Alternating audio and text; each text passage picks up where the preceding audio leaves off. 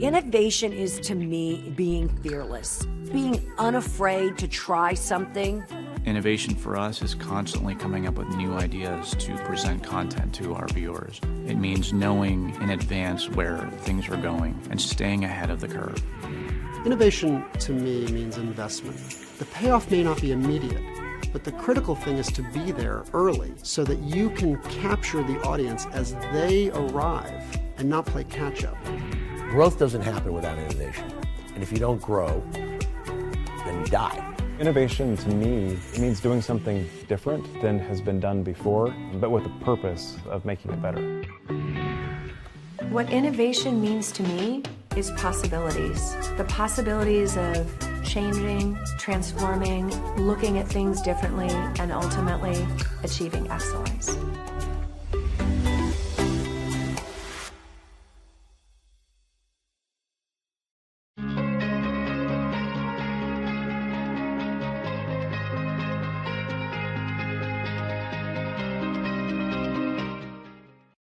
There are everyday actions to help prevent the spread of respiratory diseases. Wash your hands.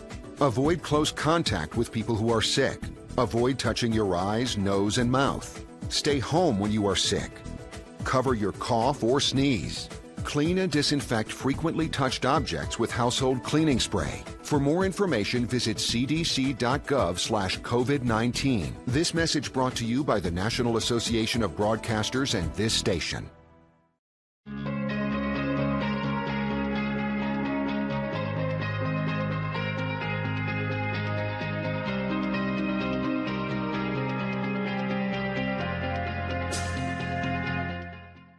We are strong, we are resilient, and we will get through this together.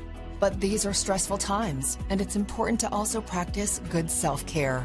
It's normal to feel overwhelmed, anxious, or afraid, but there is hope. Reach out to someone, connect with your friends, stay in touch with your community, and know that you are not alone. Learn more at wearebroadcasters.com/hope, furnished by the National Association of Broadcasters and this station.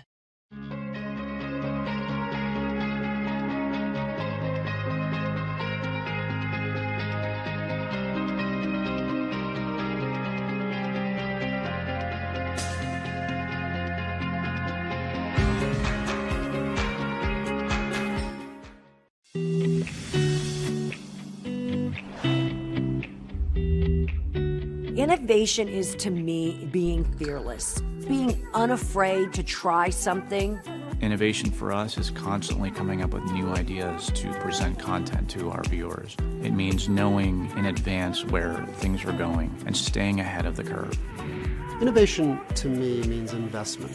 The payoff may not be immediate, but the critical thing is to be there early so that you can capture the audience as they arrive and not play catch-up. Growth doesn't happen without innovation. And if you don't grow, then you die. Innovation, to me, it means doing something different than has been done before, but with the purpose of making it better. What innovation means to me is possibilities. The possibilities of changing, transforming, looking at things differently, and ultimately achieving excellence.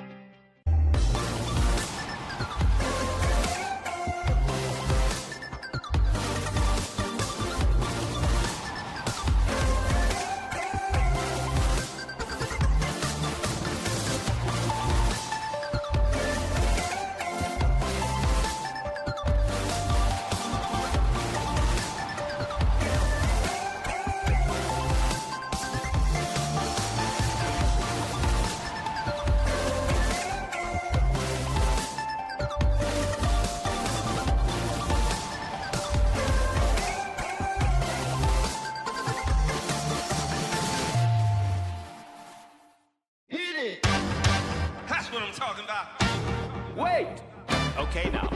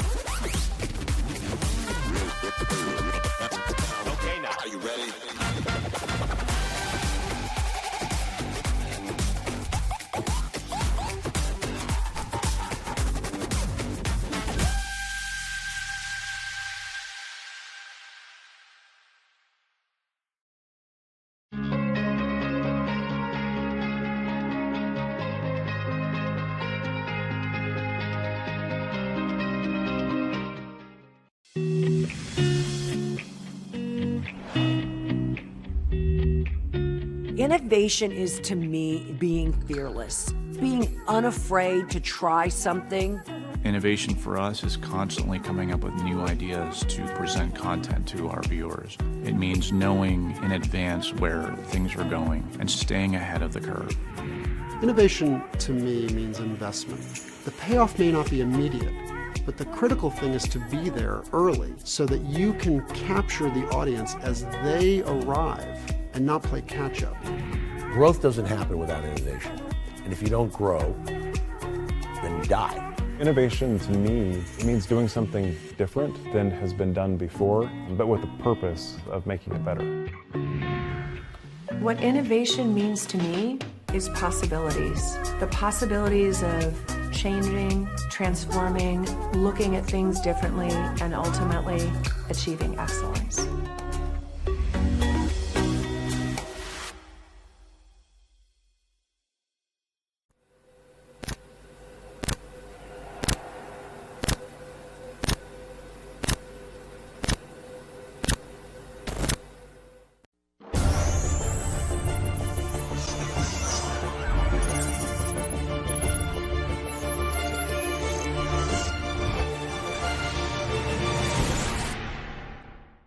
Hi, my name is Valentina V. I'm a producer, director, editor, and shooter here in Los Angeles. I work a lot on Premiere Pro, and I hope you're enjoying Gals in Gear at NAB Show.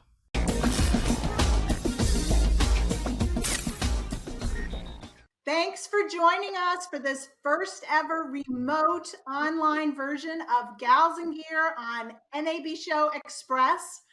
I'm Amy DeLuise. I'm a creative director living in Washington, D.C. and founder of Gals in Gear. And I'm Adriana. And I'm Adriana Hirschler out of Reno, Nevada, founding co-host of Gals in Gear and the CEO of Lolly.io, the future of dating. This is an entirely new experience for us, and we've been at NAB Show for 5 years now, hosting on the main show floor. It was fabulous, but this year, this is the first time we are going to go remote, so thank you so much for joining us. And we want to thank Broadcast Beat, who are bringing this to you live from their studios in Fort Lauderdale.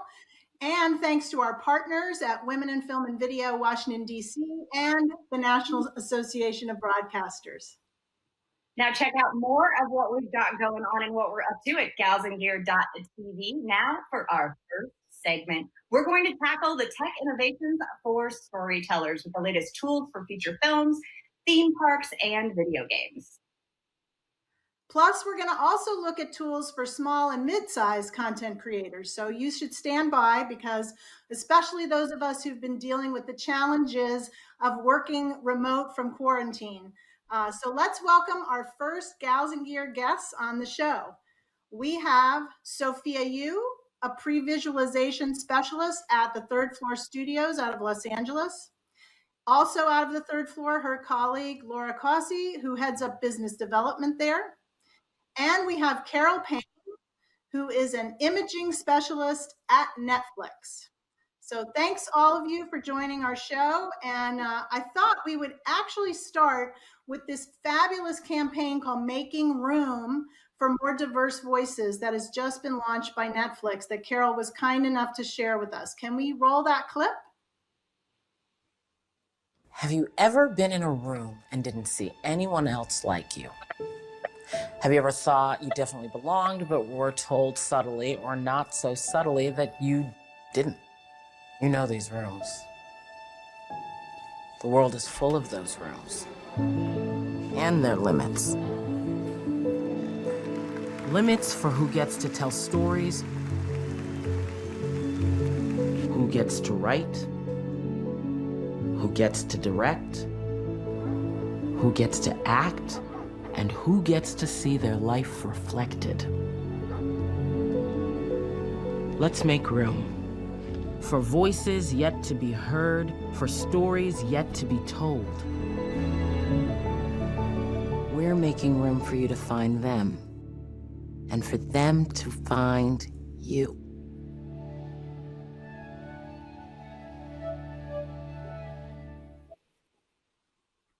I love that.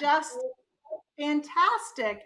And Carol, you know, the thing that Gals and Gear is all about is that it's not just on screen or on set, but all the way through production, post, and distribution, which is why we're all here today. So I just wondered if you could tell us kind of what kind of democratizing tech solutions are you and your team working on at Netflix? Yeah, thanks. It's great to be here today. And definitely, one of my team's main goals is to make sure that whoever you are and wherever you are in the world, you can tell stories the way you want to tell them without having to bang your head against the wall thinking about how you're going to accomplish it technology-wise.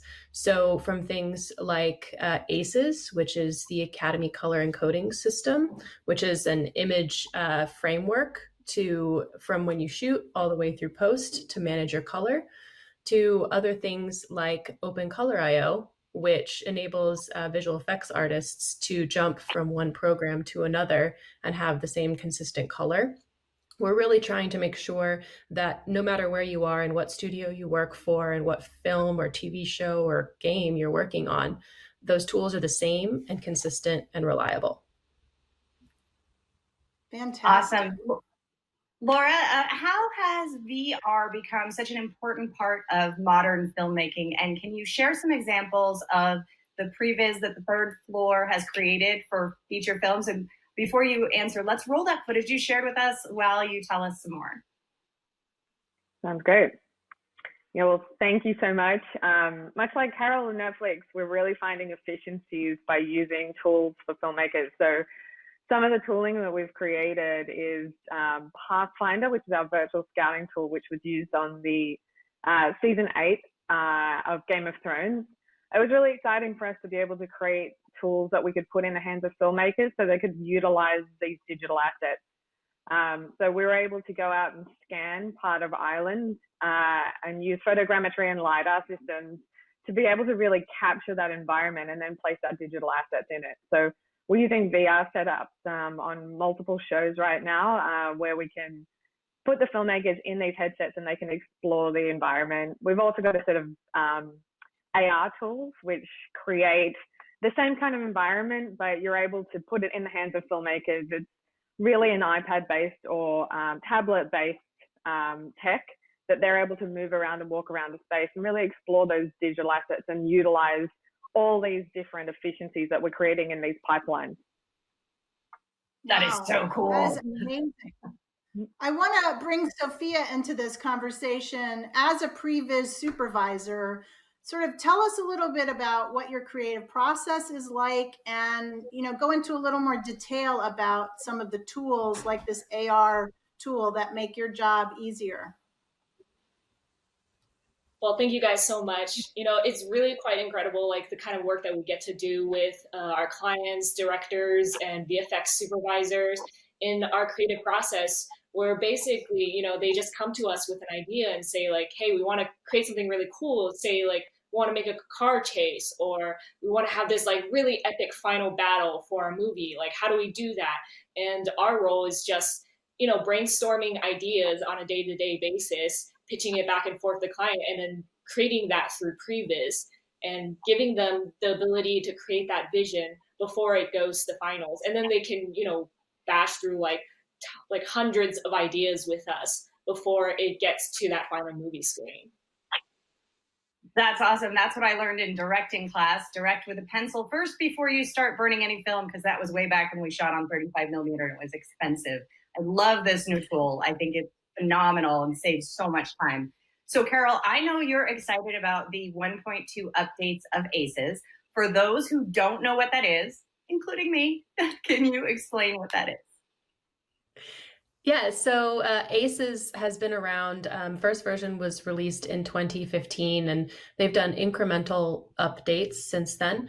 I'm really excited about 1.2 because it includes a major feature called ACES metadata file, which is a sidecar file that will come, that'll start all the way when you're shooting in principal photography and accompany your footage all the way through editorial, visual effects, and post.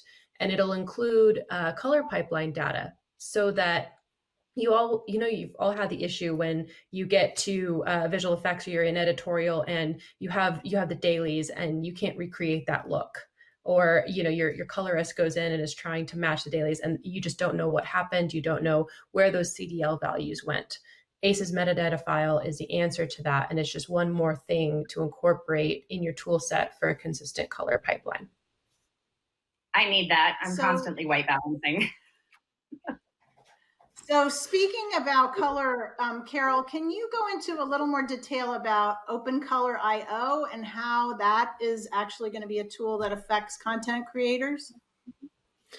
Yeah, it's great. OpenColor.io is another open source tool set. It's part of the Academy Software Foundation now, and it is basically at the bare bones, it's a config file that you can take and you can make your color pipeline decisions, put your lookup table in there, your CDL values in there, but also have, say, the standard ACES transforms so that you can combine those worlds into one and use it in Maya and Nuke and Katana and in Unreal for if you're doing real-time work, it works there too.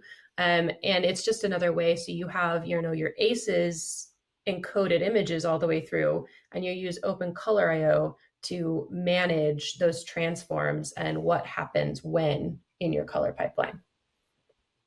Nice. Nice. And Sophia, ACES stands for Academy Color Encoding System, right? Yes, it does. Okay. Yes. So I'm curious, Sophia, if you could talk to us a little bit about the video game you worked on.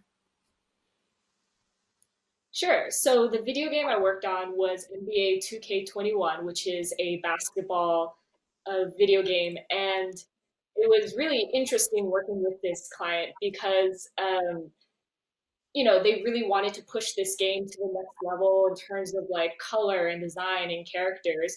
And we had this experience where they wanted to use some technology that we have at the third floor called LiveCam, in which we can we put all the actors, they wanted to get some mocap for their characters, but they also wanted to be able to see them in the live CG environment at the time that we were capturing. So we got our mocap actors all suited up and we connected it to our live cam system, and then connected it to a large TV screen in the mocap room. And in that, we could actually see the mocap actors' characters acting within the CG environment that we had created for their sets. For example, so if they were in a basketball stadium and it was two characters talking, we could see that live in the CG previs environments that we had helped build for the client. So it was really cool, really exciting for the client to be able to see their vision and figure out how to shoot these cameras, because we had the camera marked up as well so that the client could walk around with this camera on a live set and then see it reflected in the CG environment, and they could figure out precisely how they wanted to shoot their actors for their video game. Wow, that is just so incredibly cool. So we don't have a lot of time. So to wrap up this segment, I just want to ask each one of you going down the line, kind of what has been the most transformative about this kind of COVID experience that we're all having? In other words, in terms of your project workflow or teamwork or anything that basically emerged slightly differently because of that. And let's start with you, Carol, and then we'll go Laura and Sophia. Sure. Yeah, I think that for me personally, my team already has a flexible work schedule, so we were lucky enough to be already equipped to work from home pretty easily. What hasn't been easy is being without a lot of the testing equipment that we would use to help other people work remotely. So a lot of the post facilities, editorial facilities, colorists and visual effects, we're trying to test with them and help them get set up for reviews and figuring out what that even means in a very quick way without all of the monitoring equipment that we would want to test on, and without the range of TVs and calibration equipment. Figuring out creative ways to make that happen has definitely been really eye-opening because we did it. And, it makes you think about all the processes you did before and to try and really think about how that can really change going forward. Interesting. And Laura? Can I hear from you? Fantastic. Yeah, I mean, third floor, we were really lucky. We're used to being quite versatile and moving and developing whatever we need to develop for certain filmmakers. So we're able to go work from home. We've got our entire workforce working from home. We've been really lucky, and we're working on secure shows with all the different studios. I think one of the things that is most prevalent in this whole experience has been being able to have the conversations around new and innovative ways that we can do this. So we've created a pipeline called Mercury, which is a way to kind of plug in all of our different bespoke filmmaking virtual production tools. And now we're able to service these different creators in their different ways. We were speaking to Carol prior to this, and we're just talking about the efficiencies that are being created because people are having to step up and have these conversations to find these efficiencies. So it's been really interesting. Sophia? So what I learned from this whole experience of being quarantined is it's really interesting that the third floor was capable of doing this all along because, like Laura said, we have our entire workforce working from home. And on the artistic creative side, I say it's actually going pretty smoothly. As long as you keep communication with your artists, we can still push forward all these creative ideas. And it's really at a benefit to the clients because, they aren't able to work. There are lots of parts of production for films and TV that, have to have been stopped or delayed because of this COVID-19 experience. But for us, we're one of the few parts of production that can still keep on working because most of our work is technological, CG, etc. So I just think it's been a real learning experience to work creatively from afar. But I don't think we've been too negatively impacted compared to the rest of the industry. I think third floor is really doing great in this area. Awesome. One of the things that I keep hearing from everyone is that the silver lining of this entire pandemic is that we're learning to communicate, new ways to work remotely, and really getting efficient and dialed in. And I think that's going to be something that lasts a long time. We want to thank you for joining us on this premiere episode of Gals and Gear at NAB Show Express. And we hope to see you very soon. Be sure to check out all of our upcoming events at galsandgear.tv. And we'll see you soon to check out our upcoming events. Oh, and get your gear. Yeah, like this awesome coffee mug, which you're definitely going to need for all your Zoom calls. And I wanted to mention that thank you again to our guests. We're going to bring in some new guests. And while we do that, I just wanted to mention that Gals and Gear is a pop-up that we created. It's now in its 6th year. And we created this with support from our partners at Women in Film and Video, Washington, D.C., and at the National Association of Broadcasters, and with Broadcast Beat, who are bringing this to you live. And it's really our goal to make sure that women have voices at tech conferences, in training, education, and mentoring, and networking. And we'd prefer to be doing the networking in person for sure. But we're happy to do it online if we have to for women in all the technical fields of screen media. Can we tell them how we met on Twitter on a hashtag and how to meet the other Gals in Gear? So Amy and I met at NAB Show on the hashtag the night before it started. And I'm like, who's orphaned who wants to go to dinner? And I used the NAB Show hashtag. And I would literally hashtag people, tweet them as they're like, just landed at Las Vegas. I was like, here's where the parties are. Come and see us here. And I just started talking to random people. Do that with Gals in Gear.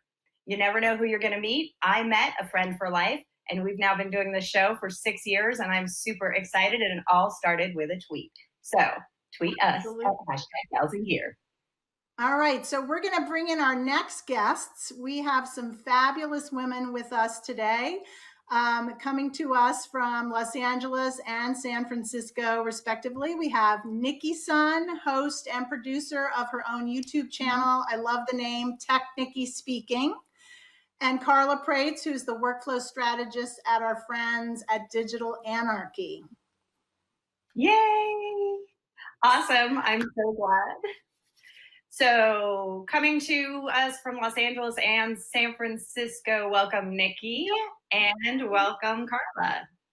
So Nikki, let me start with you. You've been working behind and in front of the camera. I love your mobile tech units. Like I need everything. I need all of that. You can do everything with practically nothing and it comes out looking like a fully produced $1 million show. So I love that. This is Nikki Sun from Tech Nikki speaking, here with a gear recommendation for all my fellow one-woman bands out there. When you don't have someone filming for you or this really cool auto director camera completely controlled by hand gestures assisting you, I would recommend the Joby Gorilla Pod. It's super flexible, easy to use, and you can balance it anytime, anywhere. I personally use it for all my cooking videos and figuring out if I want to accept the next quarantine challenge. It's also perfect for hands-free use when video conferencing or FaceTiming with friends and family. The shoe mount allows you to attach external accessories such as a mic or a light. Pro tip, always use a light. I use my Aperture M9 LED light so I can stay well lit in any area of my apartment. For more filmmaking gear, tips, and tricks, please subscribe to my YouTube channel, Tech Nikki Speaking. Happy creating! Awesome! I love that. That's so Awesome. great. I've got my Gorilla Pod right here with ready my to Black go. Fury light on it. So, Nikki, tell us some more about some of these tools that you mentioned. One of my favorite tools that I use everywhere that anybody could utilize is my DJI Osmo Mini Pocket. It is so small. It shoots in 4K. I bring it everywhere when it comes to traveling and documenting everything. It's just one of my favorite tools everywhere I go. Awesome. Oh my God, I want that. I want to bring in Carla. In our first segment, Carla, we talked about democratization of media and especially who's producing it. But now that everybody's kind of shooting outside their normal environments, what are some of the tools that Digital Anarchy has that allows us content creators, maybe working on a budget, try to make our video quality the best it can be? And I know you've got a roll in for us, so maybe you can just talk while we roll it and explain a couple of these tools to us. Sure. So we've been around for a while making plugins for a variety of video editing software. It goes from AI transcription to Beauty Box, which is what you see now on the screen. It's our skin retouching plugin that will allow us to apply digital makeup in the areas we want instead of just spreading all over the screen. We also have Flicker Free, which is our flicker removal software that works well with slow motion, rolling bands, and drone footage all across the board for flicker removal. And then we also have Samurai Sharpen and a backdrop lighting plugin that allows you to apply background light into your footage if it doesn't look very good, if you didn't have enough time to light, or limited conditions. So there's a very wide variety of plugins, and especially transcriptive now, with a lot of workflow solutions for AI transcription. What about transcriptives? Actually, I actually want the entire suite because as you were talking about each thing, I'm remembering when I absolutely needed that. So what I want to ask about transcriptives, I have 300 hours of documentary, but how does that plugin ensure that more people get access to the content? Yeah, transcription is an AI transcription, so it really speeds up the process. It's mainly a Premiere panel, but we're developing a web app as well, so other don't use Premiere can still use it. But I think our biggest contribution to accessibility is that it allows you to do captions really easily. So you can actually use the footage, the text you transcribe, to create different formats of captions and make the videos accessible, which is a big thing in the market right now, to be ADA compliant. So that really helps to add captions to every video you have. And it's a very simple process, especially on the web app now that people are working remotely. It's really helpful to have someone log in, transcribe, clean up the transcript, and then you can share this with other people and export the captions right from there to embed them into the video. It also helps with SEO. So it's a very versatile plugin that, anybody can take advantage of. Doesn't matter which workflow you have. Nice. Nikki, you're always looking for new tools and new tech for your YouTube channel. Nikki, Tech Nikki speaking, which I love that name, by the way. And I have a question. What tools are you loving for that? Because I haven't done as much on the YouTube thing. And I know that you content creators who are as prolific as you are have tips and tricks that now everybody is going to need to know. So Yes. So for everybody currently sheltering in place and creating content, I know we all have phones, so I'm going to talk to that. So besides the Joby GorillaPod and just any on-camera lights, there is this amazing dual channel wireless USB-C, or for iPhone receivers by Saramonic. It's the Blink 500 system. You just got to plug this baby into your phone, and then you're attached to a wireless lav. And you don't have to be wired to your phone when you're trying to get audio to your phone. It's literally game changing for those who don't want to sync audio and post using hand claps. And it's pretty affordable for me and those out there who are content creating. And that would be like a pro tip, is always worry about the audio. The audio is the most important. So, yeah, absolutely. I do find that people will forgive, but they won't forgive audio. That is true. So I wish we had more time, but everybody can go to galsandgear.tv. That will have links to Nikki's YouTube channel. We'll have information about transcriptives and the other tools from Digital Anarchy. We want to thank you, Carla and Nikki, for joining us. Go to galsandgear.tv, and we have a new segment coming up for you in just a moment.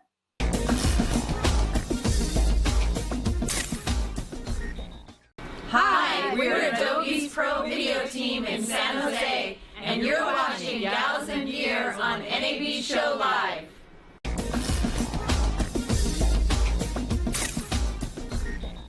And we're back. I'm Adrienne Ashley, the CEO of Lolly.io, here with my fabulous co-host and creative director, Amy DeLuise, who founded Gals and Gear 6 years ago, and we've been doing it ever since.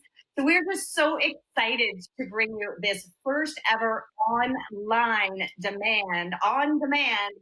and Gear for NAB Show Express. And let me tell you, we're taking this thing on the road too, because now that we're not locked down to a location, I think we can do more of this. What do you think, Amy? Absolutely. I'm there, Adrienne. So listen, our goal with Gals and Gear was to ensure that we wanted to hear from as many women as possible across our industry, from behind the camera in production, post, and delivery. And so we're going to do that next. And up next, please welcome, we've got Anna Lockwood, Head of Global Sales at Telstra Broadcast Service. We've got Mary Kay Evans, Vice President of Marketing at Verizon Media Services, and Krista Babcock, Director of Strategic Initiatives at The Switch. Welcome, ladies. Welcome, ladies. And I know you have a lot to share with us today, so let's get right to it. To kick things off, I would like to ask each one of you to briefly share with us, as we'll go down the line, what do you think are the most exciting new developments in each of your companies? And Anna, I'd like to start with you. Sure. Thank you, Amy. Hello, everyone. Saying hello to you from London this afternoon. It's sad that we're not in Las Vegas, but very happy to be able to participate in this panel anyway. We have taken our NAB to online platforms, and we're doing a virtual NAB this year. And we've got quite a few announcements that we're making. Some of the things that I'd like to share with you today are around our global media network. Telstra has a dedicated media network that is both our own infrastructure and assets, as well as a lot of different partnerships. In the US, we already partner with AT&T, with Zayo, with The Switch. And at NAB, we are announcing 2 new partnerships with PSSI and with Intelsat. So that's exciting for us. We also have made people investments in the US. We've brought on a new business development executive who's based in San Francisco, Ricardo Rodriguez. And we've also brought on a new senior account executive in New York, Desmond Gallahue, both very experienced US entertainment, sports, and esports professionals. So exciting to have expanded the team with them. We're also doing a big push around video games and esports, and are really looking forward to bringing more infrastructure, more streaming services, and more broadcast services to our esports and gaming community. Oh, good. Well, we're going to talk more about esports in just a minute. Let me go to you, Mary Kay. Can you tell us some of your new developments at Verizon Media?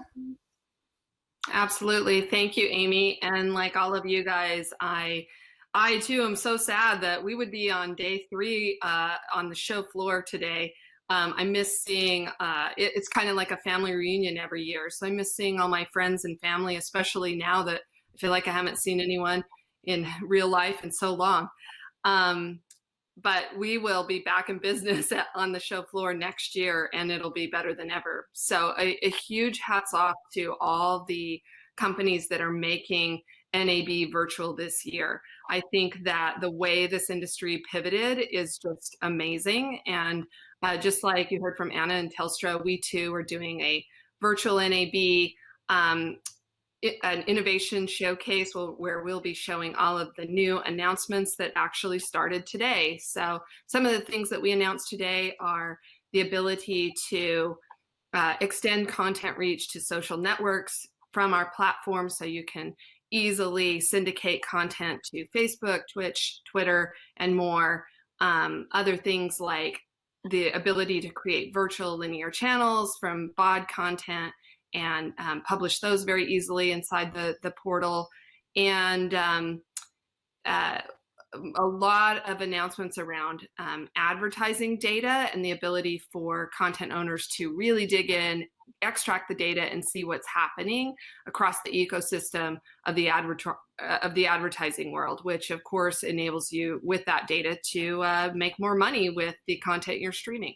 So those are just some of the things. And today, really excited to also talk about the trends we're seeing across our network, because boy, things have changed in the last month for sure.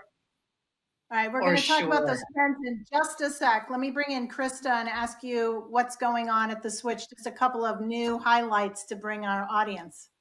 Sure. Thank you so much. And again, echoing everyone in the same vein, we're a little bit disappointed that we weren't, of course, able to participate at NAB Live this year, but are very excited for what next year will bring, knowing that we're coming back stronger than ever in the next year. So having said that, talking about what we're up to and what we're focused on, it's no surprise and it's no secret that distribution is one thing, but when it comes to production and when it comes to remote production, that's an area that the Switch has really been digging into.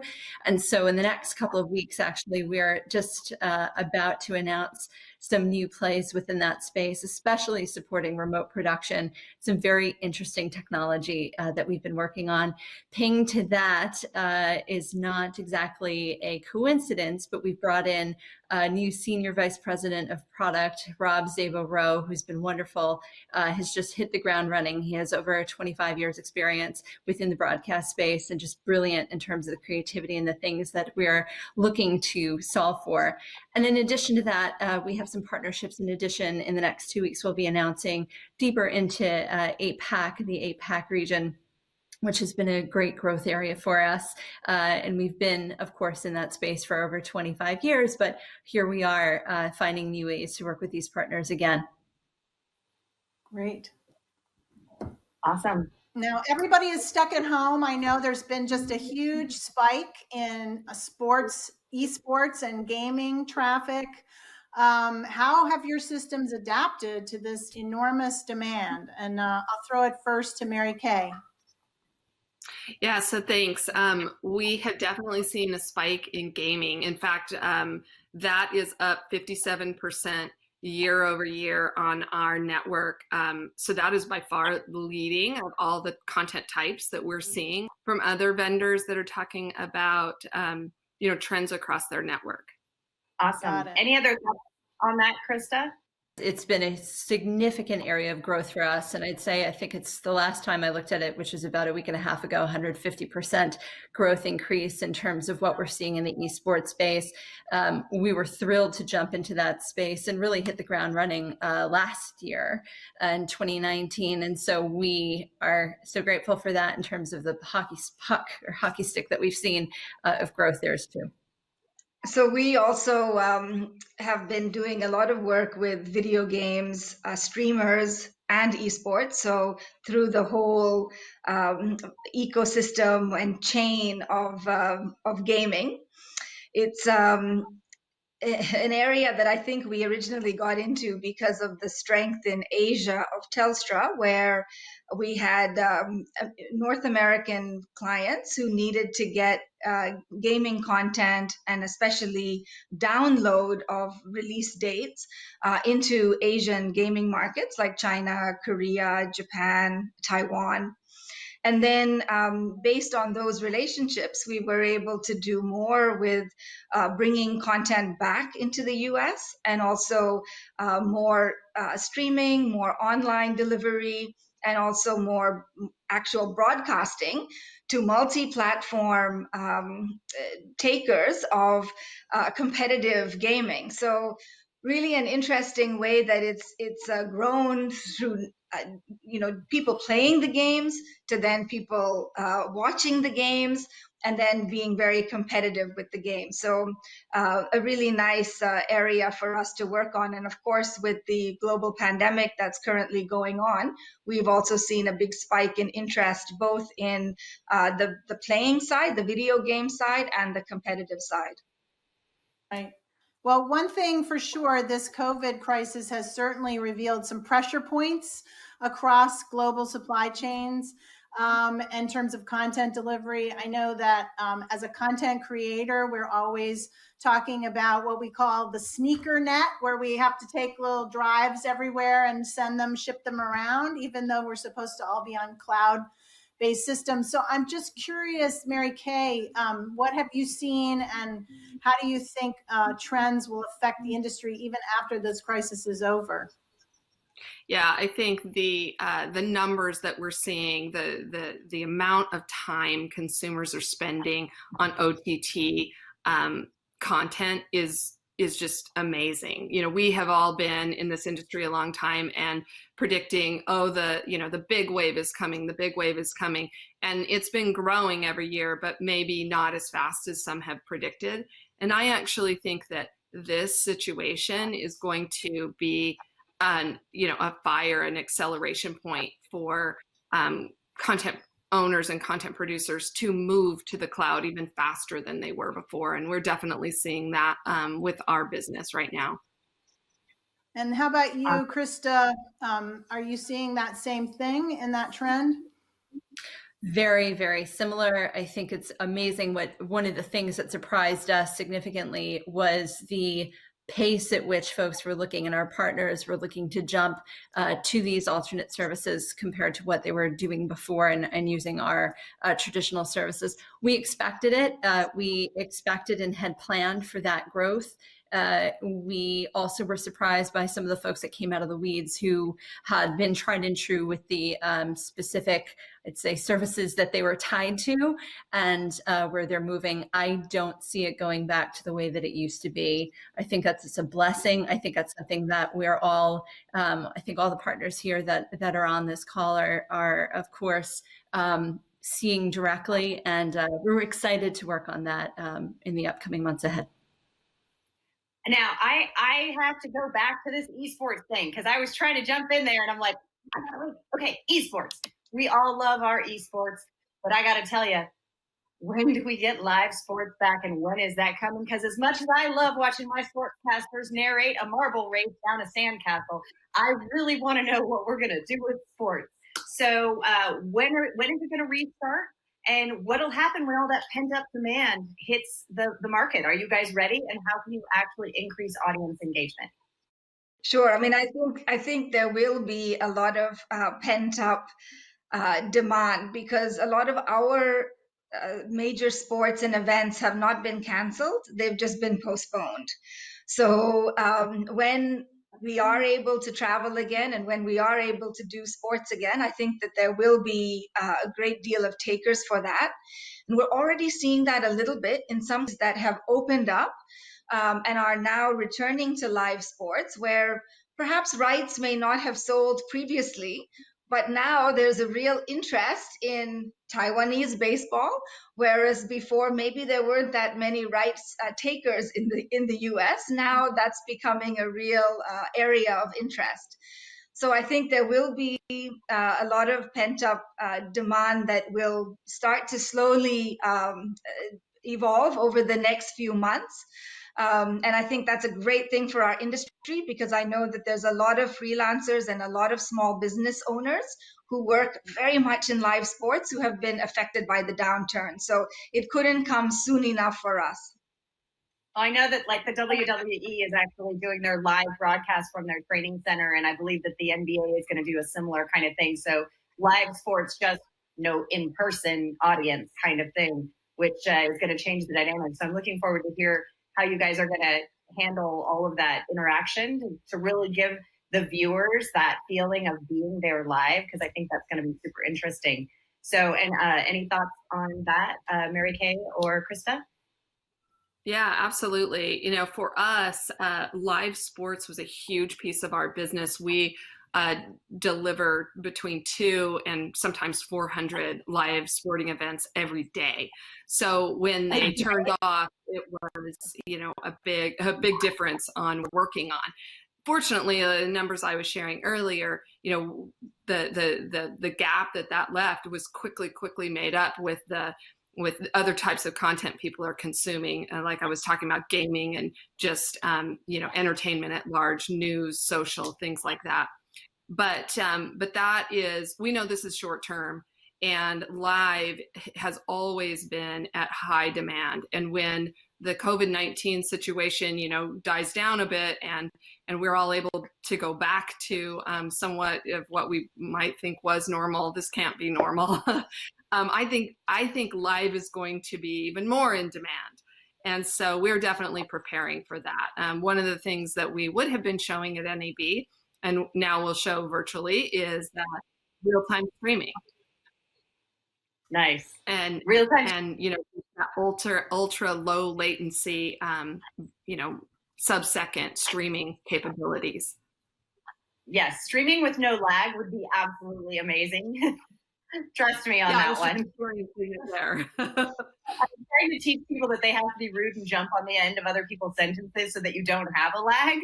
It's really hard when everybody's. You have to wave your hands. You have to wave your hands. So, which I'm going to do to bring in Krista. Did you have something else you wanted to add to this? Sure, absolutely. And so I want to add the fact that for us, live sports has also been such a core product and business for us.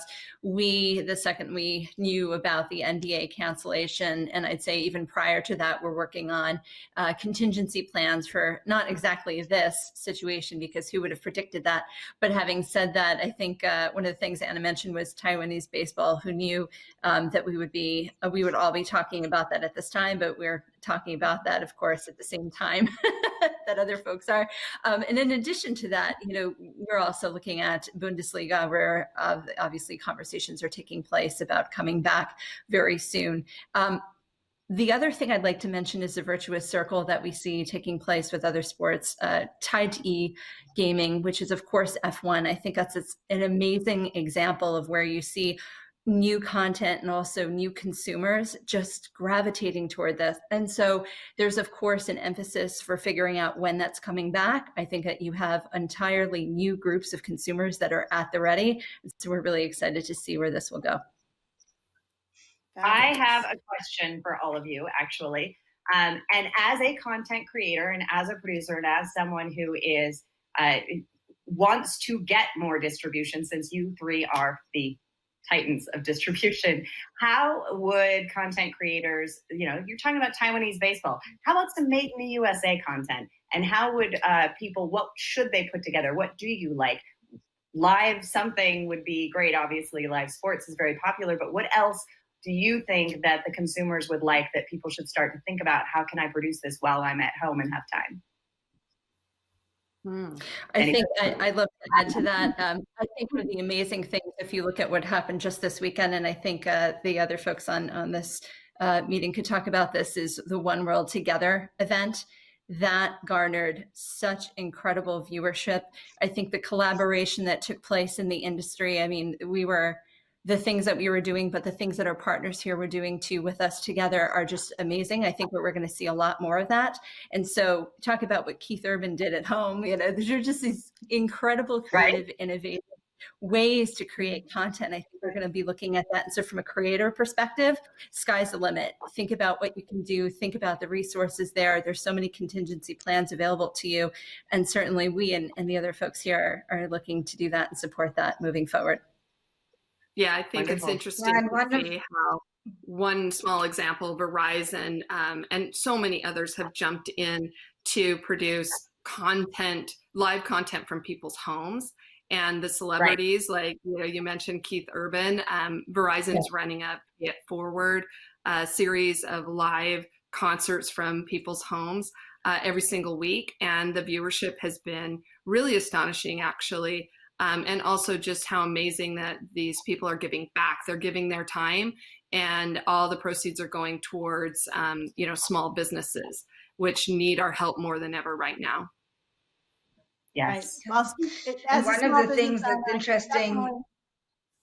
Agree. Yeah, one of the things that's interesting from our side is that there may not be a lot of live sports or live production going on, but there's definitely editing, visual effects, special effects still continuing. So a lot of our edit customers and VFX customers have moved workflows to working remotely, working collaboratively in the cloud, virtualizing their workflows, making their workflows remote.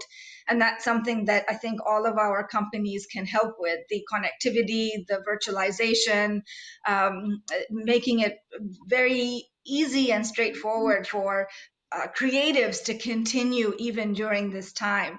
And there were a lot of different companies that were starting to do this, but there was no compelling event or no real push to make a huge change. And now in the last 4 weeks, we've just seen an absolute revolution in how creatives are producing and then sharing their content. So I want to ask a final question before we wrap up. What other trends are you seeing that we should all be watching for? Anything that might have to do with the crisis, or really a trend that might have preceded that? But just I'm curious if each of you could tell us a little bit of a trend you're keeping your eye on. I'll start with you, Mary Kay, and then go to Anna, and then wrap with Krista. Yeah, I think just following on from the content that's being produced right now, I think this is going to be a trend that will carry forward. Yes, live sports are going to come back. Yes, they're going to be more popular than maybe before. But I also think that we've unlocked, access to content that people never thought about before. And so these from home broadcasts and the things that we see on social media now going more towards your traditional consumption channels, I think we're going to see more and more of that. Yeah, for Telstra Broadcast Services, it's really making sure that we can meet our clients' changing needs, help them survive this downturn, and really come out of it with more, a better and more positive industry. There's so much that we were already doing with remote production, with virtualization, with collaboration, with internet delivery, which is what a lot of our customers ask for. Cloud gateways, taking content off of a network into the cloud, back into a network again, is something that we have been asked for many years and are now doing more and more of. Direct to consumer business, internet peering, internet transit, words that I may not have been that familiar with 5 years ago. The last 5 years, I've been doing a lot more with the internet. So look forward to us surviving and thriving after the global pandemic, and also really helping our customers survive and thrive in this environment. Krista. Sure. And so the push that we see, just to add to that, the push that we see into cloud technologies, into IP, something that is never going to go away. If anything, we're going to see that become the rule, not the exception, moving into the future for all of our partners and our clients. I think at The Switch, we've been working on this now for over 26, 27 years in terms of thinking about what's next. And innovation today is something that's at the forefront. It just like other aberrations in time, this is not something that will simply allow us back to the way that we did things so simply. I think that's a wonderful thing, and the creativity that will come from this and that will surface for solutions in the next few months will be something that we're at the ready. Thank you so much to all of our guests. Well, we are out of time for this edition of the NAB Express show, Gals and Gear show, and I want to toss it to Amy. Shout out our partners. Let's shout out our partners at Women in Film and Video, Washington, D.C., and our hosts, the National Association of Broadcasters. Plus, I want to thank our executive producers, Samantha Chang, our team, including Michelle Delino, Isabel McLean, and Danilda Martinez, plus the entire Broadcast Beat team, including Ryan Salazar and Deanna Jones, who've been helping us out in the control booth today, and all the amazing women who've been on the show. Absolutely. And for more programs featuring women who rock the tech, please go to galsandgear.tv. And be sure to post about women content creators in action using our Gals and Gear hashtag. You never know who you're going to meet, and it might change your life like it did me. Thanks for joining us on NAB Show Express. We'll see you next year, hopefully in Las Vegas.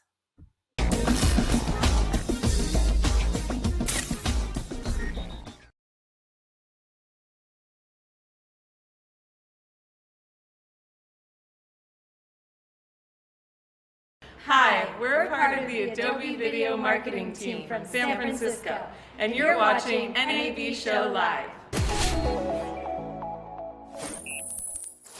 So let's talk about your current lineup of lights and accessories.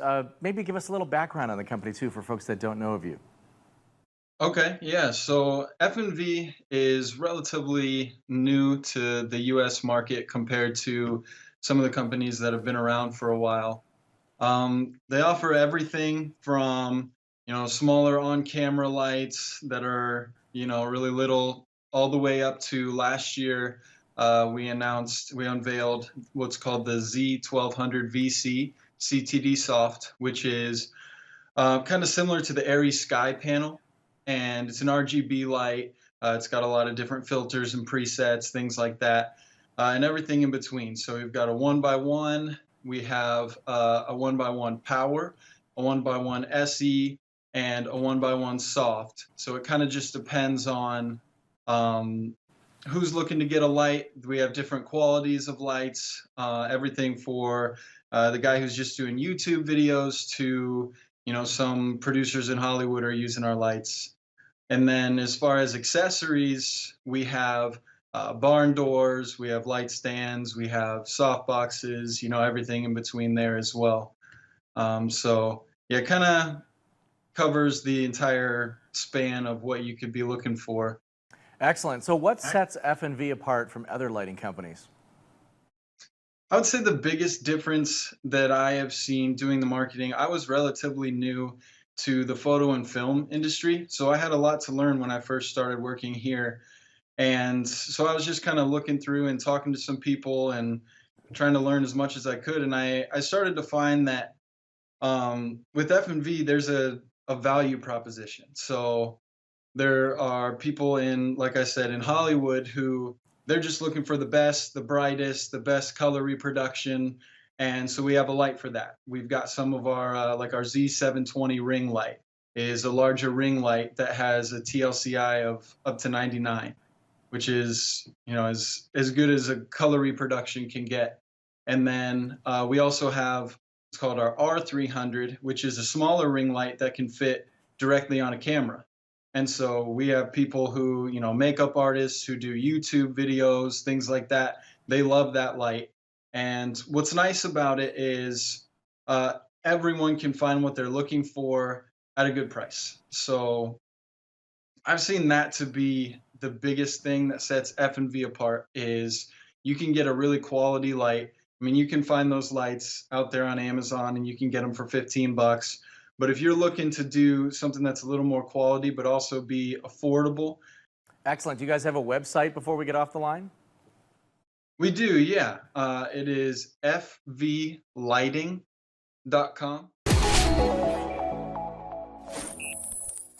So let's talk about File Catalyst and how you guys got started into this fast file transfers. Well, the story has to start really way back from probably back in 1999 when we started developing first file transfer solutions. And they were just all TCP, FTP based. And in circa 2004, we had one of our customers opening a bug saying that they're transferring files to Middle East from US, it takes days. And when they transfer the same file from within the US, it takes few minutes. And this is where we stumbled on the problem of slow file transfers on global networks. All right, so if you could describe your company in one sentence, what would it be? So File Catalyst is a world leader in fast file transfer software. We provide solutions that make complex file transfers fast, easy, and secure on today's internet. Very nice, very nice. All right, so of your products, what are you excited to be showing at the 2020 NAB show this year? So we have 4 products. We have File Catalyst Direct, Workflow, Spaces, and Central. And we're really excited to show new features on all the 4 products. So let me maybe go a little bit more into the details here. So in April, we're releasing Direct 3.8, File Catalyst Direct 3.8. And we're adding this cool feature that allows you to send millions of files, what we call directory streaming. So imagine you have a directory that has 5 million files. You point File Catalyst software onto it, and we'll start transferring immediately. There will be no delay. There will be no big memory footprints. It will just work. Another one we added, another big feature we're adding in 3.8 is a load balancer. So for those that already have File Catalyst deployments, there has to be a if you want to add more reliability and resilience, now you can add a load balancer to it where you can have multiple File Catalyst servers serving up your ecosystem of file transfers and just makes everything faster and more reliable. And then another big thing we're adding is we're adding our HTML remote administration tools. So traditionally, all our remote administration were Java desktop application or a desktop app that was very that was dated. And so we introduced now HTML, which is a very snappy, based on HTML5, jQuery, JavaScript, all the latest technology. And on top of this, it's very snappy when it comes to high latency networks. So that's on the direct side. Workflow also got a lot of upgrades. In January, we released version 5.1 of Workflow. For those that don't know, Workflow is a very mature product. We've had it for over 15 years. It's a web-based file delivery tool. And you can think of it as I usually think of it as a Swiss Army knife of web-based file transfer. So anything you need to do on the web and with transferring files, File Catalyst Workflow does it. So in 5.1, we added features like request files here. So user can just browse the directory they want to receive files into, click on a little button, specify the email address of the person they expect the files to be sent from, and that uploader then gets an email. They click on the email, and the files are uploaded to the directory that that requester select. We got features like rename mask. For example, after the upload is done, now you can rename files automatically based on a lot of different criteria. We added multilingual support. So Workflow always worked in one language, either it was English, French, Spanish, or whatever language you wanted to support. Now it's dynamic. So we're going to be looking at the request query of the end user. And if the web browser is, let's say, set for French, we'll serve up a French version of File Catalyst Workflow. So this dynamic languages is really useful for our international customers that work in a lot of different languages at the same time. So that's another product we added. Now in Spaces, this is something we released at NAB last year. We were very excited last year to do this. Since then, we've signed up many customers that use File Catalyst Spaces for transferring files, for transferring files on the web. And Spaces is a cloud-based file transfer portal. So everything is given to to our customers as a service. So you pay a monthly fee and you get a turnkey solution. You just press a button, or in other words, give us your credit card, and the file transfer portal is created for you. You can use it right away. So in there, we also added the request files here feature, like I mentioned in Workflow. And Spaces, by the way, built on our Workflow product. So this is not brand new. It's a mature product that, as I mentioned, Workflow, we've had it for over 15 years. So Spaces is also inherits all of that reliability and resilience that we've built in Workflow over the years. Finally, our Central, File Catalyst Central product, that's the reporting, visibility, and management layer of everything File Catalyst. We added something called users and groups. So users and groups allow you to delegate management of your File Catalyst ecosystem to different parts of different people. So you could have Joe here can access only, can administer only the servers, let's say in US, but Mary in Germany, for example, can administer all the servers in Europe. And you can define who gets to see what and gets to change what. And with that, of course, we plugged in a secure LDAP and secure Active Directory. So the user management and delegation.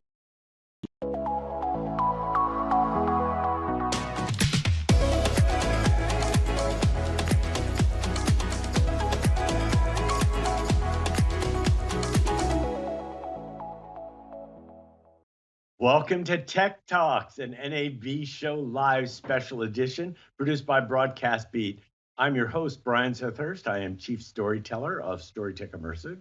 And we've been covering a lot of things having to do with XR. And I have a really special guest today, someone I've known for, probably since 1940, a gentleman named Joe Michaels, who works with Hapdex.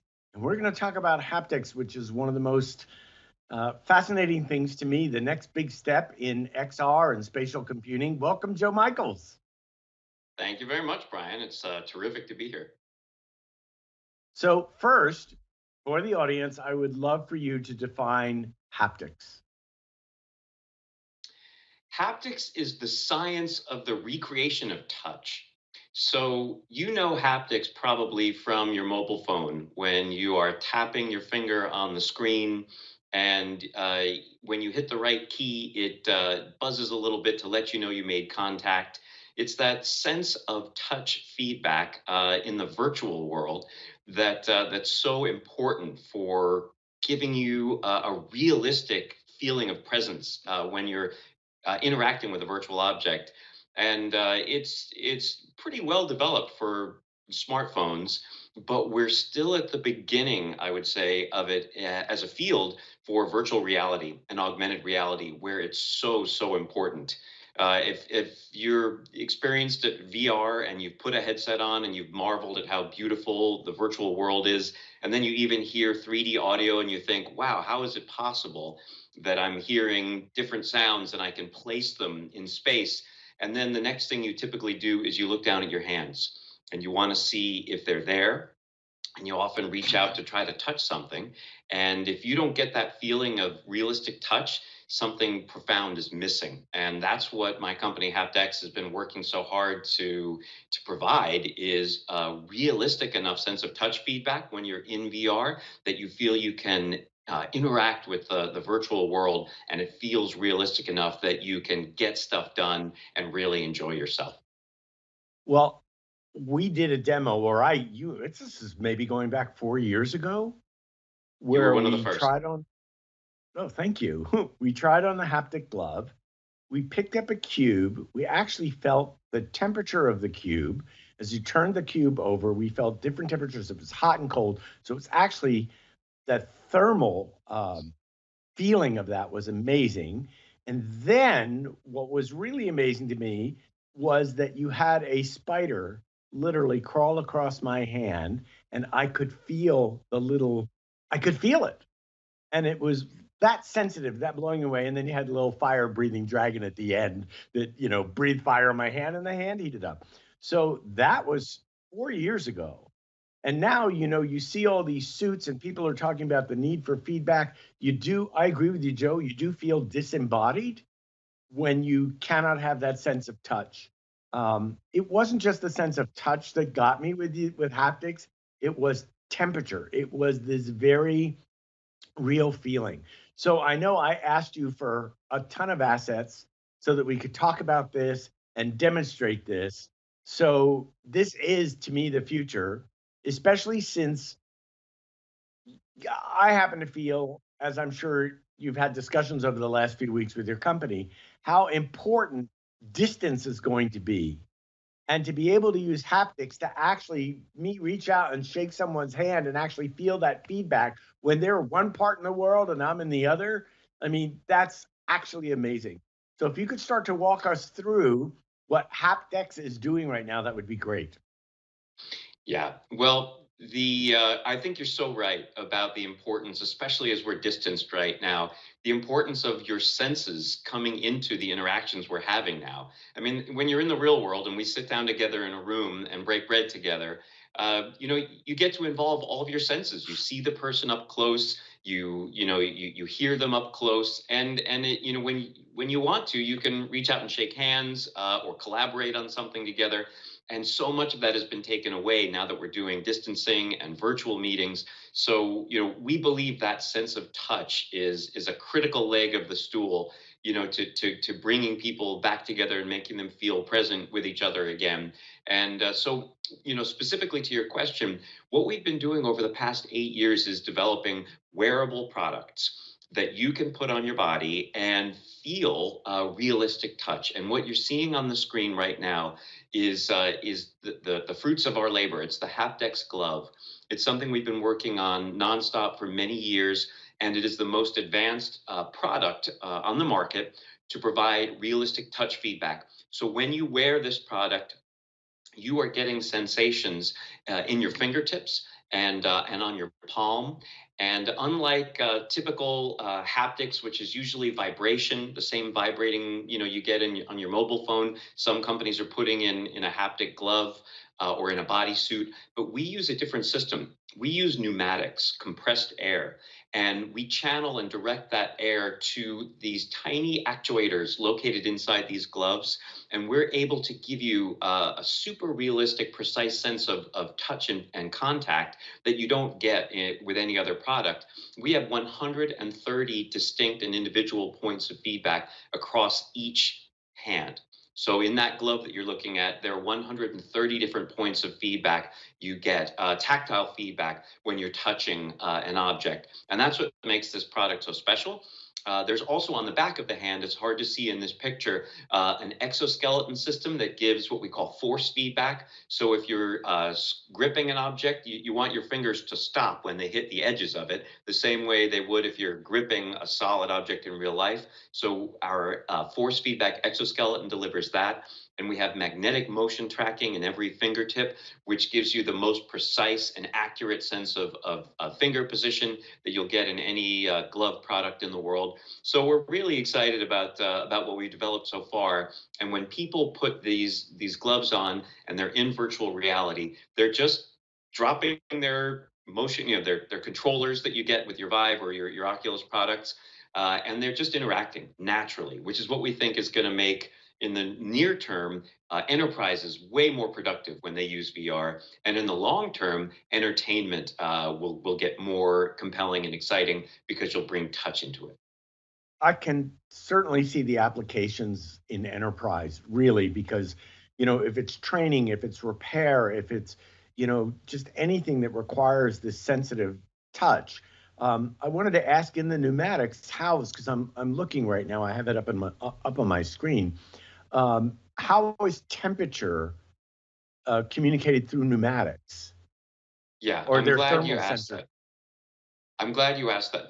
I told you were one of the first to try haptic products, and we let you in on a very early demo. If you remember, you had to put your hand inside a giant metal box to feel this. And at that time, we were testing thermal feedback, which, to be totally clear and transparent, we have taken out of our glove product because it was really hard to do and it was really complex and would have made it all more expensive and heavy. So we decided to take the thermal feedback out. What we used for that was hot and cold water.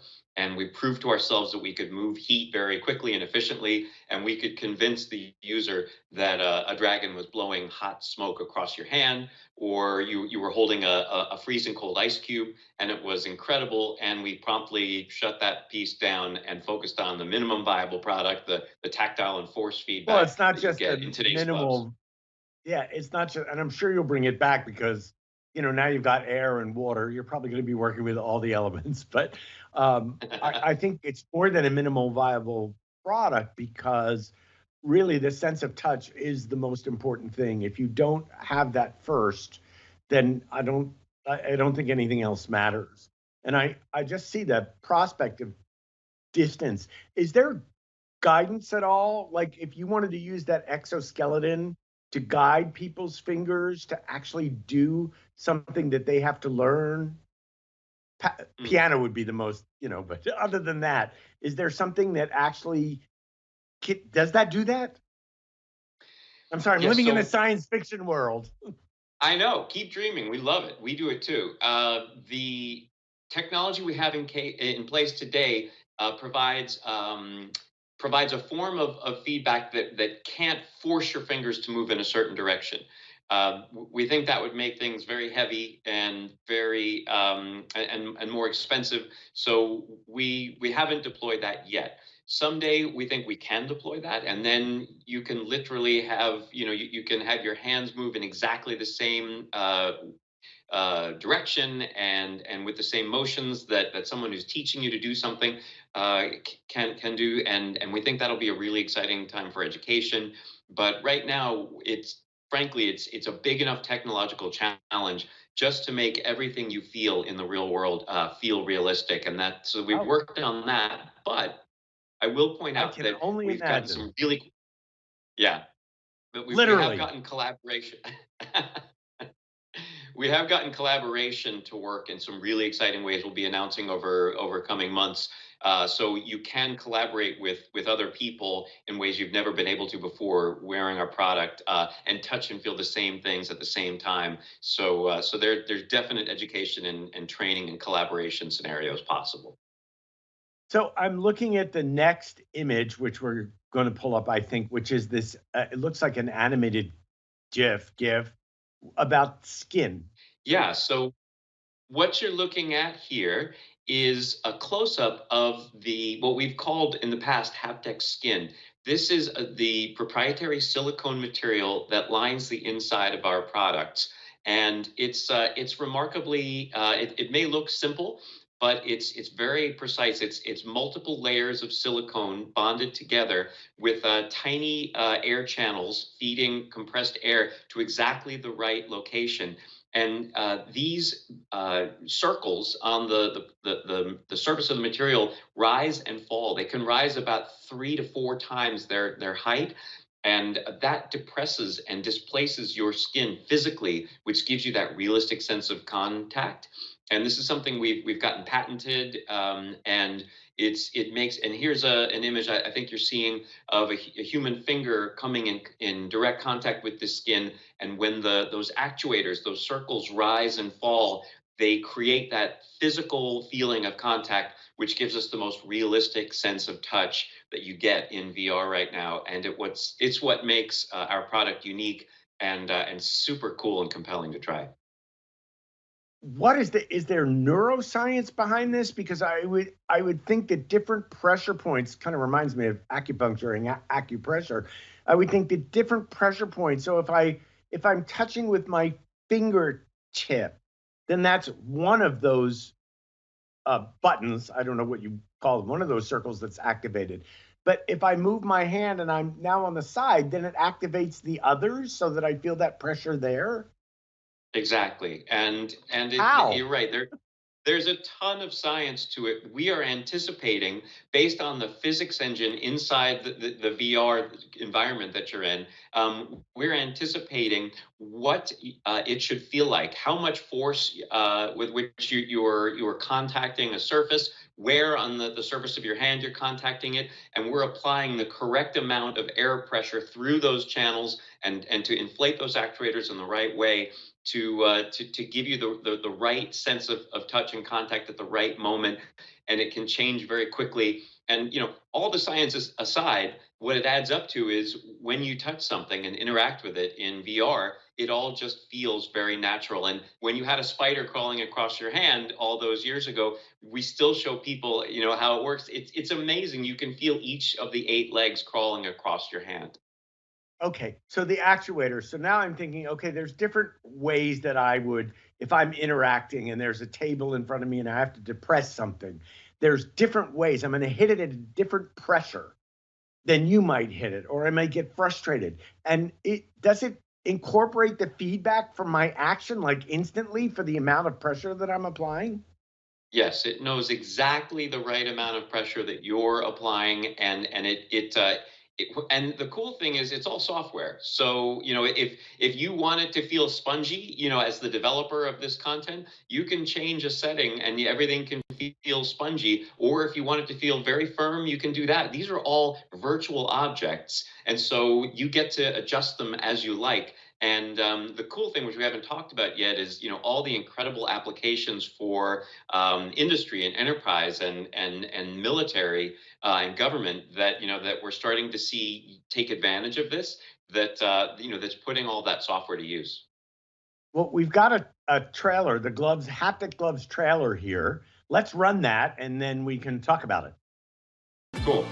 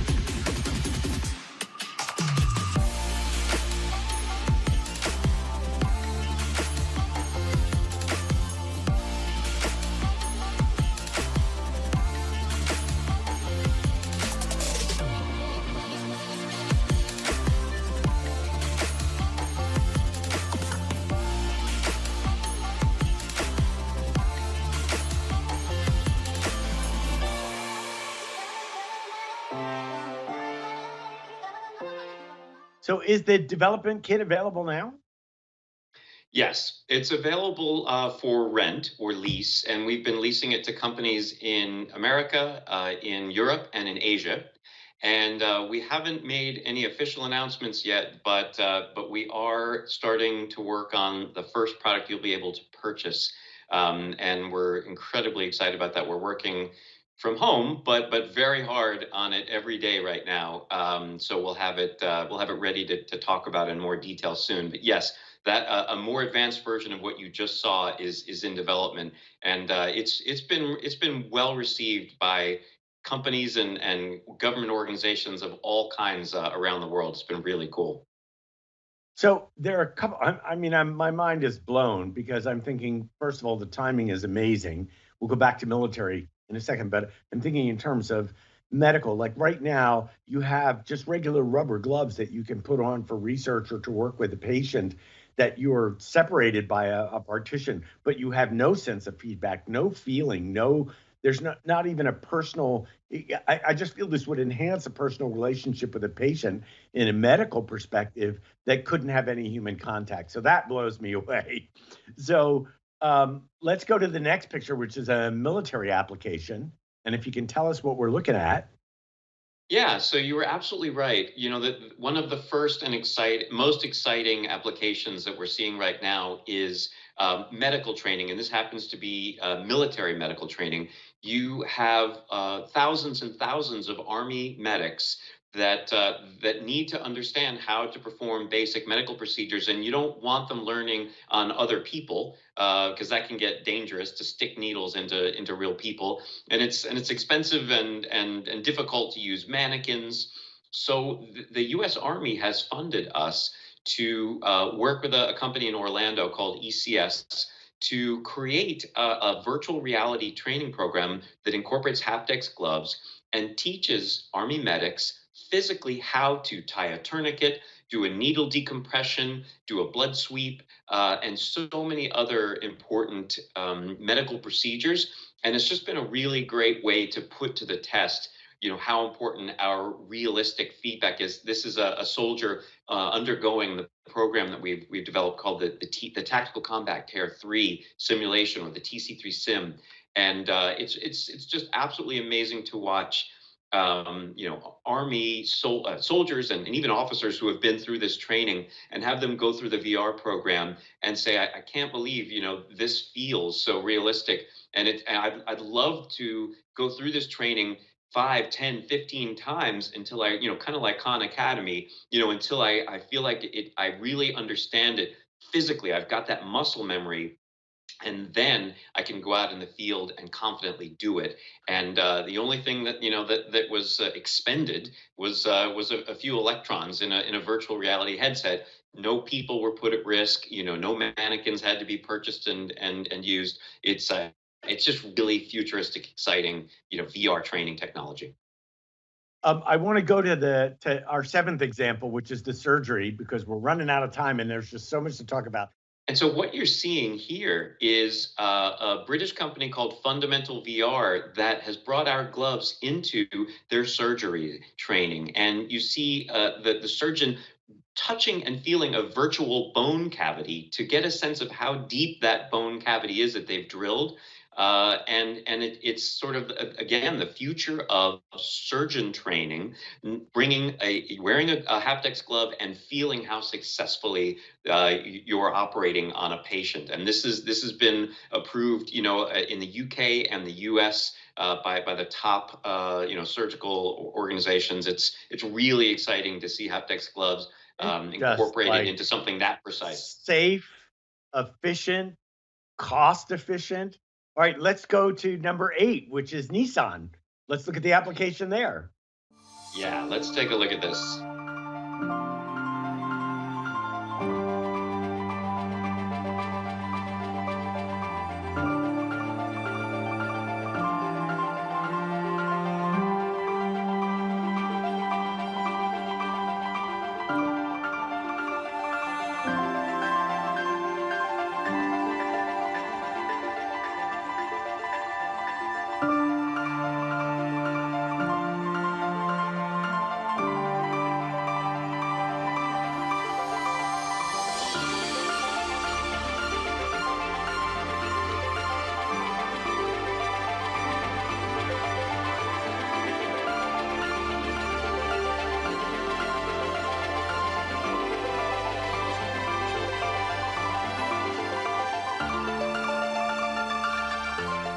Yeah, so you saw in the prior videos the potential for virtual training with these gloves, and what you're seeing here is virtual design.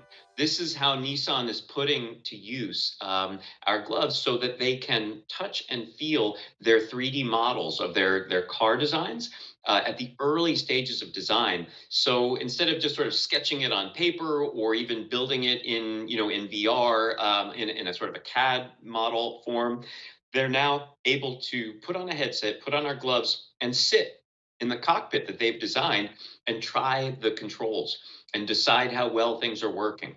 Is this comfortable? Is this ergonomic? Is it safe? Is it beautiful? And it's a really advanced form of kind of virtual design that we're now working with Nissan and a number of other car makers, to do. They really are excited to save money by not having to build big physical prototypes, in order to try these things. Now they get to sort of try them at the conceptual stage, decide what they like, make design decisions in real time, and if they like something, then quickly move to the expensive physical prototyping and just save tons of time and money. So this was a kind of a surprise to us, a new and exciting application of our gloves. You see this user wearing our gloves, and on the other end is a robot hand, a super advanced robot hand. And because you're sending feedback from the robot hand directly to the user wearing our gloves, now a user can get a robot across a long distance to do extremely dexterous things. And it's not, you can see him solving a Rubik's Cube, and here's the potential for providing medical care. This is a robot at any distance interacting precisely with objects and with humans, and interacting in a very human way, and doing things that you couldn't do unless you had realistic touch feedback in the haptics gloves worn by the operator a few feet or even thousands of miles away. So would it be possible that the same haptics could be incorporated into prosthetics and connected to nerves in people who have lost hands or limbs?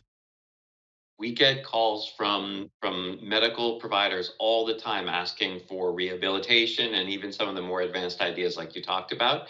It's the future of interaction and medicine, especially as we head into, the need to be distanced. It's incredible what I think this technology, this telerobotics technology and telepresence technology can enable. Well, let's see how it surprised Mr. Bezos with our last video here. And we can keep the sound up for that so we hear his reaction. You'll want the sound up on this one. You want me to solve that Rubik's Cube? Yeah, no, thank you. None of us I can can't even figure do it that out. with my hands. We couldn't do it.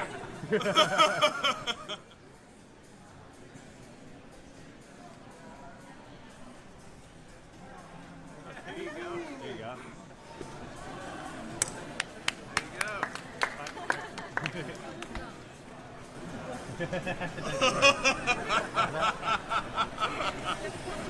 Nice. That is really impressive. The tactile feedback is tremendous. So he could actually feel that handshake. He could feel the handshake. He could use his hands to control robot hands and solve a Rubik's Cube. And this is just a basic demonstration. But when I can firmly and strongly and confidently recommend to any hardware startup out there, if you want people to pay more attention to your product, get Jeff Bezos to try it and do one of his big Bezos laughs. And go viral on the internet. Our Instagram followers quadrupled in about an hour when he posted about us. But no, that was really a cool demonstration of telerobotics technology. And we're starting to sell this system now to companies that want to do telepresence and teleoperation. You have like the best job in the world. I mean, it's exciting. You're defining the future. And every day you're getting more suggestions from people like myself that say, hey, can it do this? So I just want to thank you for exploring this with us today, or letting us explore it. And it's haptics, haptx.com.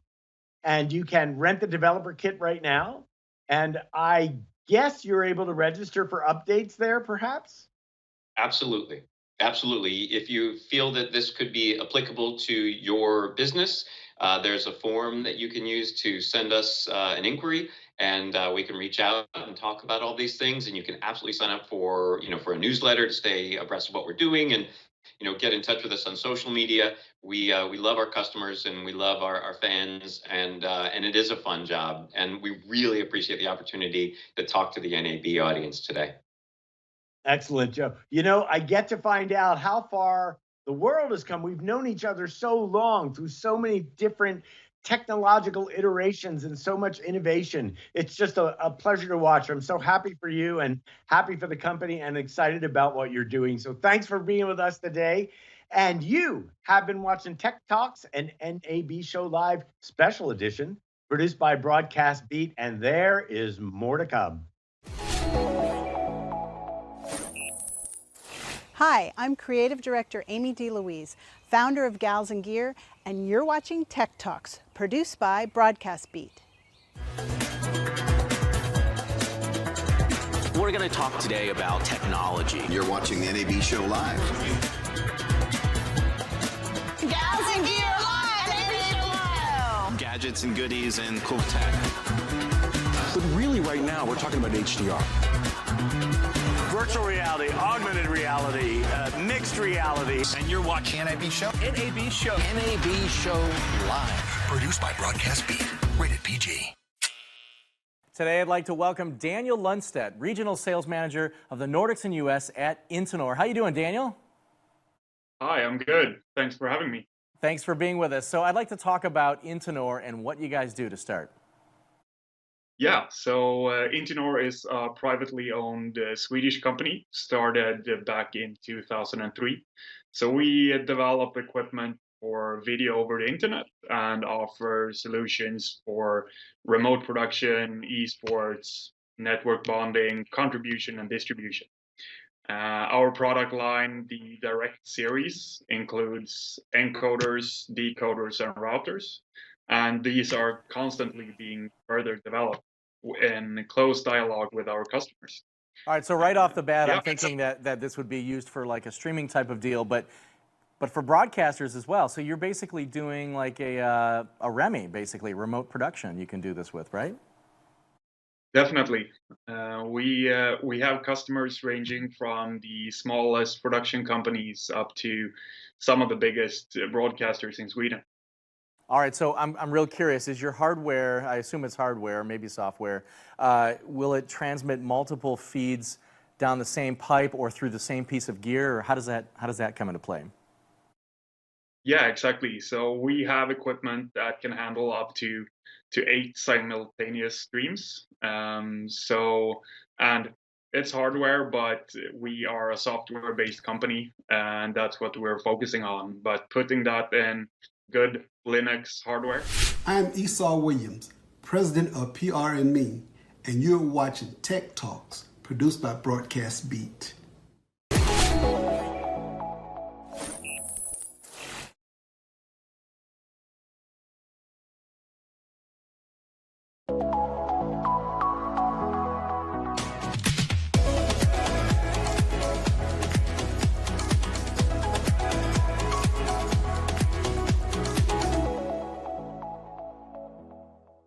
Welcome to Tech Talks, an NAB Show Live special edition produced by Broadcast Beat. I'm Brian Seth Hurst, the chief storyteller at Storytech Immersive, and I'm your host. And I'm covering this year all things having to do with XR, AR, VR, whatever R, you name it. We're at a really interesting time, as you all know, where suddenly immersion is really important. But I've got two special guests today, Sarah Hill and Dr. Jeff Tarrant of Helium. And this is a really important time to be able to stay calm. It's a very important time to, there's so much going on. There's so much external noise and external output. And if you let the news get to you, any of this stuff, it can really throw you. And as someone who's been meditating for a very, very long time, I know the value of it. But it's often difficult for people to get into meditation. And if you don't have a meditation teacher and you're trying to find your way on your own, it can be even more challenging. Well, Sarah, and do you mind my calling you Dr. Jeff? You can call me Jeff, Dr. Jeff, whatever you like. It's all good. Okay. Well, Sarah and I go way back since the beginning of when VR started to become a commercial enterprise and have worked together. And Sarah is an amazing storyteller and has worked with the Honor Flight and worked with veterans to give them a VR experience of being at the Vietnam Wall in Washington, D.C.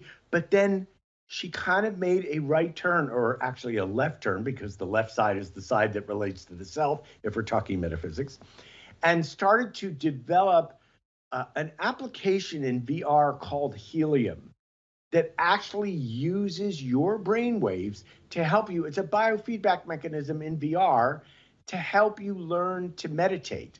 And so, Sarah, I'm going to let you introduce us to the product. We have a lovely how to do. We have a few videos, but I think for you and Jeff, this is so fascinating and has so many applications for so many people. And I'm talking about people who are not just people who just want to meditate, but people who are in hospitals and need to calm down to promote their healing, people in the military, people, even our first responders the opportunity to just take a moment, get away, and be able to put on a headset and go into this meditative place to calm down. What an amazing thing. So I've done enough talking. Over to you, Sarah.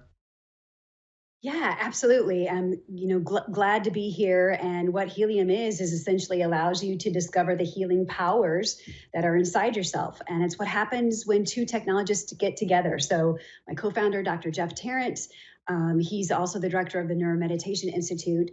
And we are using his brain-based principles with our storytelling in virtual and augmented reality. And what it allows you to do is use the data from your wearables in order to heal virtual worlds, whether that be an EEG headband or an Apple Watch for heart rate. You are gamifying your feelings of sorts to give you a reminder that our thoughts have power to control things not only in the virtual world, but the real world as well. Before we show the video, I mean, Jeff, you have such a rich background in meditative tradition and neuroscience. How did you discover VR? Were you and Sarah friends? And when you thought about the opportunity in VR, was it like, okay, this is manna from the wilderness, a new way to get people into meditation? Yeah. So a couple of things there. So I've known Sarah for a long time as well. We go way back. Actually, I was business partners with her husband for, oh gosh, I don't even know how long, since the early 90s, maybe. And so, I've known Sarah for a long time. And, when I found out that she was starting to work in virtual reality, we kind of reconnected. We hadn't talked in a while. And initially, my interest was just seeing if there was a way to incorporate virtual reality with neurofeedback, which I was using in a more clinical context. I thought that would be kind of interesting or cool if that was possible. And initially wasn't even really thinking about meditation. And then that kind of happened more organically as we started exploring ways to work together, how we might be able to use virtual reality to help people, noticing how it might influence people's physiology to help them sort of shift or reduce stress or anxiety. And that's when it kind of clicked that it's like, oh, wow, this could be a really powerful tool to help people enter these states that are often very challenging to find, kind of without that assistance. So many people, when I recommend meditation, because I have a whole other side of my life as an intuitive and as a coach, and people say, I just can't meditate. I can't shut out the world. I can't shut off my mind. And this seems to actually help solve those problems because, Sarah, you are immersing people in an environment and their eyes are open. And so they don't have to worry about closing their eyes. They don't have to worry about what they can see or what their mind. You're actually having them focus, and then you're using the feedback, the biofeedback, to let them know just how they're doing. So it's a great combination. I'd love to run the tutorial so people can see what it actually is that they need to do to get into it. Hi, I'm Sarah Hill, CEO of Helium. Thank you for trying our products. The simplest way to use Helium is without a wearable. These are beautiful nature-based escapes that have the option to be powered by your brainwaves and your heart rate in virtual or augmented reality environments. Let's talk about the difference between virtual and augmented reality. Virtual reality includes these goggles that you put on and you're completely taken somewhere else. You don't have the ability to see the real world. All you see are beautiful nature-based escapes inside a computer-generated environment or inside 360-degree video. Augmented reality, on the other hand, you have the ability to see the real world. You're just using your mobile device in order to superimpose holograms across the screen. Gently slow your breathing. If you're using a wearable interaction, here's what you need to know. This is a BrainLink Lite EEG headband. You'll notice on the front of the headband there are sensors that are capturing your brainwave activity. Inside the Helium app, you have the ability to power the experience either with calm or focus. If you're meeting that certain threshold for a particular brain pattern, the firefly that you see on the screen will go up. So if that waveform is going up, you are meeting the mark. If it's going down, you need to recall more of a calm memory or more of a focused memory in order to try to make that firefly go up. If you see the background go red or the image dims, that's an indication that you're not meeting the mark. So that's how you use helium, either with a wearable or without a wearable integration. A reminder, you can use our augmented reality products as well by searching Helium AR in your app store. For more information, you can go to tryhelium.com, check out our science section and all of our peer-reviewed journals. A reminder, your thoughts have power to control things, not only in the virtual world, but the real world as well. I so believe that to be so. And in every great spiritual tradition, it is all about the power of your thoughts. That the one thing you can change is your mind, is your thoughts. So this is a wonderful way to introduce people to actually see how their thoughts have power. And you're actually seeing a visual representation. Jeff and Sarah, I have to tell you, Sarah, you sent me the kit. We did it at our house. I got to positive, like, faster than you can imagine. When I gave it to my other half, I said, boy, you really need to work on this. I said, yes. I have told you, meditation is the answer. You're all over the frickin' place in here. So I just think it's such a great solution. And the way you've explained it, and your background is in journalism, so you certainly were able to explain it. When you were working and you were in the trials, did you work with focus groups to actually see what worked and what didn't? How was the development of this? Yeah, so we started out using these experiences with veterans. They were in areas of confined stress, and we noticed that VR appeared to be affecting their physiology. They weren't just watching it, they were feeling it. Which is why I reached out to Dr. Tarrant to start to do brain maps on these experiences to see what kind of media shifts brain patterns in different ways. Is it a color? Is it the texture? Is it the tone of voice?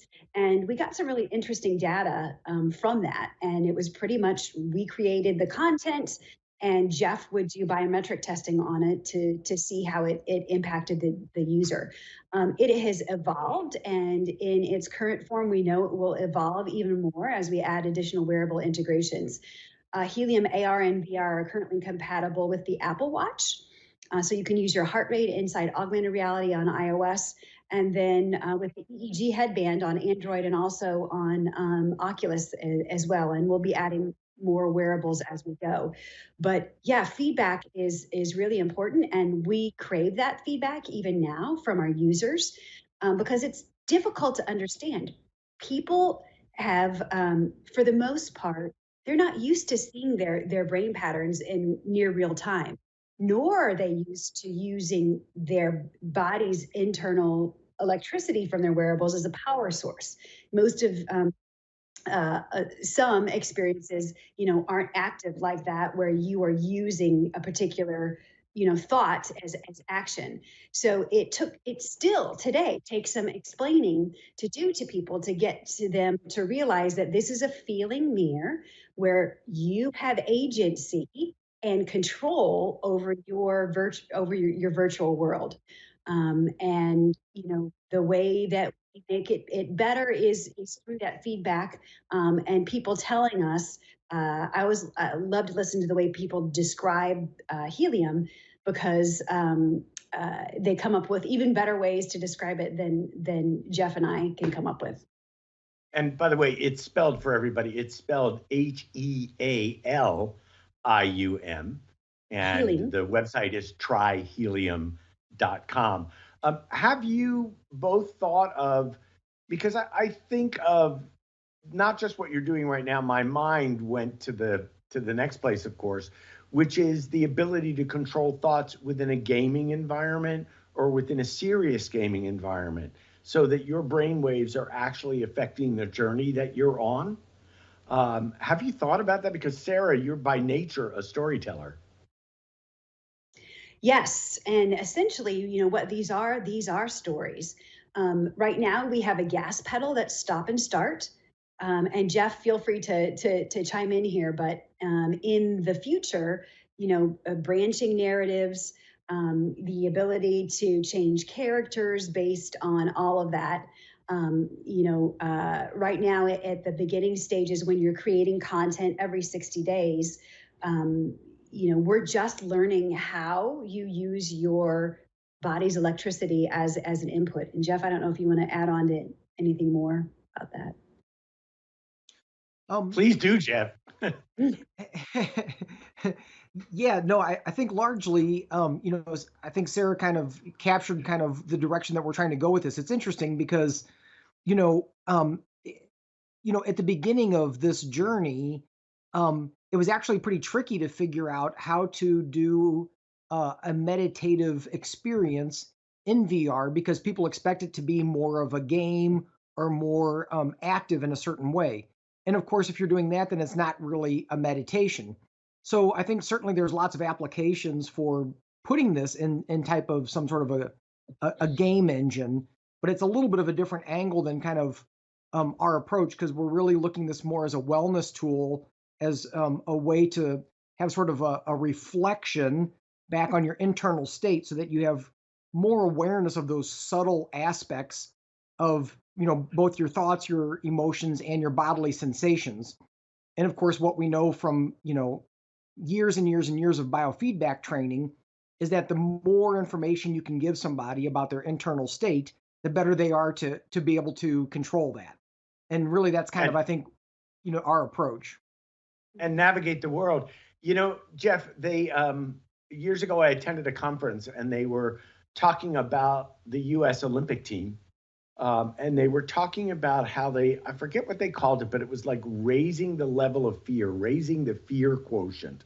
And they showed a heliskier who actually, went down off the slope, then dropped the parachute open, dropped the skis. And then the next time they showed the video where the ski did not come off and how calm the skier was able to remain regardless of what was happening and regardless of the outside circumstances. So literally, could this also be a tool for the kind of training that first responders go through to help them work with their own biofeedback to remain calm in circumstances, regardless of their training, but regardless of the outside circumstances? Is that possible? Yeah, absolutely. And in fact, there are a lot of people who are already using virtual reality with, for things like phobias, right? We're sort of exposing them to something that would cause stress or anxiety and learning how to sort of stay calm and relaxed in those kind of environments. Because one of the things we know is that the brain believes whatever it sees. And so we're trying to take advantage of that in a positive way, right? So putting people in nature or putting people in calm, relaxing, positive environments, because that will automatically, naturally shift the nervous system. But what we can also do, of course, is create more stressful environments with the biofeedback, with the goal of teaching people how to be able to stay calm, stay relaxed in these other more challenging scenarios. And in fact, we already have a little bit of that in some of the experiences we have. So they're gentle, but it's a way to kind of train yourself to be able to stay calm in these situations. So for example, one of the experiences starts off with a big tree that has been neglected and it's got graffiti on it and there's trash on the ground. And it's kind of this desolate kind of story to begin with, right? It's like not where you want to begin. You're like, oh God, this is horrible, right? But then you have to use your brainwave power or your heart rate in order to change the environment. So you have to intentionally shift into a more positive, calm state in order for the trash to go away, for the graffiti to be erased, for the flowers to bloom, things like that. But it's starting off in kind of a negative space, and you make it positive through, your control of your internal state. It seems like such I don't want to say small thing because it isn't, but what it is the opportunity for people to begin to learn how to do that. And because I go back to keep calm and carry on the sign during the war, World War II in Britain. And there are two things that I live by. I just call it ABC and LGI. The first one is ABC, which is always be calm, because I'm never going to find a solution if I'm running around with my hair on fire. But learning calmness and learning stillness, which is what you're enabling here, that's a tall task in today's world. And the other one, of course, is let God in. Like when I can't figure it out, I just have to let go, let God. So that always be calm is so important. And I would love to see this go so wide, so quickly. And are you working with children as well and teens? So helium is used by a variety of age groups. Obviously, the limitations of the headsets. Historically, there were some studies out that they didn't really know how it affected individuals who were under the age of 13, but that has since been lifted. There was a study out of Washington University showing no long-term effects of virtual reality on the younger population. Helium is used with Boys and Girls Clubs to help people develop that mind-body connection. And, as Jeff calls it, we're in the stress Olympics right now with everything, all of the uncertainty and unemployment, and not everybody has trained for it. And specifically, the younger people have not trained for it. And I didn't have an established mind-body connection.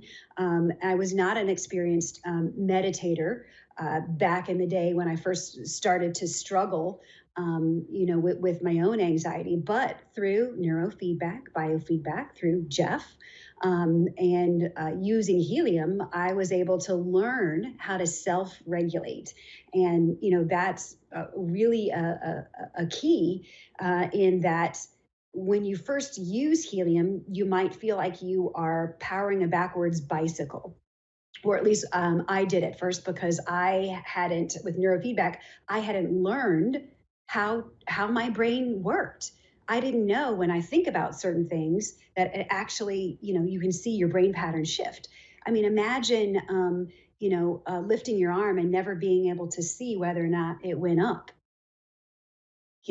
and so, to have that connection, to finally be able to put a feeling mirror on people and let them see how what they think about changes in near real time, that little firefly going up on the screen, or the planets illuminating, or the waterfall going, it's really, giving gravity to a place where, we've always been wondering up in the air, am I doing it right? I've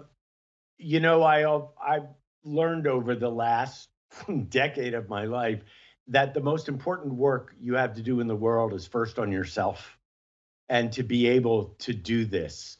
So the work that you're doing is just so valuable and so important at such an important time. I have another video here that is a montage that I would love you guys to talk over. I don't know that there's an audio track to it. Yeah, so this is an example of the headband. You put the headband on, it fits underneath the headset in virtual reality, or in augmented reality, just a headband and your mobile device, and you're using your brain patterns in order to control the right-hand side of the screen. With your Apple Watch, if you are able to use your heart rate, it connects with an app, and then you're able to control assets in the environment. So we say our products are XR, extended reality, solve for X, whatever reality you have. Inside, love that. Yeah, a spatial computing environment. At the lowest barrier to entry, all you need is a mobile device. And then we're using that as a carrot, sort of, to get horses in the barn in order to put on a virtual reality headset, because that's the most therapeutic. Jeff has studied extensively, the differences between virtual and augmented reality and how it impacts brain patterns. And, we know that AR, while it's accessible, it's not as immersive or therapeutic, but there is value in engagement rates, which is kind of been fascinating to know from his research at the Neuromeditation Institute. We have one more video. If Deanna could play that right now. Jeff, you want to talk? What are we looking at, Jeff? Sure. Yeah, this is this is one of the virtual reality experiences, Awake the Light, where you kind of start in this cave and you're sort of following these globes of light around you. You eventually sort of emerge out into this lake scene. Not this lake scene, this is a different experience. This is the snow globe, and you can see that you're adjusting the difficulty of how hard you want it to be for the settings for your brainwave or heart rate interface. There's some little spirit animals floating around in the background back there. And you can see in the foreground the firefly showing your biometrics. This is one of the AR experiences, the solar system. It's kind of floating up the side of this gorgeous waterfall in sort of in 3 dimensions. This is a close-up showing that firefly looking at, your physiology measure as it's happening in real time. And the goal is to keep it above or below that line, depending on what you're doing. One of our favorites, the butterflies. You're hatching these butterflies out of the cocoon that you see there. That's an augmented reality sort of placed on the table in your real environment. And this is one of our newest experiences that will be out very soon, where you can power this magic wand with your brainwave or your physiology patterns. And then when you charge it all the way up, can release a spirit animal into the environment. So you see the little fox running around doing its thing. Yeah, so that's one of our favorite ones. And again, it's very user-friendly for kind of like you were suggesting with kids or adolescents, something they can relate to. Another really popular experience, the beach. Actually, we have an updated version of this where you're by yourself on the beach. There's not other people there, and it's very peaceful and relaxing. I'd say that's one of the favorites. Just everybody can really appreciate and kind of sink into that experience. Back to augmented reality, so using your smartphone and seeing these flowers bloom, basically, right out of your table or off of your couch or whatever you're looking at in front of you. And again, you can use your physiology to control that and power it. Amazing. I mean, it's funny you should mention spirit animals, because whenever an animal crosses my path, I immediately look up to see what that animal means. So example, yesterday on the inside of my window pane was a praying mantis.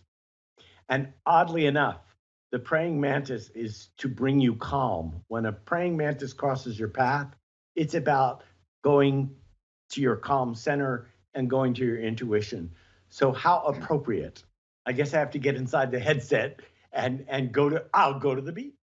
So Dr. Jeff Tarrant, Sarah Hill, thank you so much for being with us today and taking the time. This is like the future. And, with NAB, we are constantly looking at innovation and technologies to see how it affects what content goes out into the world. And I felt this was so unique and so wonderful that we should be covering it. So I'm so glad you had the time to join us today. Thank you so much. You're watching Tech Talks, an NAB Show Live special edition produced by Broadcast Beat. I'm your host, Brian Seth Hurst. Be sure to join us. There's a lot more content ahead.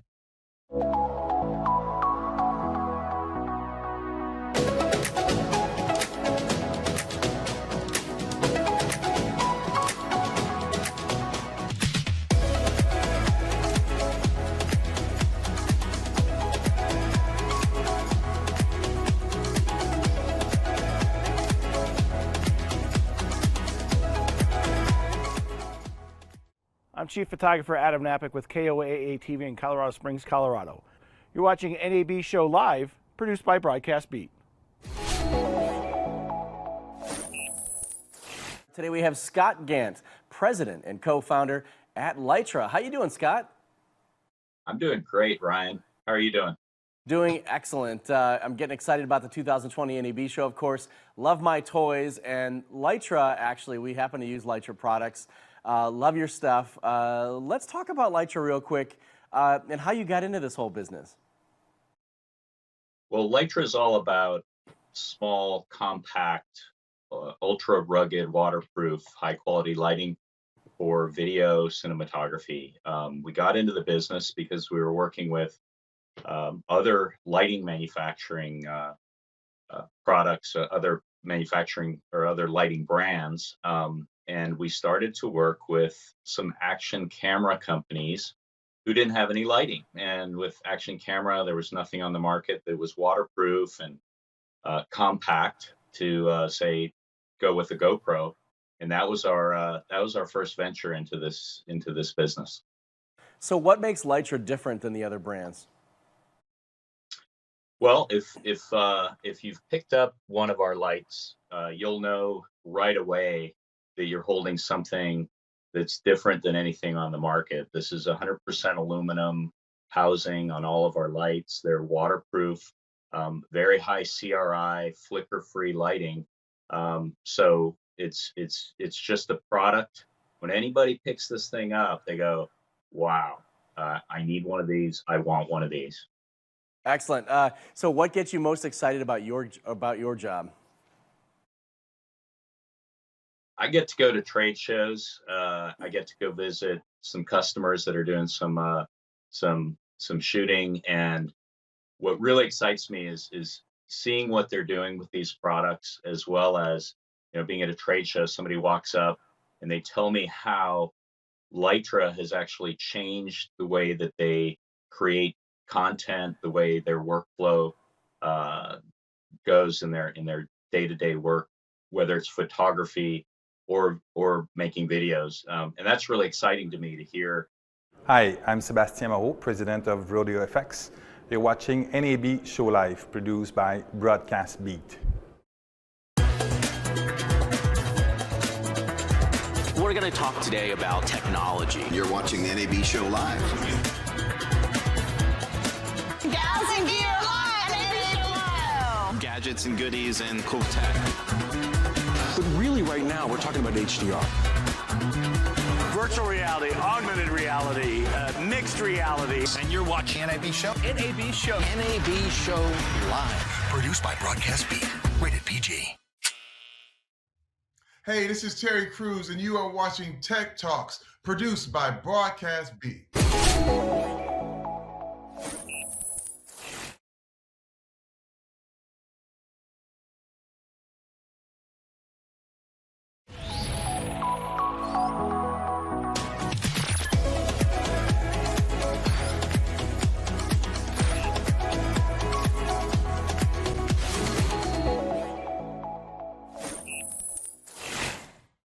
Welcome to Tech Talks and NAB Show Live Special Edition, produced by Broadcast Beat.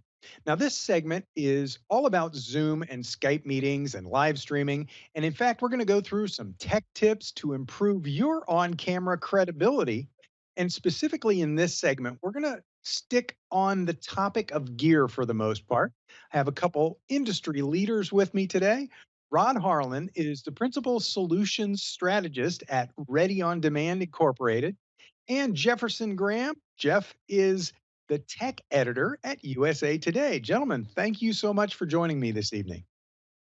Thanks, Larry. Thank you. Real quick, Rod, would you go through what it is that your title represents, and keep it to 50 words or less? Basically, just that I provide solutions for people, and that's it. And honestly, I'm a hardcore video guy who really just does a lot of product videos for companies like, that you see on Walmart.com and HomeDepot.com and places like that. I also heard you had something to do with the post-production world once or twice. I have. I've taught at Post-Production World. This will be my 21st year. We actually are going to do it live, online streaming this year, May 17th through the 19th. Excellent. Now, Jeff, I know you, but would you please introduce yourself to our audience and tell us a little bit about what you do and talk about both USA Today and some of the other fun stuff you're doing? Okay, well, first of all, I'm a tech columnist at USA Today. I work for the tech editor who edits my copy. So there, her name is Michelle. I write for USA Today every day. I do the weekend newsletter. I'm a podcaster. I do a daily show called Talking Tech. In the other parts of the world, I'm a photographer, I'm a video maker, I'm a guitar player, and I do a lot of stuff live. I'm all over online. If you look up, I usually do at least 10 posts a day, so I'm very prolific. Wow. Yeah, and I see you doing an awful lot of live streaming, and that kind of plays into what we're going to be talking about today. And what I want to do is, you and I had a conversation recently about some of the gear that you've been testing. And in these crazy times, it's really tough to get a hold of some of these webcams that we're all trying to use on a regular basis. So let's go through a few of the things that you've been using. Okay, that's me. All right. Yeah. First of all, webcams are sold out, though I am speaking to you on a webcam right now, the Logitech Brio, which is considered the state-of-the-art webcam. It sells for about $200. It's being resold on eBay for $400. You can't buy them on Amazon. I do have one here because I asked Logitech, I said I'd love to see one, and because I'm a member of the press, they sent one, and it's pretty good. It's not as great as plugging in your mirrorless or DSLR into your computer, which now can be done with ease. Larry is coming to you on a Canon 70D. On this webcam, I'm lit today, and I think that really makes a humongous difference, and it looks so much better. Most people never get lit. They never put lights in front of them, and that's, I think, probably Larry could tell you more, but I bet you that's 80% of why so many webcams look so horrible. Yeah, it's really kind of tough. In fact, when I was prepping some images for a column that you wrote, the images that I was working with, first of all, I had a really bad image, and it was like the webcam was down low and looking up my nose and that kind of thing, and had some bad lighting and things like that. But one of the other issues that I ran into with my less expensive webcam, when I'm not using like a nice DSLR plugged into my computer, is that the exposure control in those webcams is problematic. And There so is no even there when is no exposure control. There is none. well, it's automatic exposure. And so I actually had to change to a lighter colored shirt to get my skin tones to not be blown out and to get my background to be smooth instead of a blown out halo. So And that Larry is one of the great fashionistas in this world. I usually wear really dark colors, and Larry told me that if I wear something brighter, my face would look so much nicer oh, on Jeff, you camera. are glowing. It's true. Now, Rod, what kind of lighting setup have you been working with lately on some of the things that you've been doing with these kind of live video and streaming meetings? I'll tell you honestly, what is, I think, a great tip is that you can take, if you're sitting in front of a screen and you're only using a portion of that screen for Skype, or you're using some other device, maybe an iPad or an iPhone, your monitor, whatever the size of that is, you can actually use that as a fantastic light source. So one of the things that I've done is I work on a pretty large monitor, and I have actually gone ahead and I have changed my background color to a nice amber, solid color amber, as a picture, and that produces this kind of light that you see here that gives me a little bit of color. And you can honestly adjust it depending on your own skin tone. You need a little bit darker, you need to be a little bit lighter, and it's basically like throwing a nice soft gel on top of some specific, like an LED light or something like that, but you're just using the monitor.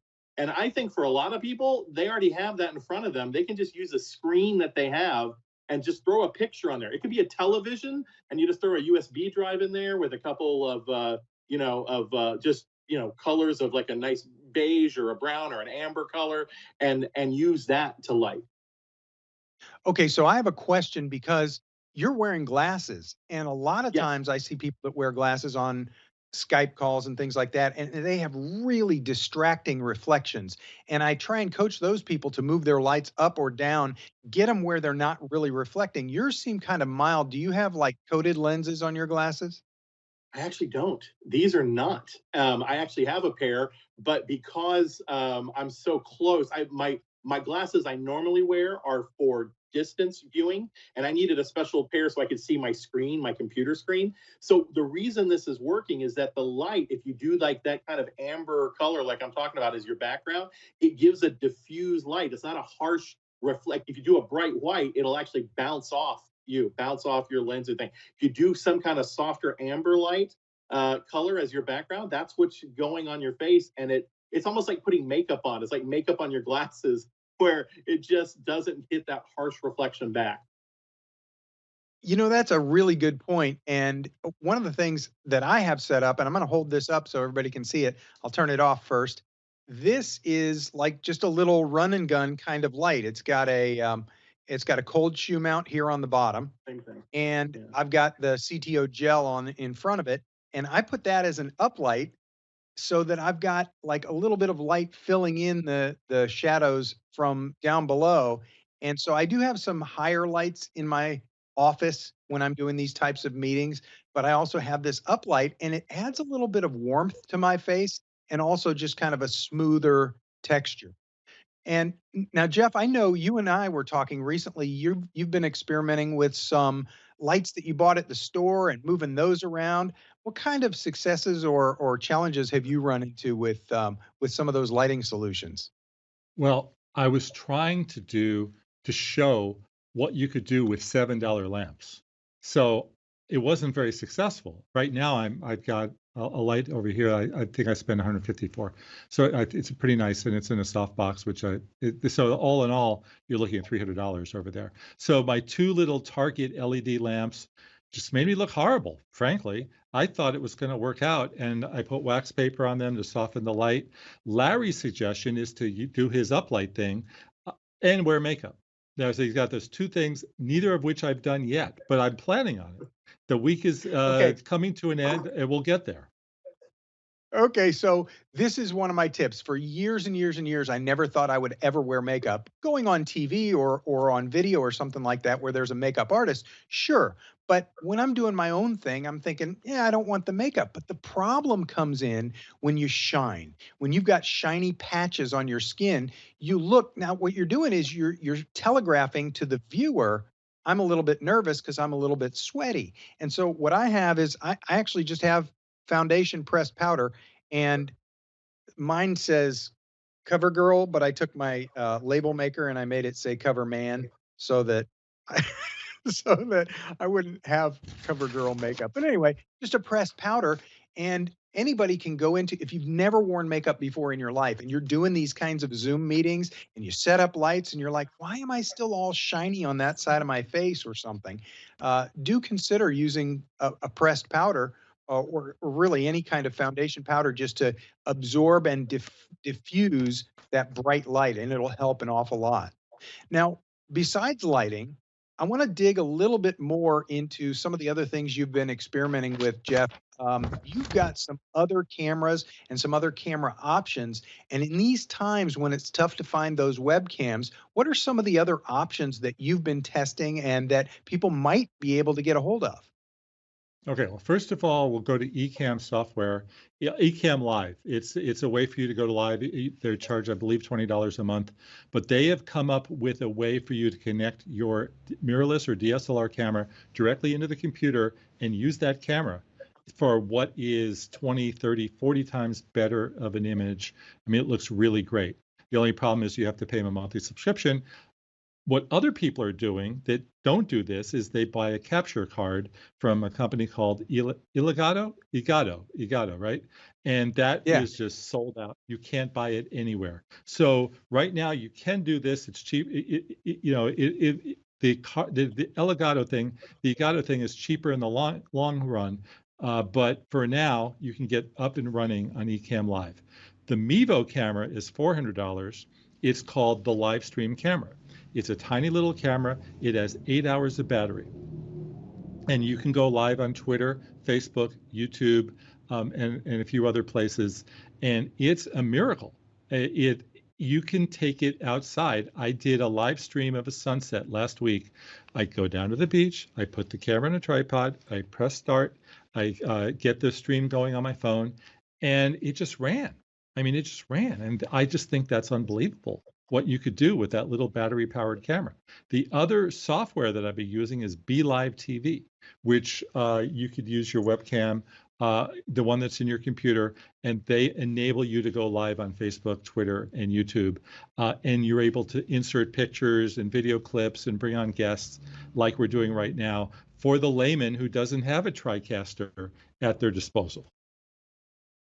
Well, one of the cool things is in the next segment, we're actually going to have somebody from Ecamm on. So I'm going to save talking deep dive about Ecamm until that section. So I want to talk a little bit more about the other camera that you mentioned, the Mevo. Some of the cool things that it does, it has this 1080 resolution, but it's able to do multiple scenes with a single camera. How does that work? Basically, it's a cropped webcam.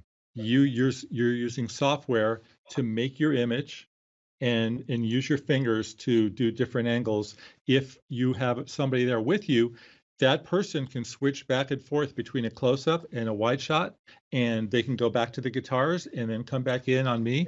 And it's really tailor-made for houses of worship, for sporting events. I'm talking about kids' soccer games. I'm talking about school plays where somebody in the audience can just shift around and make it a lot more interesting.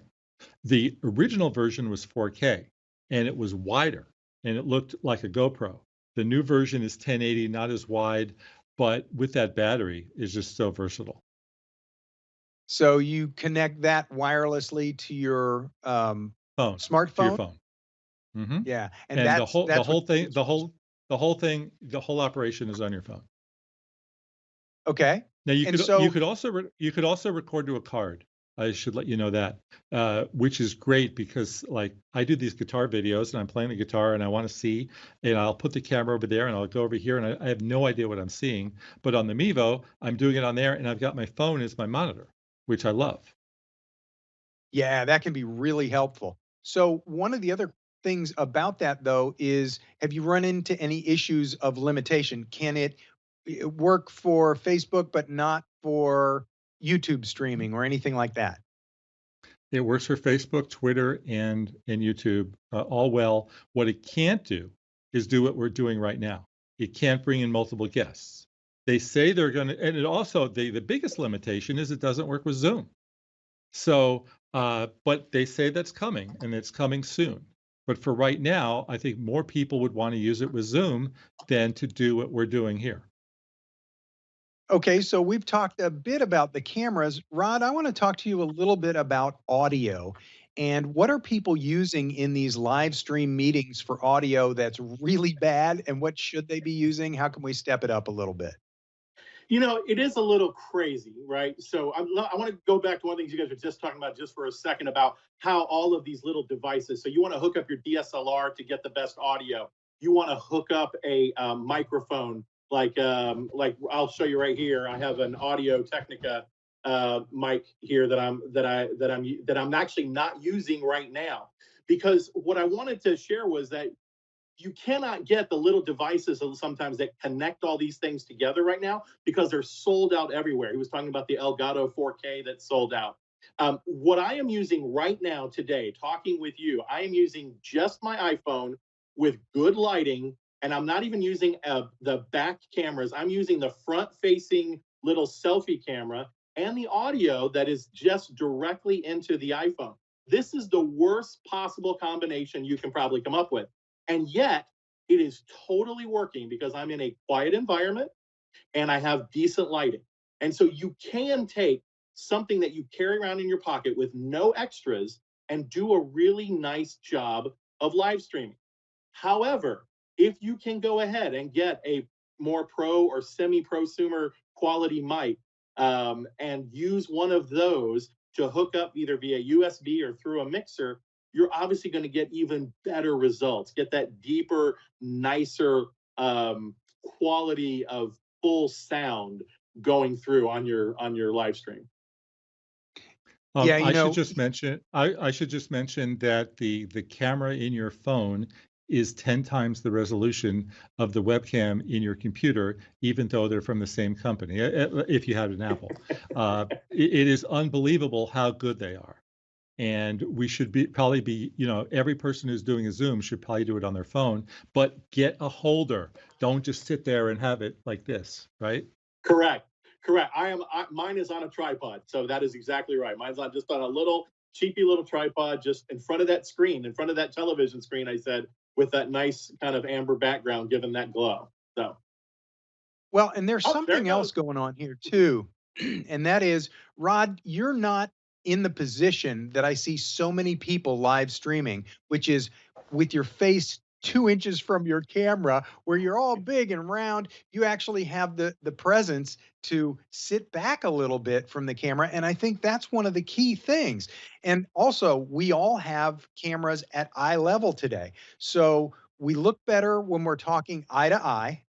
And when we're sitting back from the camera a little bit and we give that wide angle lens a little less opportunity to give us that barrel distortion that's just automatic with a wide angle lens. So Yeah, when we have that, we have to sit back a little bit. Yeah, let me give one tip for people about the camera placement. Again, put it either anchor it some way, put it up somewhere where you can have it, but also have it at about an arm's length from you, right? So you want to go ahead and make sure that it's about that far away from your face. And I think that you will really get a much better quality view by doing that. One of my presentation tips is if you talk with your hands near you instead of further away. And the closer my hand gets to the camera, the more you think I have giant hands. It's just kind of it's a little bit distracting to people, and it can be a little bit troublesome. So next up, I want to ask if you have any audio tips for getting better audio. We've talked a little bit about the microphones, but what about the environment? Jeff, you are you have to be a little bit more aware of microphones, especially with the guitar setups that you have. So what are your thoughts on the audio portion? Well, on the guitar setups, I actually have a very nice little setup right now, which is that I have an amp over there and I put a mic in front of it and I plug it into my camera. And that's one reason that I really like the Zoom is I can put a pro level XLR mic into the Mevo and it sounds great. Otherwise, I use USB mic. What did I do? When I did Ecamm, I did a USB mic and I played acoustically, but I couldn't play electrically because of the USB mic, and I couldn't reach the USB mic all the way over to the amp. So there's that problem. Also, remember, I do a podcast every day, so I have tried every remote trick in the book. I believe, Larry, that when we did it, you recorded your audio, I recorded my audio, you sent me your audio, and then I merged them together. That is the best trick in the world. Nothing works better than having two guys on a microphone and then we talk on Skype remotely so that we could follow our conversation. If you've ever heard the Gilbert Gottfried podcast, which is great, he interviews a lot of celebrities. He's in New York and they're in LA, and they just all come in Skype and they look at each other in the eye and it sounds like they're right there. There are a bunch of apps out there called CleanFeed, Squadcast, Zencaster that records the audio internally to your computer and then you merge them, and it just does not sound anywhere as good. Basic, I record my audio in a microphone, you record your audio in a microphone, and I merge them. That is the best. Well, and one of the things that you brought up indirectly is meeting up on Skype for these audio recordings and things. I find that the Skype audio is quite a bit better than many of the other ways that we're connecting these days, including Zoom. So if I'm doing a podcast recording, I'd much rather do it on Skype and have that better quality audio. Guys, we're down to the last couple of minutes of this segment. I would like to ask each of you how people can find out more about you and dig a little bit deeper. Jefferson, tell me first. JeffersonGraham.net is my website. I've got a blog.jeffersongraham.com. I have a great YouTube channel called Photo Walks where I bring people on virtual photo walks with me to many great places. But you check out my YouTube channel. It's at Jefferson Graham. I'm on Twitter and Instagram at Jefferson Graham. Facebook is Jefferson.Graham. And did I get Twitter? Yeah. So I'm pretty easy to find. Jeff, thank you so much. Rod Harlan, how can people find out a little bit more about you and what's up with post-production world these days? Well, so you can find me on Twitter at Rod Harlan. You can go to my business website is readyondemand.com.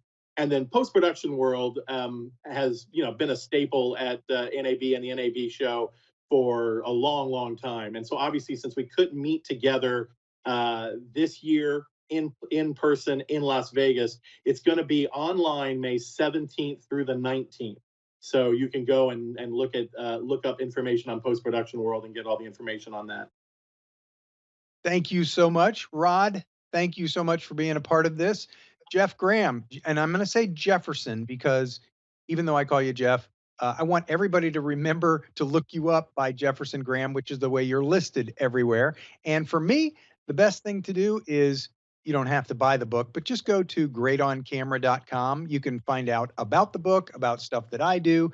That's where I am these days. I did not plan this pandemic to cause many more people to need to be on camera and buy my book, but doggone it, it's kind of cool that it came out just about now. So pretty good things. Guys, thank you so much for being a part of the Tech Talks. This was one of many Tech Talks, an NAB Show Live special edition produced by our friends at Broadcast Beat. Hey, this is Terry Crews, and you are watching Tech Talks, produced by Broadcast Beat. We're going to talk today about technology. You're watching the NAB Show Live. Gals and Gear Live! NAB Show Live! Gadgets and goodies and cool tech. But really right now, we're talking about HDR. Virtual reality, augmented reality, mixed reality. And you're watching NAB Show? NAB Show. NAB Show Live. Produced by Broadcast Beat. Rated PG. Today we have a very special guest, Malik Khan, co-founder and executive chairman at LTN Global. How you doing, Malik? I'm good. Thank you, Ryan. Thanks so much for being with us. You know, LTN Global is quite an innovative company. You guys have certainly made amazing strides in the technology that you provide to the broadcast and production industry over the years. For folks that don't know of LTN Global, go ahead and share what you do. Well, our roots are in the transport business. We do terrestrial transport, both on the contribution side and increasingly now on the distribution side of video feeds all over the world. And then over the past year, we've made several acquisitions that have moved us more and more from not just pure transport, but also doing some workflows and transformation of the videos. So we acquired Niles Media Group, Crystal Corporation, and Make TV in 2019. Very innovative technology companies, lots of great talent, and it's allowed us to build sort of a universal media technology ecosystem that has modular solutions, and we offer managed services that help customers both drive efficiency in terms of their operations, but also create new revenue streams and greater reach all over the world, from production to publication to transformation and transport. So, what I find really what I find really interesting is how, and I'm not surprised, how everything has evolved in the video transport industry. When I was a kid, I was about 15 years old, working in Los Angeles for a short amount of time, and we were using it was all satellite all the time. And now, as you see how the industry has evolved, obviously you guys are a leader in this. Video is being sent over IP, and it's being sent with fantastic resolutions, and the latency is great. It's really amazing. So how does it feel to be in that spot and be right at the forefront of everything? Well, you'd always want to be lucky in terms of timing, right? So it doesn't matter how great your technology is. If your timing is off, then everything is off. And there's a whole host of reasons why people are starting to look very seriously at terrestrial IP distribution and trying to get off satellite, or at least thinking about getting off satellite. There are two sort of major driving forces in that. The first is man-made. The FCC has decided that C-band satellite spectrum is much more valuable for 5G than for traditional television transport, and so about 60% there or thereabouts of the frequency available to C-band satellites is being auctioned off for 5G. So that's just force majeure or whatever, something that is happening at a sort of a systemic level. But there's also a business reason for switching out of satellite. Increasingly, to really maximize revenue, our media customers are looking to create localized and regionalized versions of their channels. Sometimes it's as simple as, a different ad load. Sometimes it's more complicated in terms of closed captioning, graphics, even program replacement based on sort of geography.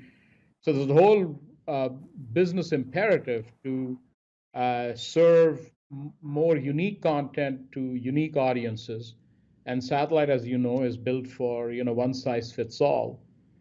So between the FCC's action of taking 60% of the bandwidth away for now, probably the rest of it over some period of time, and the needs of the customers to become much more regionalized and customized in addressing their audiences, satellite is becoming not a possible technology for media companies. So they're looking at terrestrial IP distribution.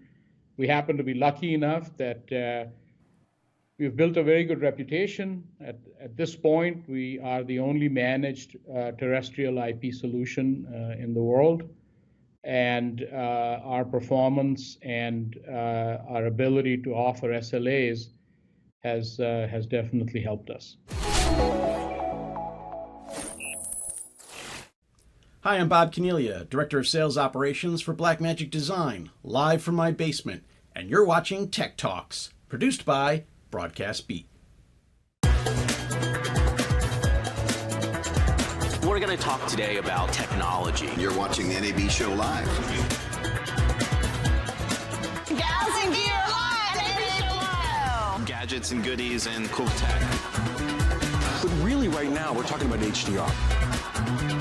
Virtual reality, augmented reality, mixed reality. And you're watching NAB Show? NAB Show. NAB Show Live. Produced by Broadcast Beat. Rated PG.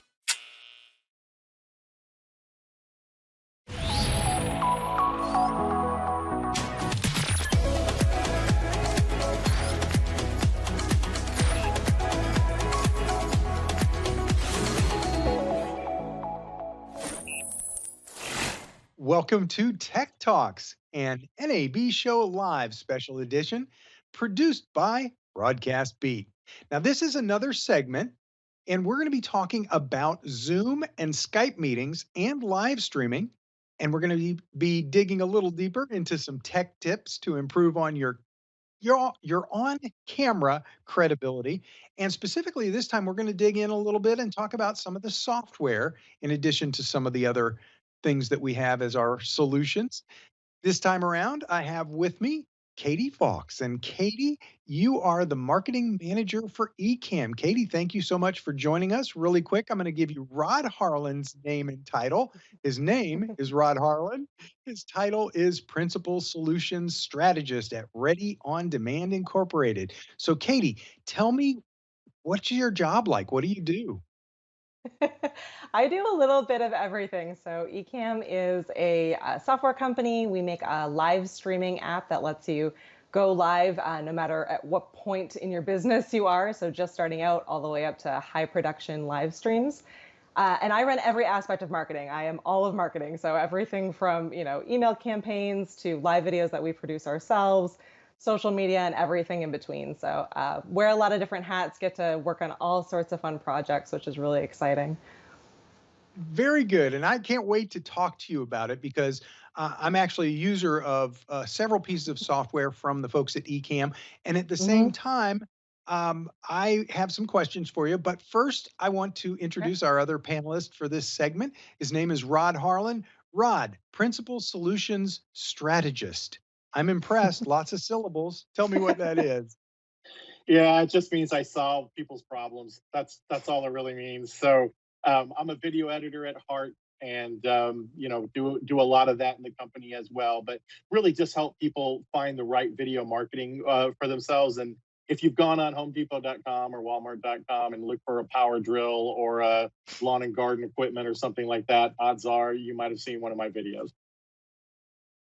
Now, beyond that, because we're doing NAB show stuff, tell me a little bit about Post-Production World and your involvement there, because a lot of people know Post-Production World. Yes. So actually, we're not doing it live, obviously, because none of us we're in Vegas for NAB show. So what's happening is we're going to do it online, May 17th through the 19th. And it's going to have all the same great trainers, all the same great, production level, state of the art, kind of our time that we usually come together to really trade the tips, the tricks, the techniques that are working for us right now. All that instruction, hundreds of classes, that's all going to be online this year. Very cool. Rod, thank you so much. Now, Katie, I want to talk about Ecamm and how long have you guys been around and doing what you're doing? Great question. So the company was actually founded by twin brothers who live in Massachusetts, and they started it right in college. So we've been around for about 20 plus years. We've been in the live streaming space for about 3 years now. So Ecamm Live originally started as, a really kind of down and dirty app that just let you go live, so you could get out there, you could do something really simple like add your logo. You could have a little bit more control. And as we started building this community and more people started using it, it just grew to have more and more features. And, we got different requests coming in. And now it's just this hugely powerful app that's, new features all the time. So been around for a long time and been in the live streaming space for a decent amount of time, but growing more and more every day.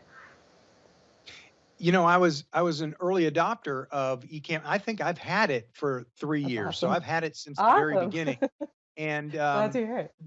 one of the other pieces of software, if people go to ecamm.com, they'll see more than just Ecamm Live. So one of the other pieces of software is eyeglasses. So I use eyeglasses from time to time. And in fact, that's the magic behind the camera that I'm using right now. I'm using a Canon DSLR, and I'm using and that's the letter I, and then the word glasses. And I can do an awful lot of things with my stream. I can control, brightness and contrast and a whole lot of other things. I could bring on still images into my stream. So talk just a little bit about what eyeglasses is for people that might be interested in that product as well. Yeah, sure. So Eyeglasses is a really interesting app because there's a ton of stuff that it does, but it's a pretty simple little app. By and large, it's a virtual camera. So it allows you to do a lot of camera functionality, like what you're saying right now, and take that into other apps and other places. So, if you wanted to go through Skype like we are right now, you can bring a lot of that functionality in. You can also do a lot of fun things. So people really love Snapchat filters, for example. Eyeglasses will let you do a lot of those kinds of things. So you can put like hearts over your head or change your color around so that you can have a lot of fun with it as well. But it's basically taking the ability of you to use your fancier, more expensive cameras above and beyond what's built into your computer, and then take that quality, that camera feed quality, out to a lot of other different places. So really helpful, really a great app for right now when people are, having to use what they have. A lot of encoders and other things that you would need to connect your camera in are really, really expensive and are super hard to find at the moment. So having something like that and being able to use existing equipment in your home is huge right now. So definitely a great app. And the same functionality is actually built into Ecamm Live. So it's funny that Eyeglasses is a super popular app. It's been around for a lot longer, but that same virtual camera is also a part of Ecamm Live, just one of the many features within that app as well. Well, speaking of eyeglasses, of course, I have to say that I love eyeglasses. See, now I'm sad I don't have it turned on. So I want to reach out to Rod, and I want to dig a little deeper into some of the things that we can do with software with videos. So you do produced videos, and you obviously do lower thirds, and I want to get back with Katie in just a minute and talk about lower thirds and other kinds of on-screen graphics. But Rod, talk to me a little bit about what do you put into the videos that you're working on? How does that work out? The lower thirds and other types of on-screen graphics in your productions. Tell me a little bit about what you do. Well, anytime that you're doing a product video, what you're really looking at is really trying to merge in the type with the graphics and make it work seamlessly. And so a lot of times you can storyboard that out, and you're going to want to find ways to, in our case, we take 3D animations and we were trying to really sync all these things together seamlessly. So in a live stream, believe it or not, you can take a lot of these same elements and go ahead and grab graphics that were used, say, in a professional product video that your company already has. You can pull out the graphics file, whether it's a PNG, JPEG, Photoshop file, and actually put those into your lower thirds, actually add graphics of your products and bring those up as picture-in-picture, that kind of thing. So there's a lot of ways that if you can have access to the assets that are used for your professional video marketing, that you can also reuse those inside of your live stream. And it changes a live stream from just being a talking head to something a lot more interesting, a lot more dynamic, a lot more exciting. That's very cool. Now, I want to get both of your opinions because I actually have a strong opinion on this, but I want to get your input on the lower thirds themselves. What I'm telling people a lot of times, and a big chunk of the video production work that I do, is I help businesses develop videos that they can use online, a lot in social media, a lot on their own websites. And I tell people, if you want to be more approachable and really connect with people, that you don't go through your own credentials a lot when you're introducing yourself and you're starting on a topic. People honestly don't want to hear you because it almost sounds like bragging. And the great thing about lower thirds is that we can put amazing credentials in our lower thirds and have great credentials there without saying a word. And I'm curious, do you, Rod, when you're working with clients, do you have them not talk about themselves and their title, and then you just bring it in as a lower third? Is that one of the techniques you use? Correct. So anytime that you're doing an interview, one of those kind of setups, you are absolutely going to bring in the name of the person and their title as a clear lower third below. It's really rarely seldom that you would ever need somebody to actually identify themselves, like, hi, I'm Joe such and such. The only time I ever do that is when that is a client where they're doing a training video for their own company, and they want to hear from the CEO or the lead sales training guy or something like that. Those guys may actually bring that up and say, hi, I'm such and such, the head of this department. And just because the whole company may not know who they are and where they come from. But other than that, it's almost always that you just want it as a just name and title in a lower third. I think it works wonders for people. And I think that the more you can get away from, going through your title and your credentials and bragging about yourself as you're doing a video, the better off you're going to be, the more approachable you're going to be. Now, Katie, you guys at Ecamm spend some time helping people do lower thirds and other types of higher end looking production, even if we're just plugged into our computer. So what does that look like for you guys? What all kinds of things does Ecamm allow people to do? And whether or not you have Ecamm, what kinds of things would you recommend that people do in their live streams?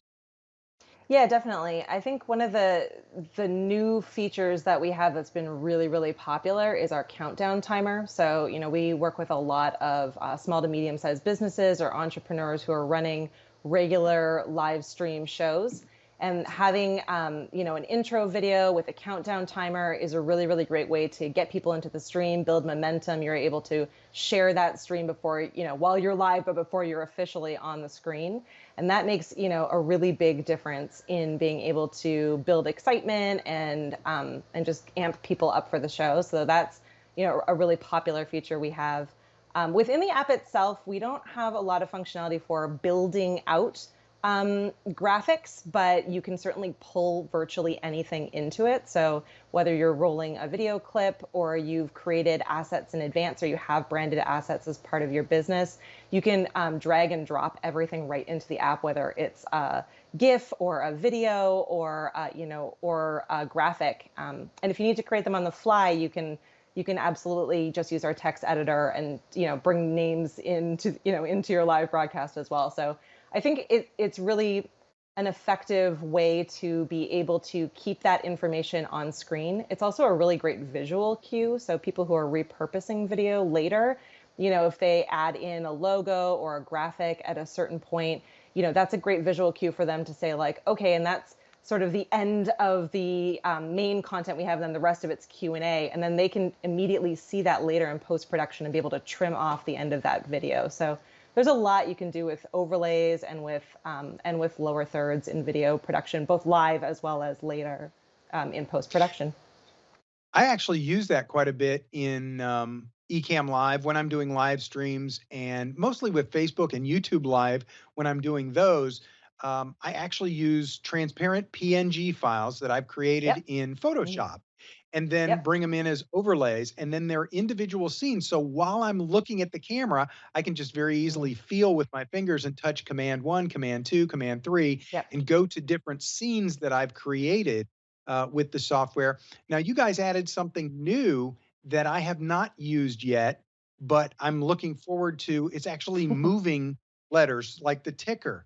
How is that going over?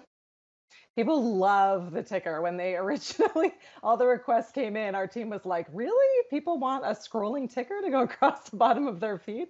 We thought about it. We're like, that's pretty easy to add. So we added it in, but I've even used it a ton. I think it's a really great way to draw attention, especially when you're first going live. So, in cases of, you have some exciting news that you want to share, or you want people to submit something or share something with you. It's just a really fun and dynamic way to do it.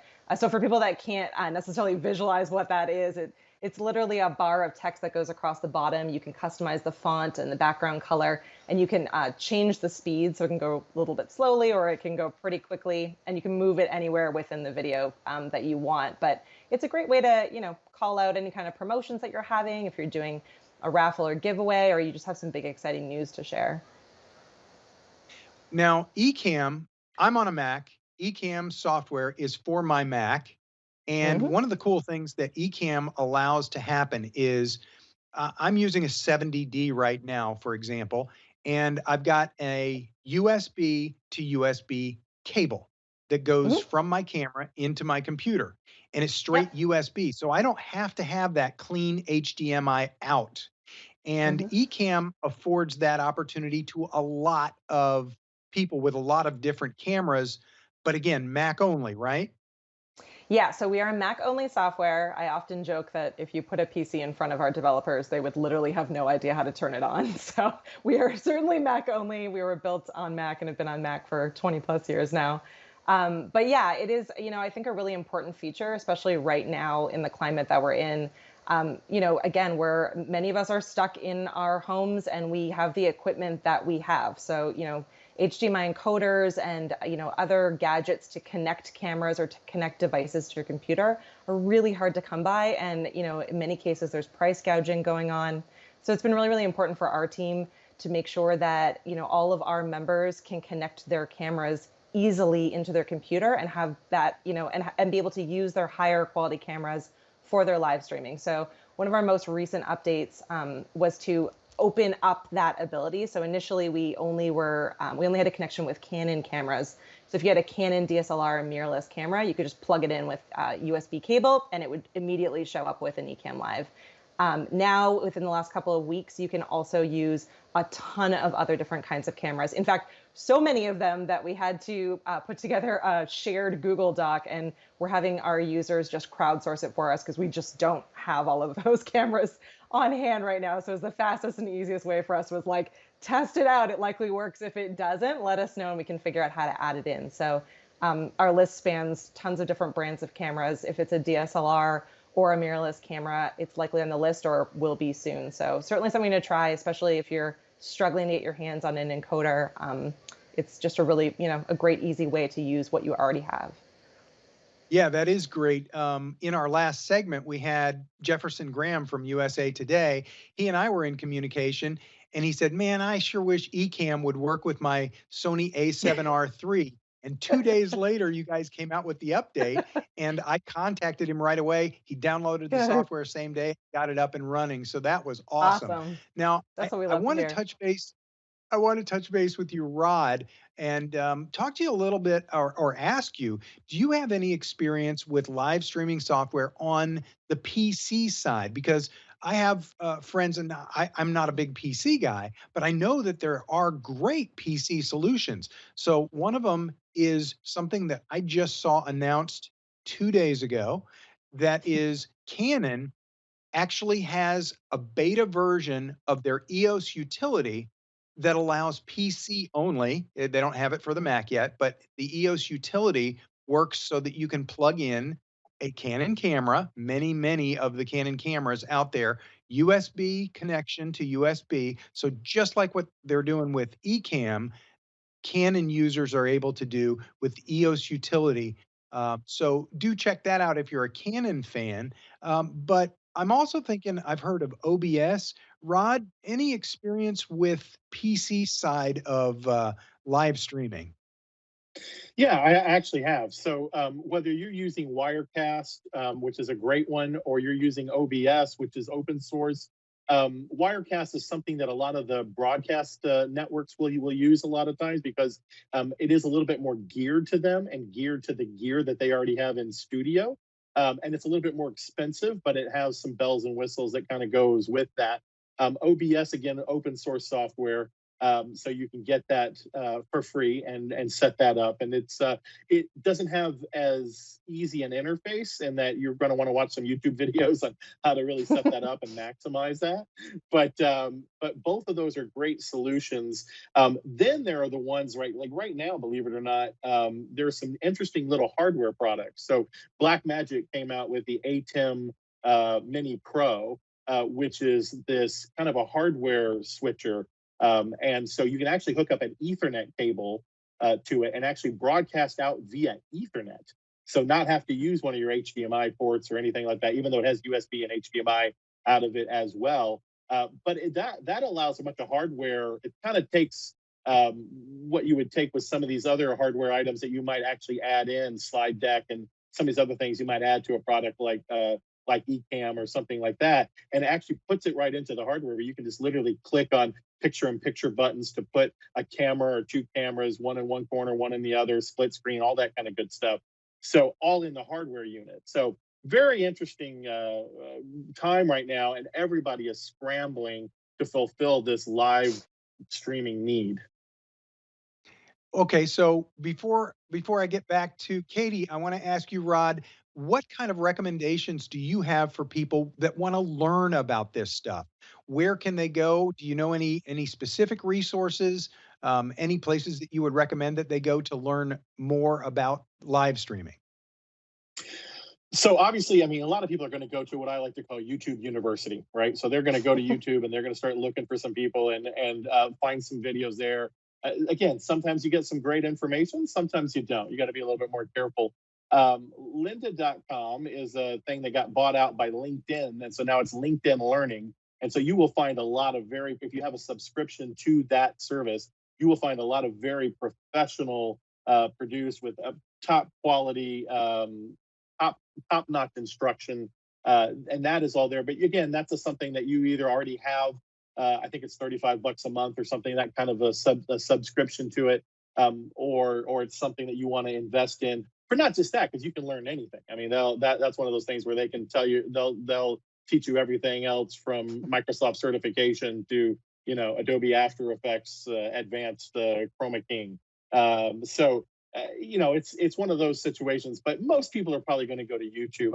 Other than that, there's just really looking for people's blogs and certain people's Instagram feeds, and they're starting to share even on those. Facebook Live, they're starting to share via those things some of their own training of here's how I put my system together. That's very popular right now. Here's how I put the system together. Here's the software I'm using. Here's the hardware I had to buy, so on and so forth. So you can just do a search on your favorite social media platform and pretty much find some instruction there as well. You know, it's interesting that, yeah, go ahead. I was gonna say, if I could chime in, we're actually on our platform running an entire live streaming boot camp right now. It's completely free. It's called the Leap into Live Streaming Boot Camp, and we have 46 different experts in live streaming and marketing and video marketing who are for free sharing all of their insights on how to live stream better, the different kinds of tools and gear that they're using, recommendations on how to build confidence, virtually every topic possible in the world of live streaming. So if you're new to live streaming and you really want to get started quickly, we have a ton of free content we're happy to share with you, and we've curated it. So it's there to find. Happy to share it. And curation is such an important part because there's a balance. I've gotten into learning several pieces of software, and I feel like once I step in and start watching one of the hour-and-a-half long webinars that was done about the thing, I feel like I'm drinking from a fire hose. I'm getting so much volume of stuff I don't want. I just have 2 or 3 quick questions. And so on the flip side of we've got tons and tons and tons of information, is there also like a simple set of just the basics? I just want to learn, how do I do lower thirds in my Ecamm software? Do you guys have that kind of stuff too? Yeah, so we've been working really hard to make sure that we're providing a ton of content, but in the way that means the most and matters the most to the people who need it. So we have a blog where we have a ton of different articles that you can read on specific topics. We have really simple tutorial videos that just work you through the different features within Ecamm Live.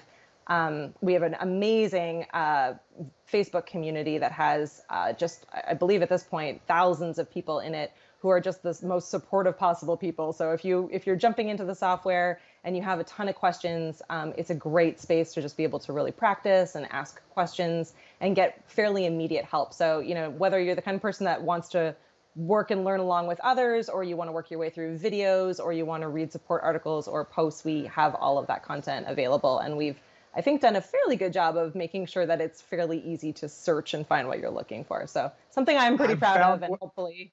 I've found what I've needed in the past, Katie. Thank you so much. Katie, thank you for sharing about Ecamm Live. Great software. I really enjoy it. Rod Harlan, thank you for so many different tips and tricks and insights on the world of video. So Rod, how can people find out more about you? And then I'll ask Katie and we'll wrap things up.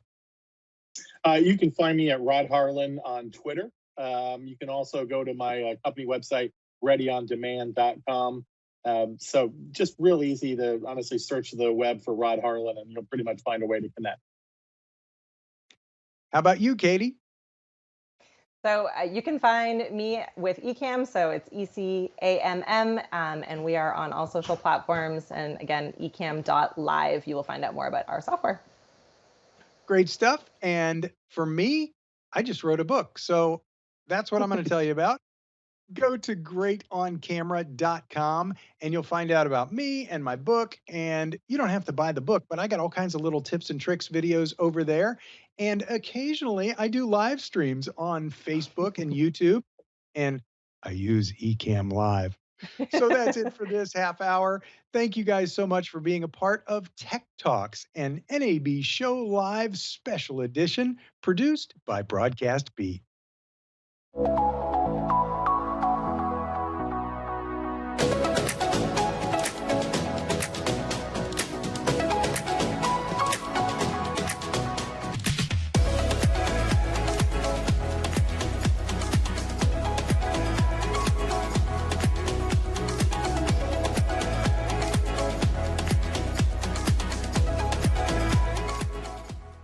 Today we have Jeff Bronstein, Director of Product Management at SpectraLogic. How you doing, Jeff? I'm doing well. How about yourself? Doing great. It's great to have you. So let's talk about what you guys are planning on exhibiting at the 2020 NAB show. Yeah, sure. So just quick background for those of the folks that don't know us. SpectraLogic is focused on data storage and data management. We're a 40-year-old global company. We've got domain expertise in data storage, And we're headquartered in the U.S. We have offices locally. At NAB this year, we'll be focused on our Black Pearl object storage platform, our Spectra stack tape library, and our StoreCycle storage management solution. Excellent. So how can the media and entertainment industry professionals, how do they benefit from your storage software StoreCycle? Sure. We deal with a lot of organizations. They've got large amounts of data. It's growing rapidly. Oftentimes, they're keeping it all on one active or production tier of storage. But often 80% or more of that data or assets are inactive and don't have to be on that system.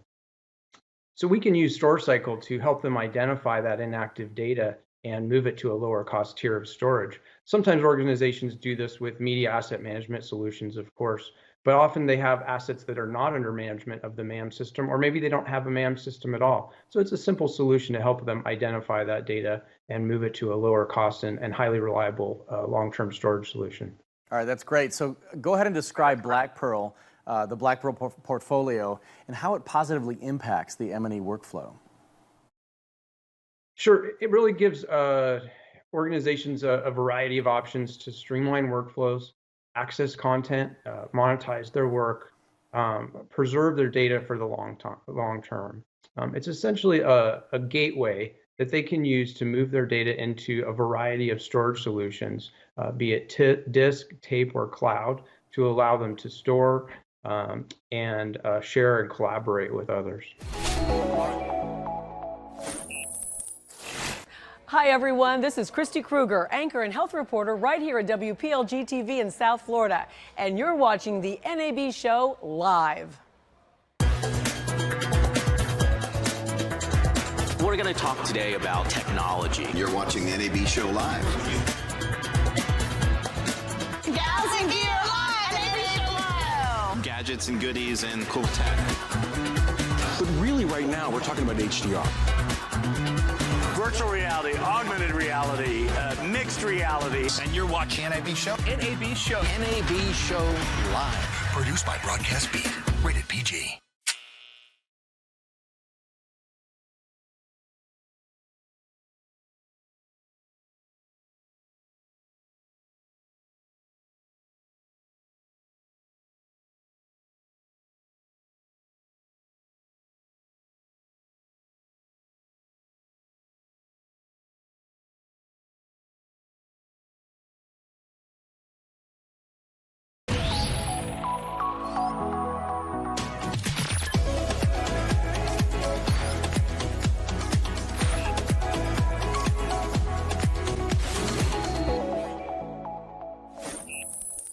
Hi, this is Linda Rossner from Tech Talks, an NAB Show Live Special Edition, produced by Broadcast Beat.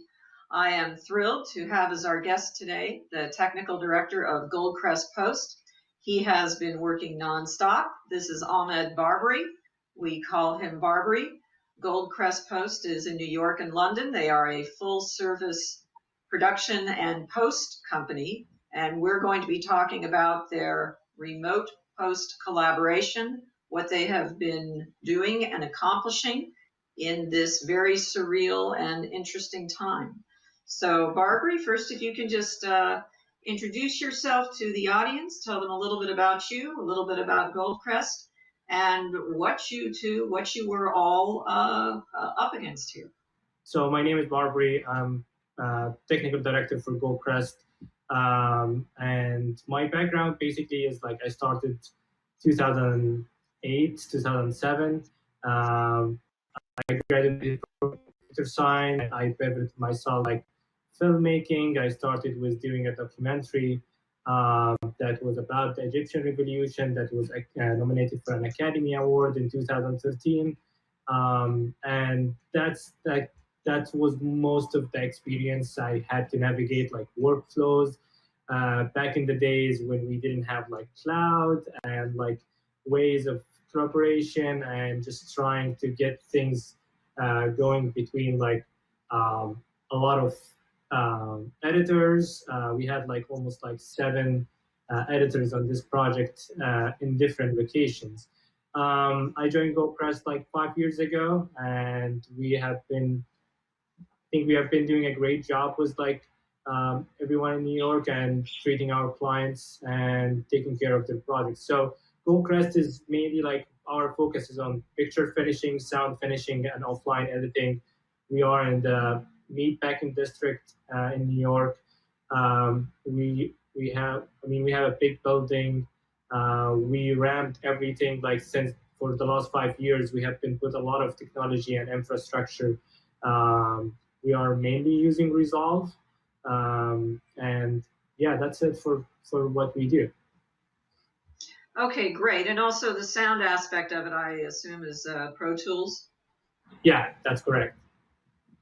Okay, great. And just for the audience to know, if you're ever in New York and you're interested in looking at a post-production company, it's a beautiful facility inside and out. So when did you realize something was going on and you were going to have to drastically change the workflow? And let us also say you're working on shows, you're working on motion pictures, you're working on documentaries, both for picture and sound. So with all this happening, when did you realize something had to be done? Yeah, so I mean, we have been already investigating like remote workflow. I would say like beginning of February, we were following the news, seeing what's happening in Italy, and we figured that something is coming.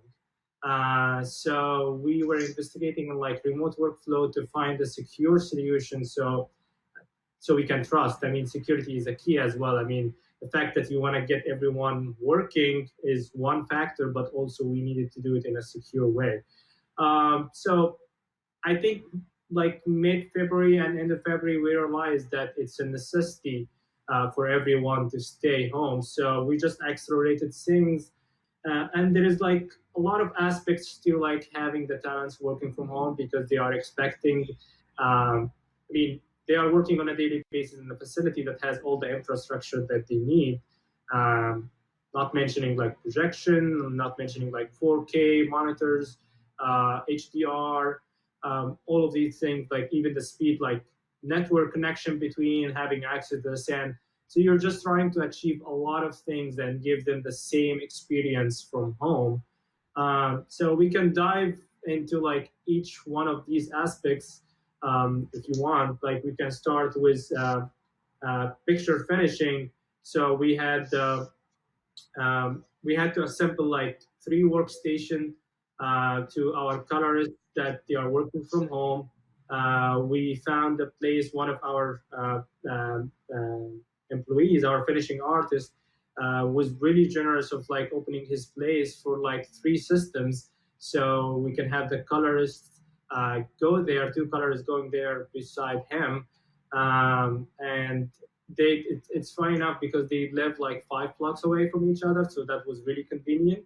But so we got everything up and running at we call it Steinkrest, and and that's because the artist is Jordan Stein, is that correct? Stein, yeah. So we called the Steinkrest, and we start like moving things. We got it up and running in 2 days. The colors were happy, but then like this was like I think when they shut down schools, and our colorists, they had to leave New York. So we had to come up with more options for them in order to give them the same experience. So we give them like color calibrated monitors with workstation. We use the macro trash can just because it's here, but it's like it's the high specs one, and we give them panels for Resolve. I mean, we are Resolve based.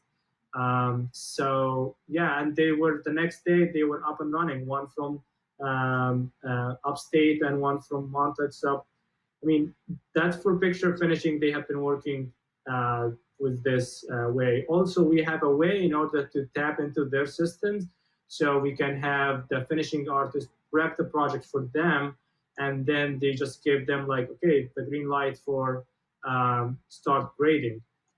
So moving media back and forth, that was like, I think the struggle with the whole industry. but we were able to navigate it. We are using Media Shuttle in order to transfer back and forth. For audio, we were lucky because our artists, they have a lot. I mean, they have already the infrastructure kind of sort of saying at home. Some of them, they have like their home basement studio. They have their 5.1 setup. They were already working from home on certain projects. So they were able to like, okay, we just need the media.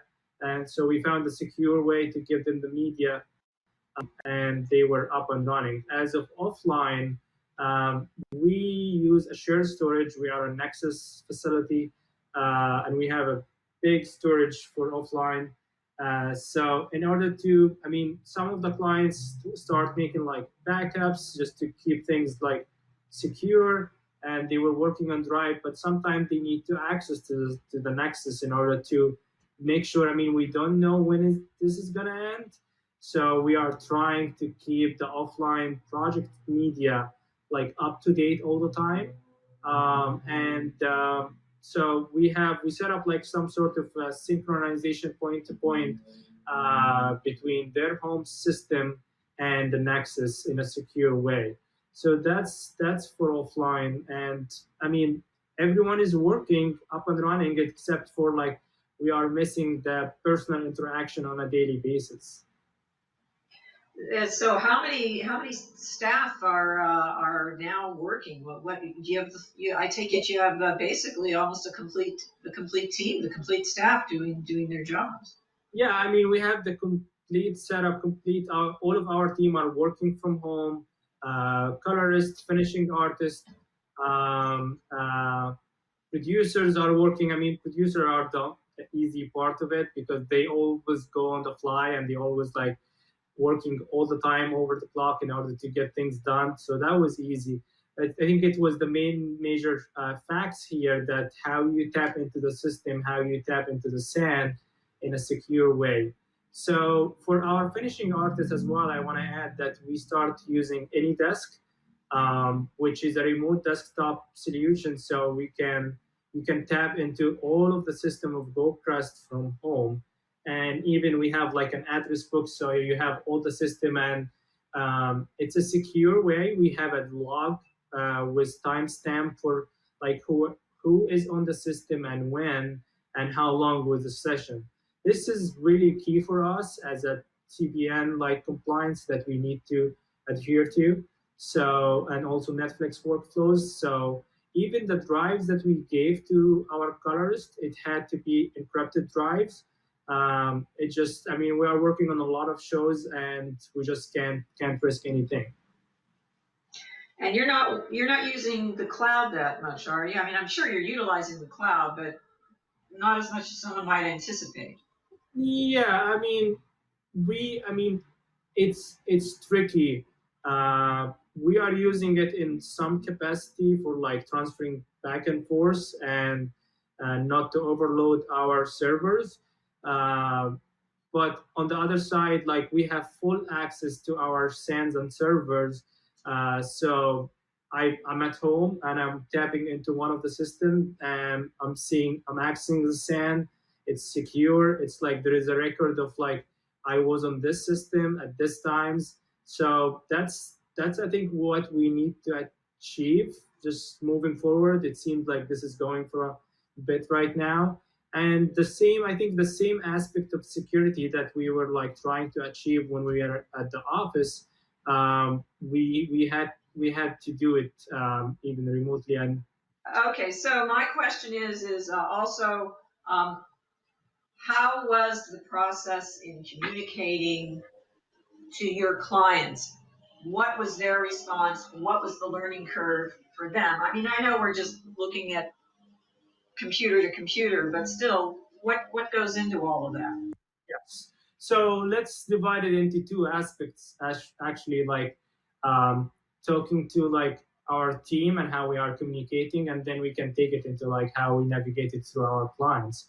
So when we were investigating, like we usually have like a daily like gathering that we like discuss. It's a daily report to see like what do we have, what we need to do, and what we need to do the next day. So we started doing this over video conferences, and we are keeping a record of like all the stuff that we need to do. We're using Basecamp, and we're doing like video chats just to overcome the lack of like interpersonal interaction. As of our clients, we always like try to achieve like the expectation for our clients. So, and also we are all in this together.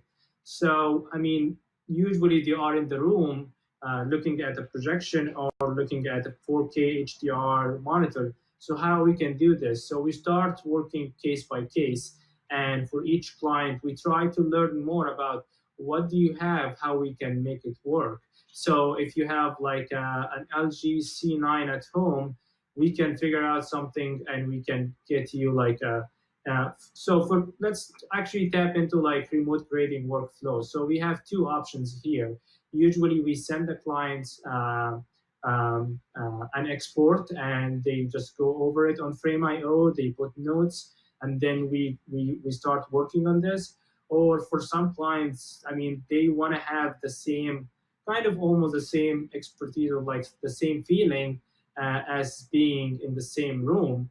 So, we are using Clearview Flex in order to like, they would be seeing the same output from the colors system on their iPad or their Apple TV or their TV or even a browser. But we try to make sure that what they are monitoring on is like a sort of an accepted monitor for the workflow, because we are doing grading. So you have to make sure that they are not looking at like an old or not calibrated monitor that's gonna change the experience of what they are seeing. So, it's case by case, and we try to like communicate more with our clients and just try to navigate their expectation and try to achieve it. What's their response been? We have been doing great. We have been delivering a lot of shows that they were in the pipeline. We are getting more projects coming into the pipeline. I think the tricky part now is just we are monitoring what's going on, and we are seeing like how things is gonna open back up, especially on sets. I think like it's a ripple effect that's gonna affect the whole industry of like, okay, now we have shows that they are done with shooting and we are in post-production, but what happened to all the scripts that they have been like just stacking on top of each other, ready to shoot and waiting for a green light? So I think that's what we are monitoring. That's where we are hoping it's not gonna like take long. But again, like there is a lot of documentaries in the process that we have been like trying to like just say express like some solutions for the clients or for these documentaries, have a list of things to do so they can set up the camera, film themselves, shoot themselves, and then like have it sent back to the edit. So we are trying to like, I think we are going forward with this. So we are trying to come up with more solutions and just to enhance the workflow. Great. I'm also wondering about the sound aspect. We talked a little bit about ADR taking a big hit, but you're also even looking into solutions for that at Goldcrest, and sound is such a major part of your service.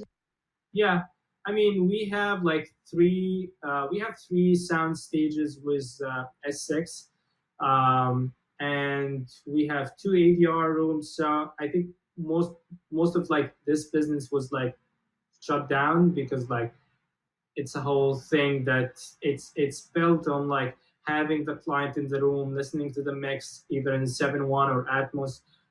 For ADR, it's depending on having the talent coming into the facility and just recording. So we have been thinking like how we could achieve this, how we can overcome this and try to work with the clients as well.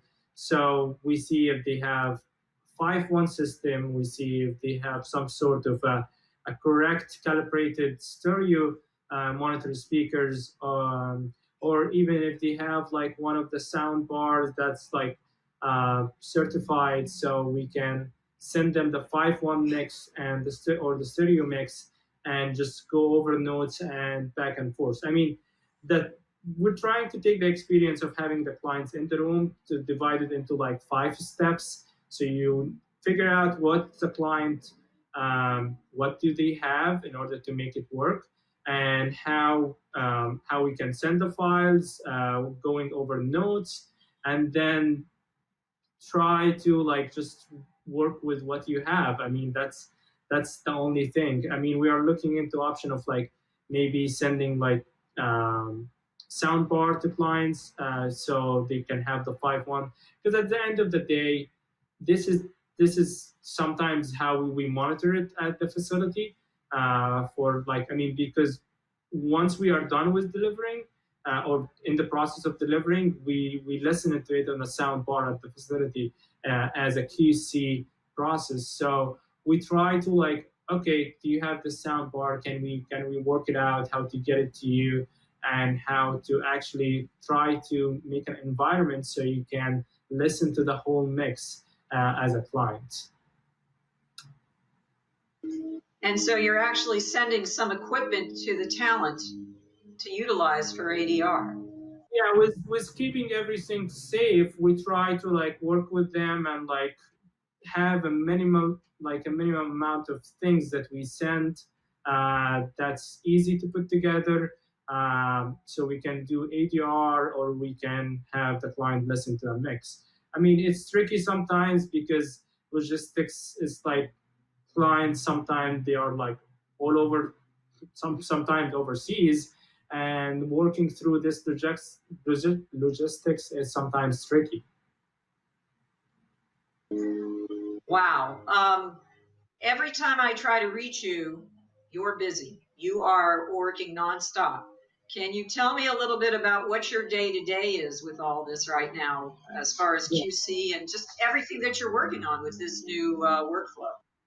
I mean, I know you were hinting like to before pandemic, but also now. But I mean, my day-to-day is, I mean, it's technically even before this. It's like we are working on a lot of projects. GoCrest have like two aspects. We also do documentaries. We have a Saboteur company, which is our documentary arm and distribution arm, which I am the head of technical operation for this company. So also I'm on a lot of spaces, like trying to navigate a lot of things.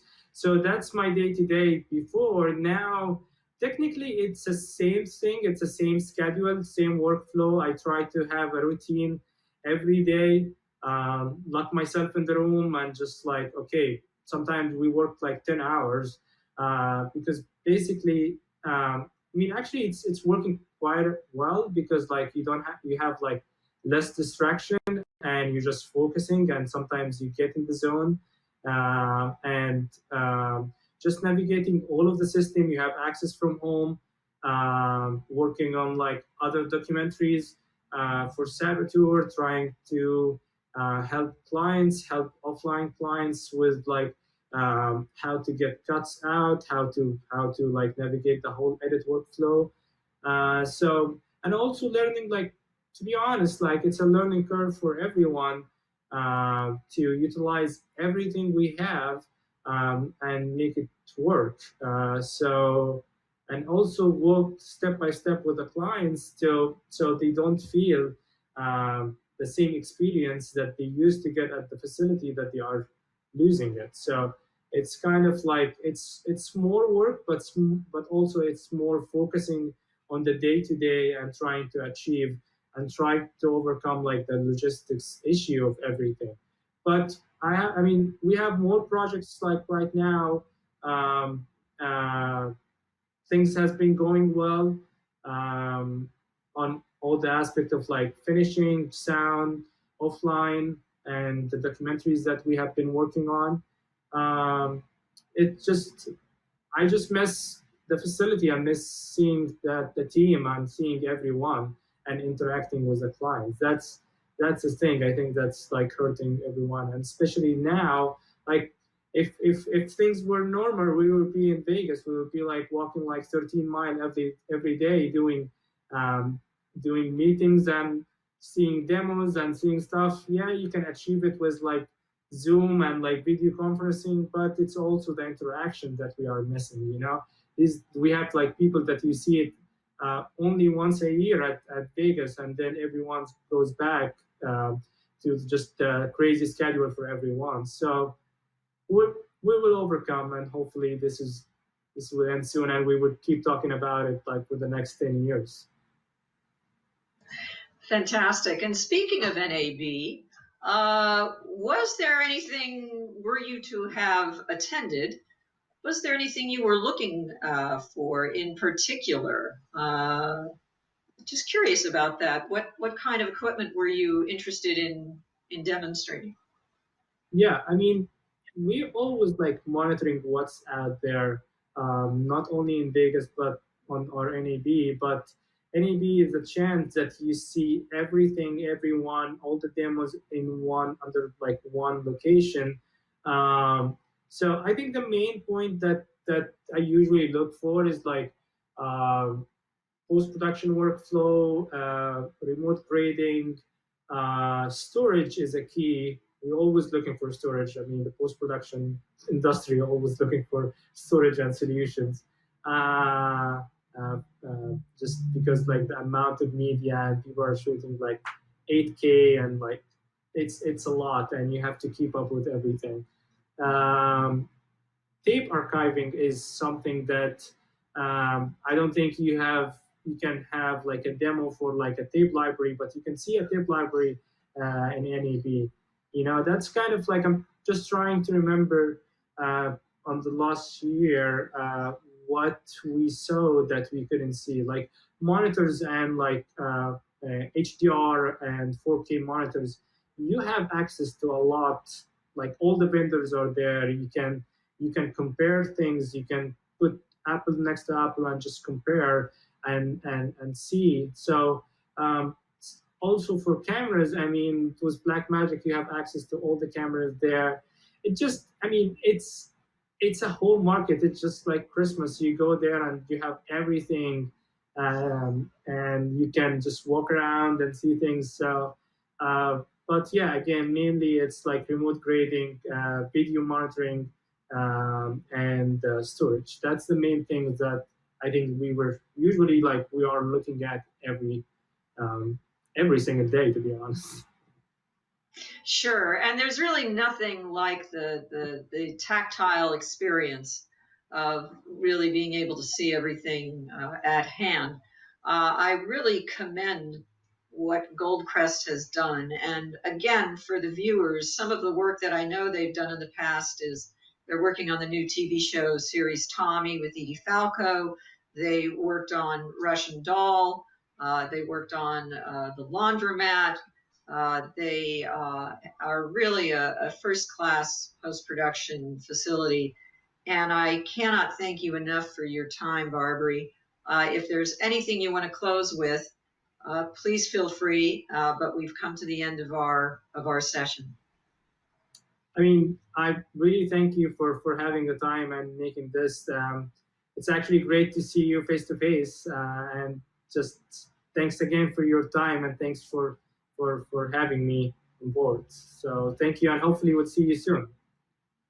Well, thank you. And this is Linda Rossner of Tech Talks and NAB Show Live Special Edition, produced by Broadcast Beat. Hey, this is Terry Crews, and you are watching Tech Talks, produced by Broadcast Beat. Today we have Roberto Dife, Sales Director for the Americas at VSN. How you doing, Roberto? Doing great, thanks. How are you doing? Doing great. It's great to have you. So what are the main innovations that VSN is showcasing at NAB Show this year?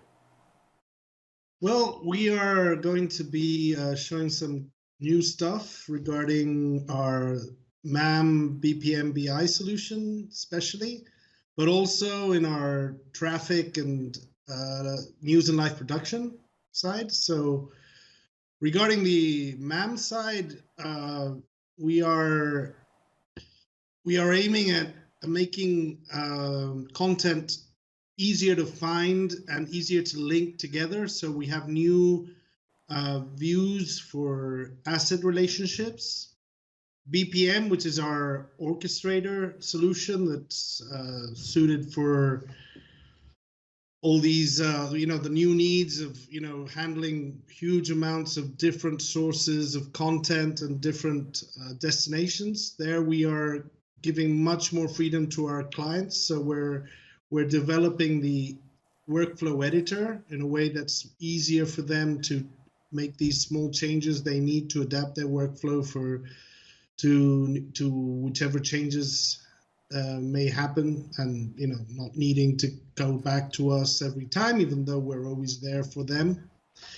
And news and live production, we've been developing more and more our News Connect plugin, which is, I think, one of the best integrations with an open integrations of a MAM system with the different news room computer systems available in the market right now. What we do there is that we include video, so we can find all our content from a plugin inside the newsroom computer system. This is obviously linked to our VSN Explorer MAM, but then we can also link the graphics and then connect to the studio automation and playout that we need to, and basically just complete a full news workflow from a single plugin in the newsroom computer system. Hey everyone, I'm Kelly Sutton. And I'm Carol Sullivan from WSMV Show Today in Nashville. You're watching NAB Show Live, produced by Broadcast Beat. We're going to talk today about technology. You're watching the NAB Show Live. Gals and Gear Live! NAB Show Live! Gadgets and goodies and cool tech. But really right now, we're talking about HDR. Virtual reality, augmented reality, mixed reality. And you're watching NAB Show? NAB Show. NAB Show Live. Produced by Broadcast Beat. Rated PG. Hi, I'm Ricardo Rodriguez, Head of Business Development in the Americas for Telstra Broadcast Services, and you're watching Tech Talks produced by the fantastic folks at Broadcast Beat. Enjoy!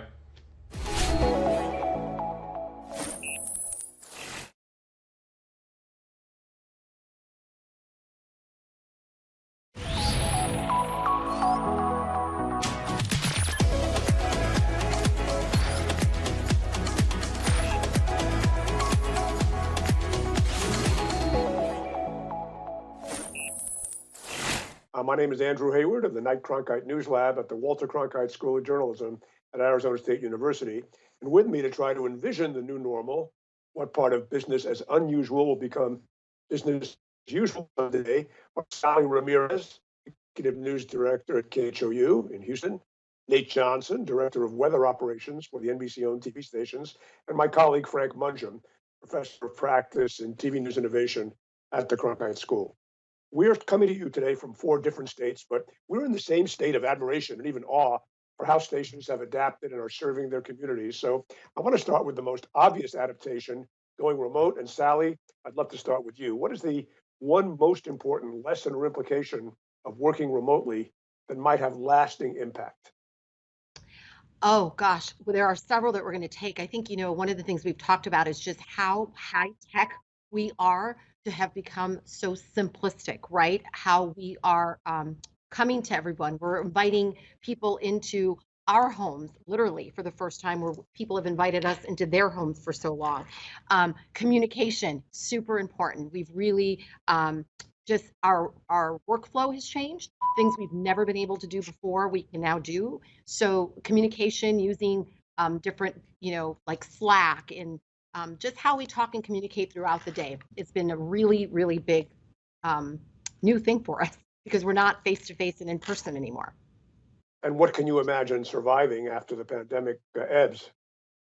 So definitely our editorial meetings and how we prepared for those and how we would approach those every day. So every day, probably like most newsrooms across America, we'd gather together and probably take about an hour with people pitching stories and kind of talking about what's happened, what angles we're going to take. Well, now we put all that information in our pitches in a Slack channel ahead of time, so we can all see them ahead of time. We're much more efficient. We all meet via Zoom and have all of that predetermined. So we spend less time making the pitches and more time talking about what's that going to look like on our different screens and platforms. And that's, of course, the ultimate. I mean, instead of spending time pitching the story, you want to talk about how do we go about telling that story and crafting that story. So that's the big change that we're going to definitely keep. Nate, let me throw that same question to you. You oversee weather operations, which of course we associate with the studio and naturally with remotes out on the street in bad weather. But I'm wondering what you think is going to survive the pandemic. Well, I think the biggest takeaway from all of this is that we did it. And we have roles within our television stations that we never thought we could ever possibly do without people physically in the building. We're not only doing weather, we're having editorial meetings, we're doing live shots, we're anchoring newscasts. In some cases, we're directing and coding newscasts without a single person setting foot in the newsroom. So I think there's a lot of implications for that. Number one, just the takeaway that we were able to meet this challenge, and that should give us all a lot of confidence going forward. The TV news has been declared dead many times, along with the newspapers and everything else. And I think this gives us a lot of confidence going forward that we can meet the challenges of the future from a technological and a personnel standpoint. But I also think there are huge implications for just the physical piece of this when we start thinking about how we build television stations. How many people need to be in a station at one time? And that doesn't just include the newsroom, but includes sales and traffic and other job functions that we're finding we can do remotely now. So I think there's a lot of implications for how we build television stations going forward. And when we marry that with virtualization, being able to run total computers in a virtual environment, that's going to have a lot of impact for how we build stations and how we staff stations going forward. Frank, what's your first big takeaway from the fact that we all had to work from home?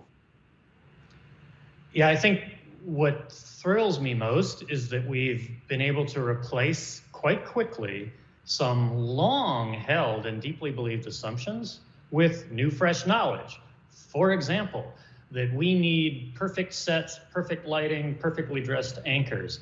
What we've seen actually is when our stations have adapted to working from home, being authentic, being transparent, frankly, being more real, audiences have responded better to that. So I think what the pandemic has exposed is on so many levels, from what Sally mentioned, how we do editorial meetings, to what Nate mentioned, sort of how we create the product from a technology standpoint, to even what kinds of content we produce.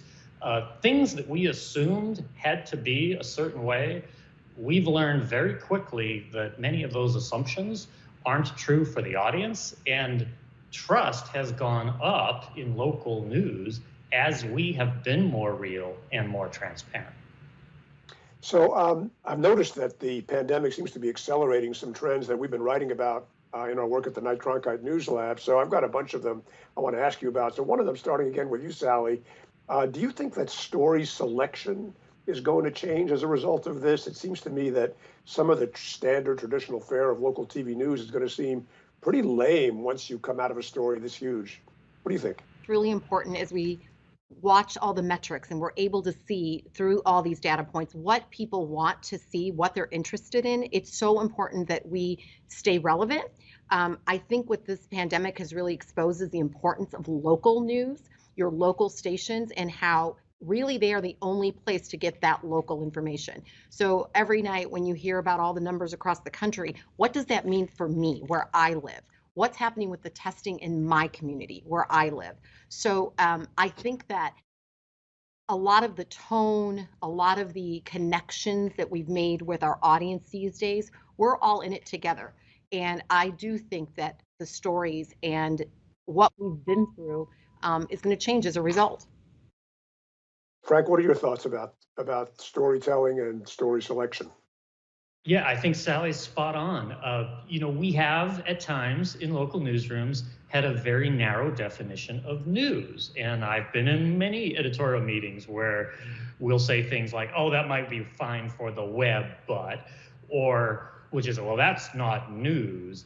And in an era where our audience is working from home, teaching their children at home, doing everything from home, those boundaries between news as information and news as news you can use have really been erased. And we've seen great responses when we serve the rest of our local audience's needs, not only their news information needs, but crowdsourcing with the audience, recipe ideas, crowdsourcing how to teach your kids from home, frankly, even how to set up a work from home office that doesn't have you killing your spouse, your kids, what have you. So all of those things are actually important to the people in our community. And historically, I think we've tended to dismiss many of them as not news, but they are local and they are about community. And I hope going forward that we're able to broaden our definition of how we serve communities and respond to all those needs. I want to come back to that in a few minutes. Oh, go ahead, Sally, please. I was just going to say, just to add to Frank's thing, the service to community part has been so important. With people stuck at home right now, we have kicked off weather school, right? That was an invention that we decided, what can we do to help people who are in their homes, stuck in their homes? Little simple things, connecting with them and serving them and celebrating their birthdays and their anniversaries.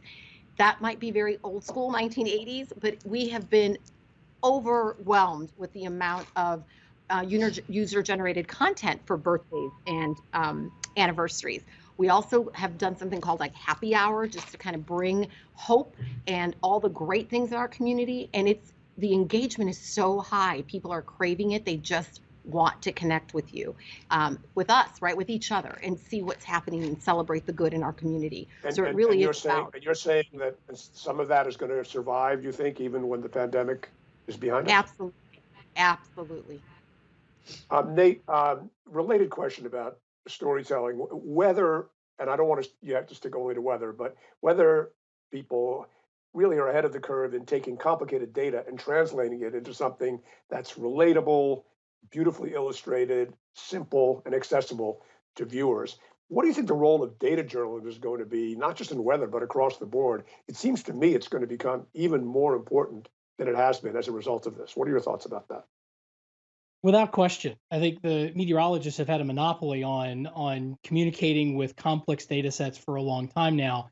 And what we're finding with Dr. Fauci, for example, in the White House briefings, having a trusted science communicator who can take complex topics and conversations and frame them and package them in a way that is meaningful for our audiences, that's not something that's easily done. And people who can do that with all kinds of different data sets, whether it's science or government data sets, financial data sets, things like that, that skill set is going to become, I think, even more highly regarded and highly valued than it is now. So that actually ties into something that Frank mentioned in passing. Frank, I'd love to have you follow up. You at least implied that slick production is not going to be as important as it was. I'm wondering, whether viewers will expect raw and real to continue, or will they expect all the tropes and tricks of studio life to return? What are your thoughts about that? It's a great question, and I would flip it and go, I'm not sure the viewers wanted that in the first place, and that's probably what we've learned in the last weeks. If you look at what has been working for some time on platforms like YouTube and Instagram and now even TikTok, authenticity, relatability are the qualities that the audience seems to value and prize. And so I think the bigger question is, will we in local broadcast news just return to our old habits and be relieved to get back behind the comfortable set and the lighting and the things that we are most familiar with? Or can we summon the strength and courage to embrace what we've learned during these weeks, where our audience really has told us that they find us more relatable when we are real and authentic? Can we literally and figuratively let our hair down and allow our audience to see more of us, because the result during this crisis has been, as we have been more authentic, trust in local news has gone up. So, Sally, Ask any this of is your a hard meteorologists. question. Go ahead, Nate. Make that point, then I have a I was question. going to say, Andrew, ask any of your meteorologists, if they're posting about the weather forecast on social media, they're probably not getting much traction. They're posting about their dogs, their cats, their kids, their vacations. They tend to get a lot of traction, a lot of traffic with that. And that goes back to that making a connection with people, an authentic connection on a personal level. That's, I think, something that broadcasting from our studios makes, frankly, somewhat difficult. Rather, if you're at home, you're more just naturally more relaxed. I was talking to one of our news directors a couple of days ago, and he said that he may not bring his anchors back at all because they're just better and more comfortable anchors when they're sitting in their own living rooms than when they're in the set, in the studio at the set, reading off teleprompter. Well, Sally, I'm going to throw you a curveball worthy of the Astros pitching staff here. You will have to actually face these challenges when you come back to work. What can you imagine doing differently to take advantage of this phenomenon that Frank and Nate have described so well? Well, I think a lot of it is just really in that conversation that we have with our audience. It's talking with people. There's so much scripting and there's prompters, and we've had to do away with all that right now, right? So I think it's really just talking to people the way we've always told anchors, like pretend you're talking to your family, pretend you're talking to your friend, whether it's reporters or anchors, we tell them that. I think that's really important. Going back to the substance part over the flash, I agree. It is the number one thing people want is information. And I think, we're in TV and we have lots of bells and whistles and we love all that, but you can never, and I think this pandemic has really brought that out, you cannot ever put that flash over the substance that people want. You still need to be very clear, very simple. Again, just the simplicity of the message, the simplicity of the information, how simple we can make it for people to understand what they need to do and provide that context, right? The truth, the context, and that simplicity of just give me the information I need and not a whole lot of else to dress it up. And Andrew? Go ahead, Frank. I would just, I think Sally makes such an important point that for many years, I think it's been common for local news directors to feel pressure to chase that story happening right now that other station has.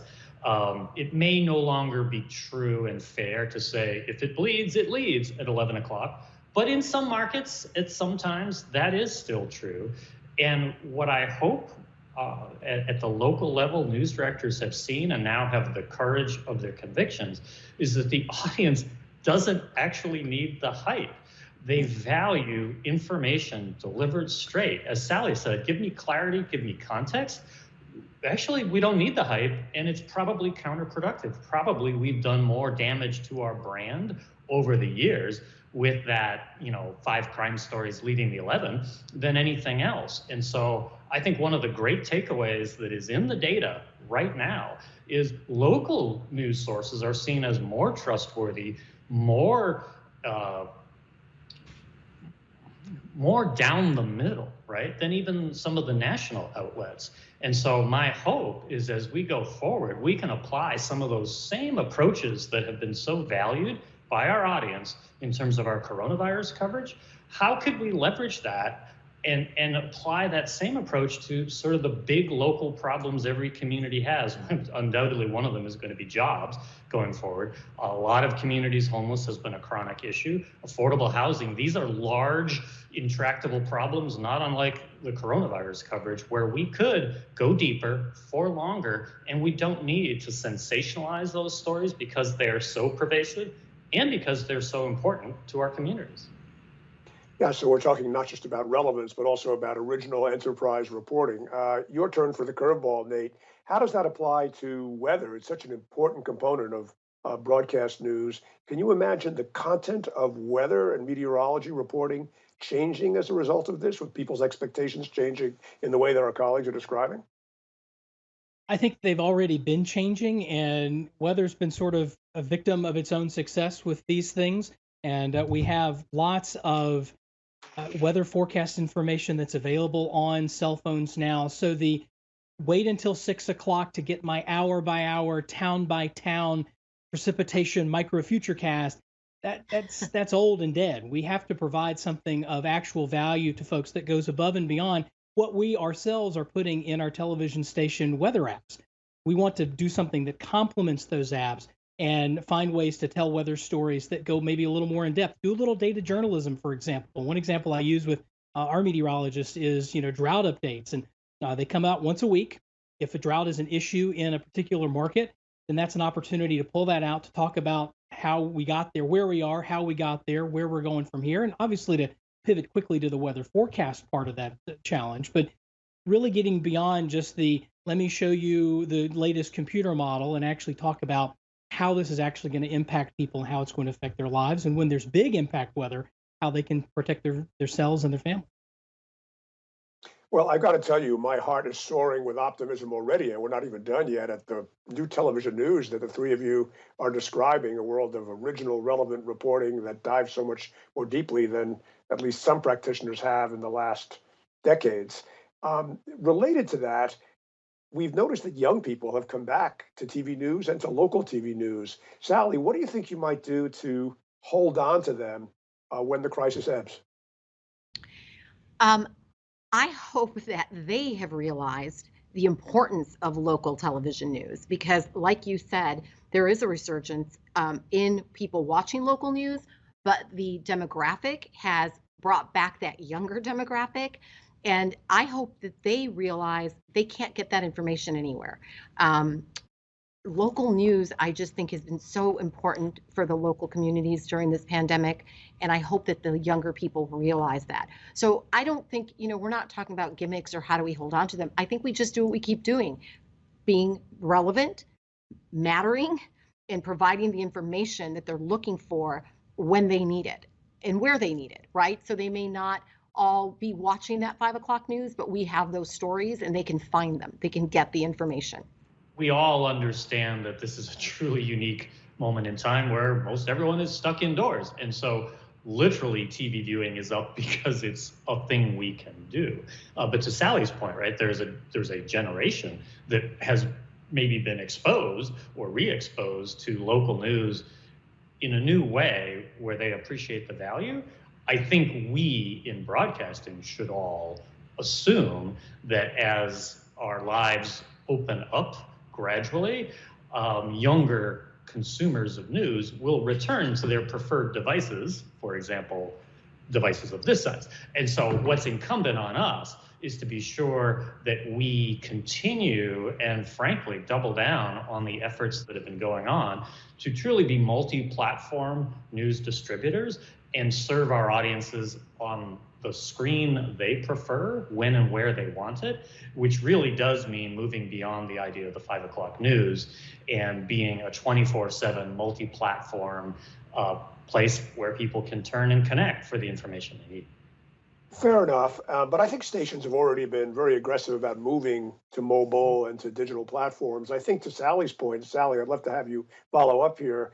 There might have to be some understanding of the kind of content that's particularly relevant to a broader group of viewers than we've traditionally been appealing to. I think to some degree, whether we admit it or not, we said, okay, we know that our audience skews older. Maybe now we're saying we've done something, I guess, of necessity that's very appealing across a much broader demographic range. So maybe there's content that expands also to meet the needs of a broader range of viewers. What do you think about that, Sally? I do think the content's important, and Frank touched on this, and I mentioned it a little bit too, just the simplicity of the type of content they're used to looking at. If you watch, the Netflix shows or, some of the YouTube stuff, it's not as polished, it's not as perfect as we tend to like to be on broadcast. So I think the way we shoot stuff, it's very acceptable now. And I think that generation, that demographic, it's okay to do a Skype interview, a Zoom interview. You don't have to be in person and have the two shot and have everything well lit. You can do this. It's okay.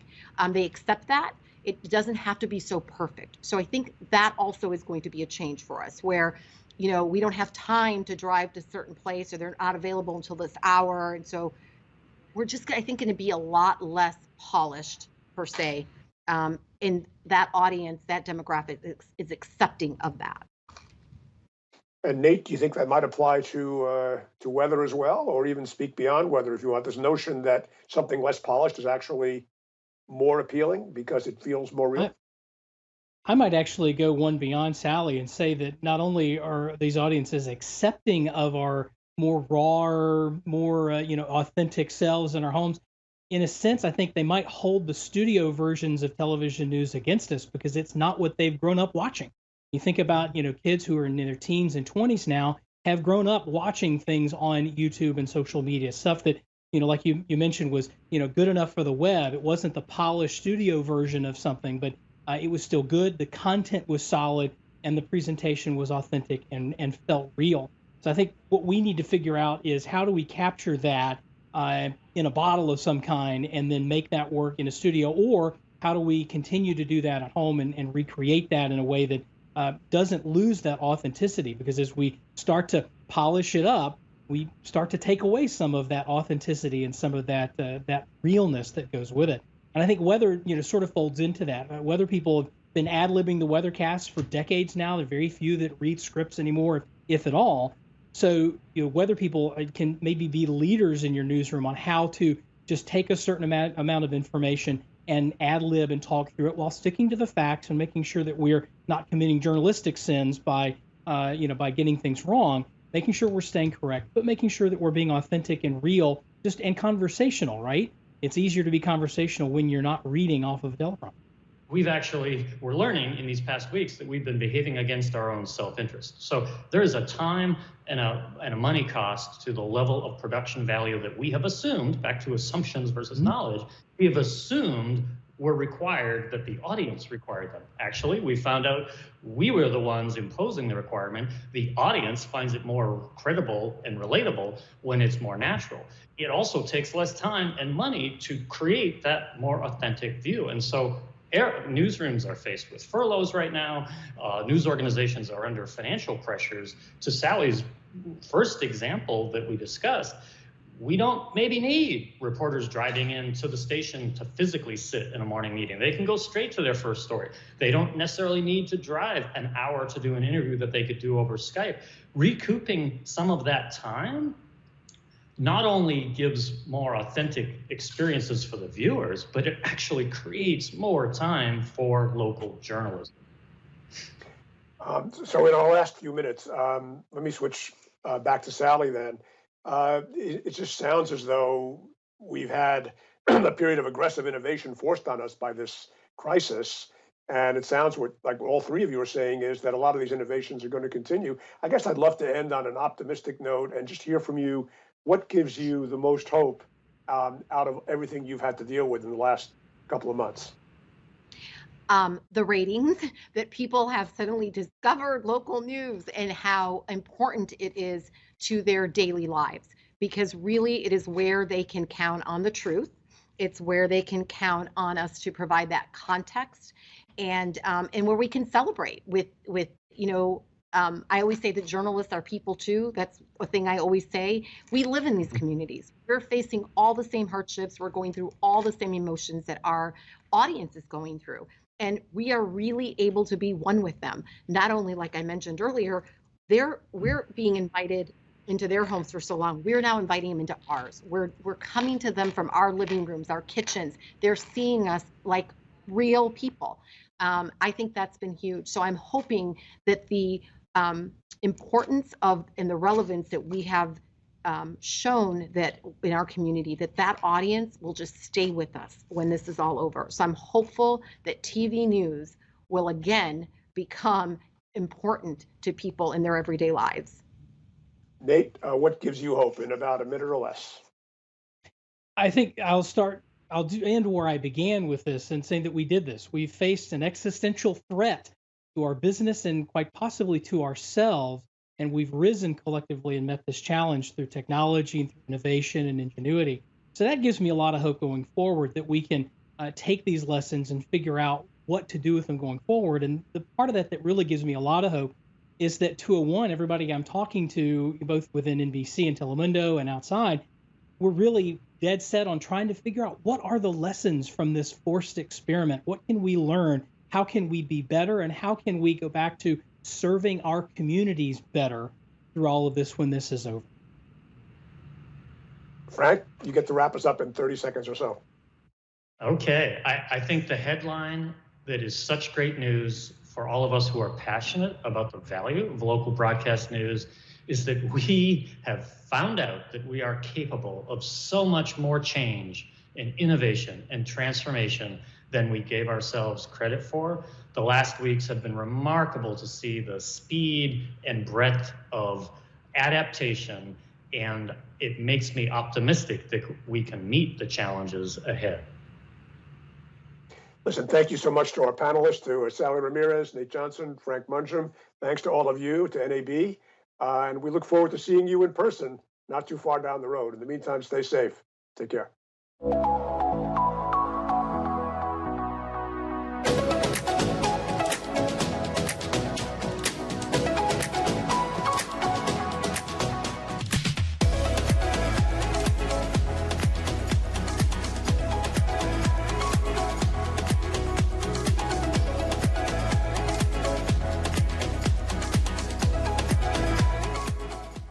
Today we're talking with Dr. Ioannis Andreopoulos. How you doing, sir?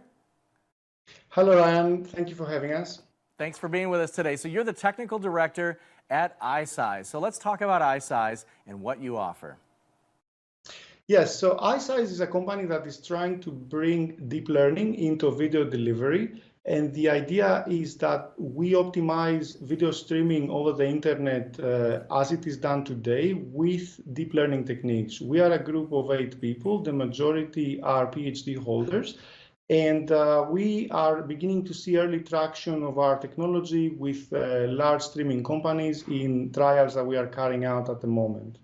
All right, so video encoding with traditional methods has already hit a wall of sorts. So how can iSize innovate technology and help? Very good question. So the idea is that this wall of complexity is happening because people are optimizing the signal waveform, the pixel quality, if you like, with bitrate, right? Saving bitrate, improving the signal-to-noise ratio, and so on. We approach the problem in a different way by optimizing for perceptual quality, using instead perceptual metrics that have matured recently and are now widely used by large corporates like Netflix, YouTube. We're going to talk today about technology. You're watching the NAB Show Live. Gals and Gear Live! NAB Show Live! Gadgets and goodies and cool tech. But really right now, we're talking about HDR. Virtual reality, augmented reality, mixed reality. And you're watching NAB Show? NAB Show. NAB Show Live. Produced by Broadcast Beat. Rated PG.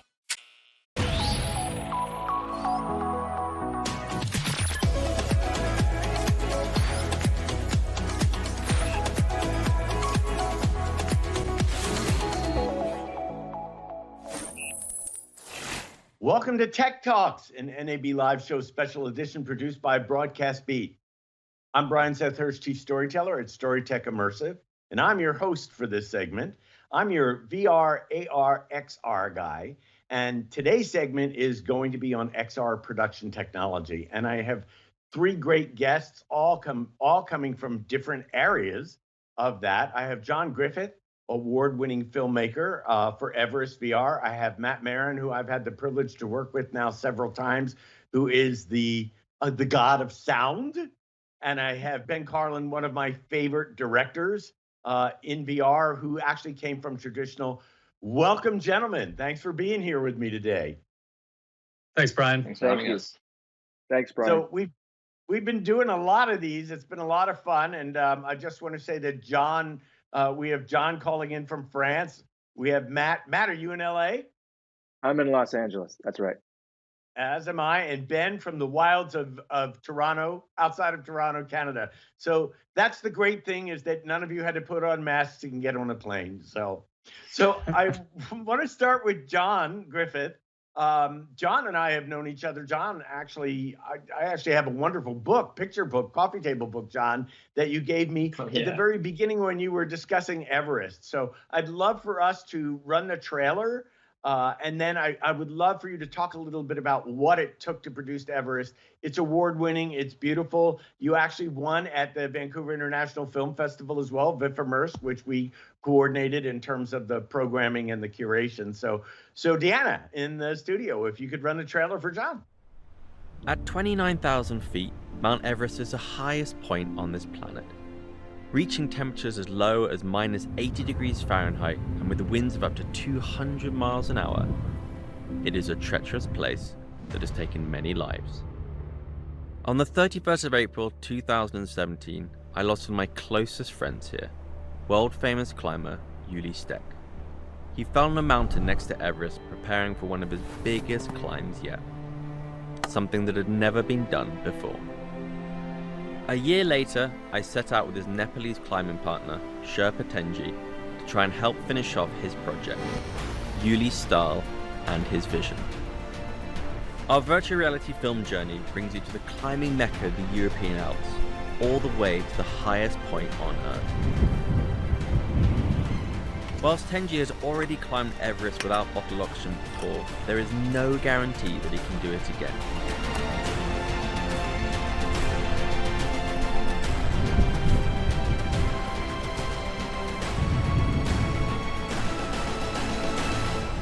It's a race against time. Well done.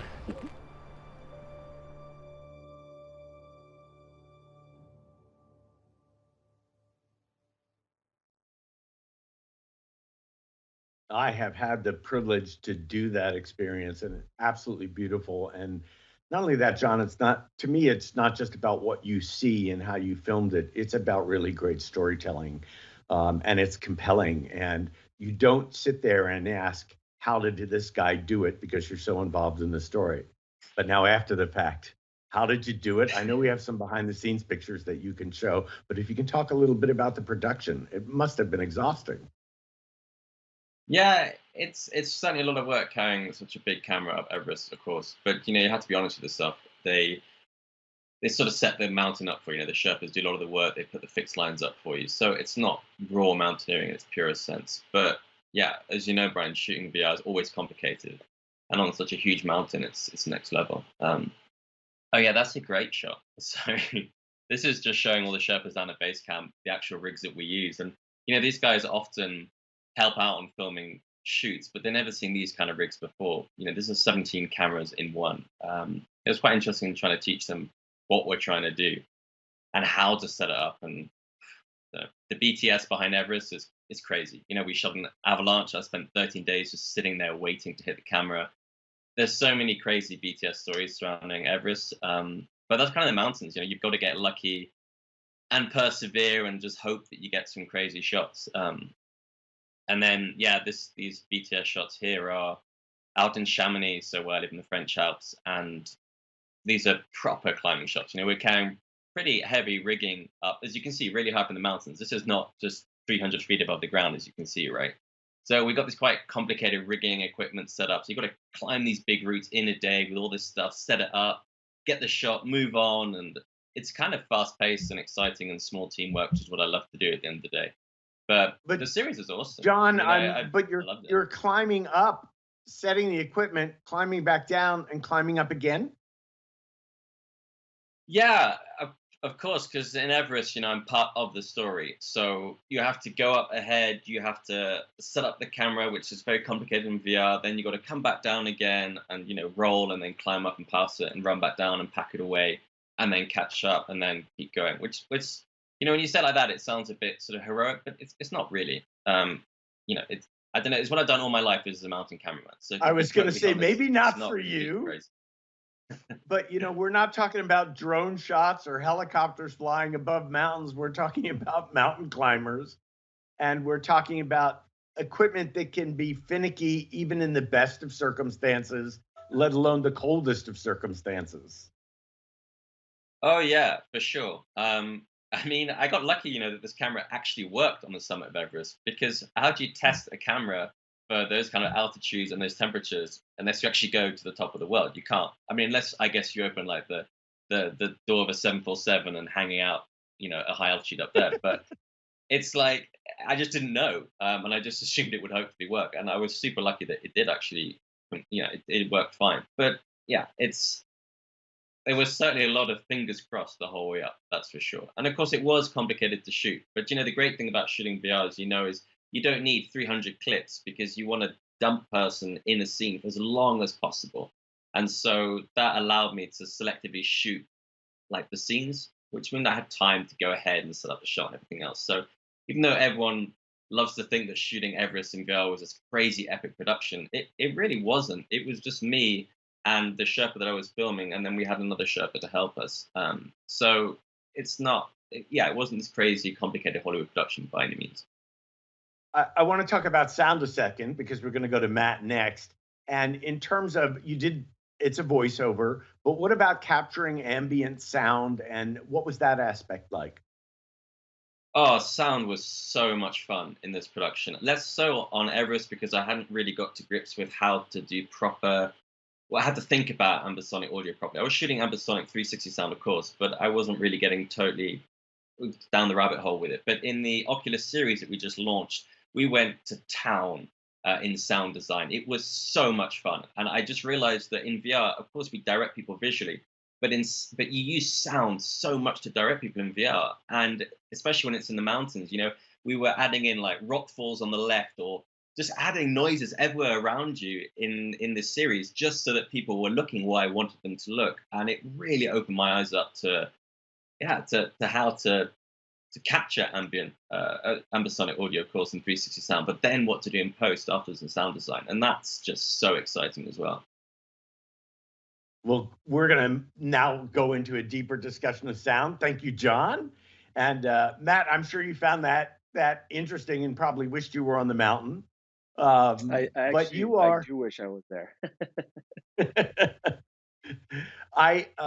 You are my go-to here. 360 is my go-to. We've worked in live and other aspects. And when we were on the phone the other day preparing for this, we were actually talking about the change in circumstances and now, and especially we were talking about, how artists and different people are coming from home and giving concerts and how challenging the sound was.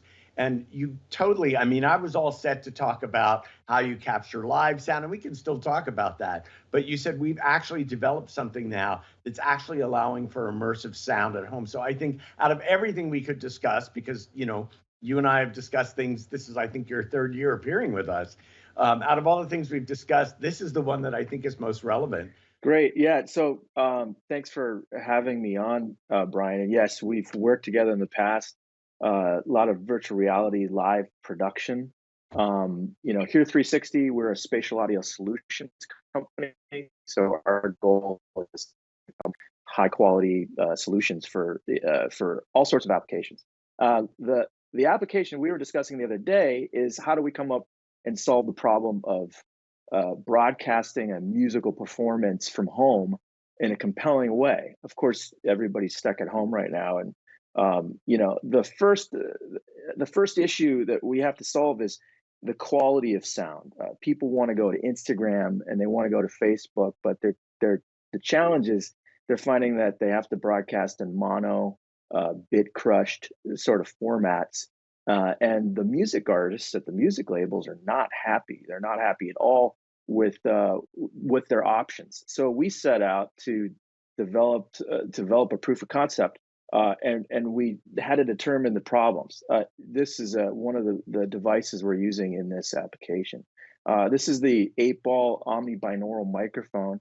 We developed this for 360 video capture and virtual reality applications. I've used this with you, Brian, on live VR music festival captures. We've had 10 of them out in the field at the same time.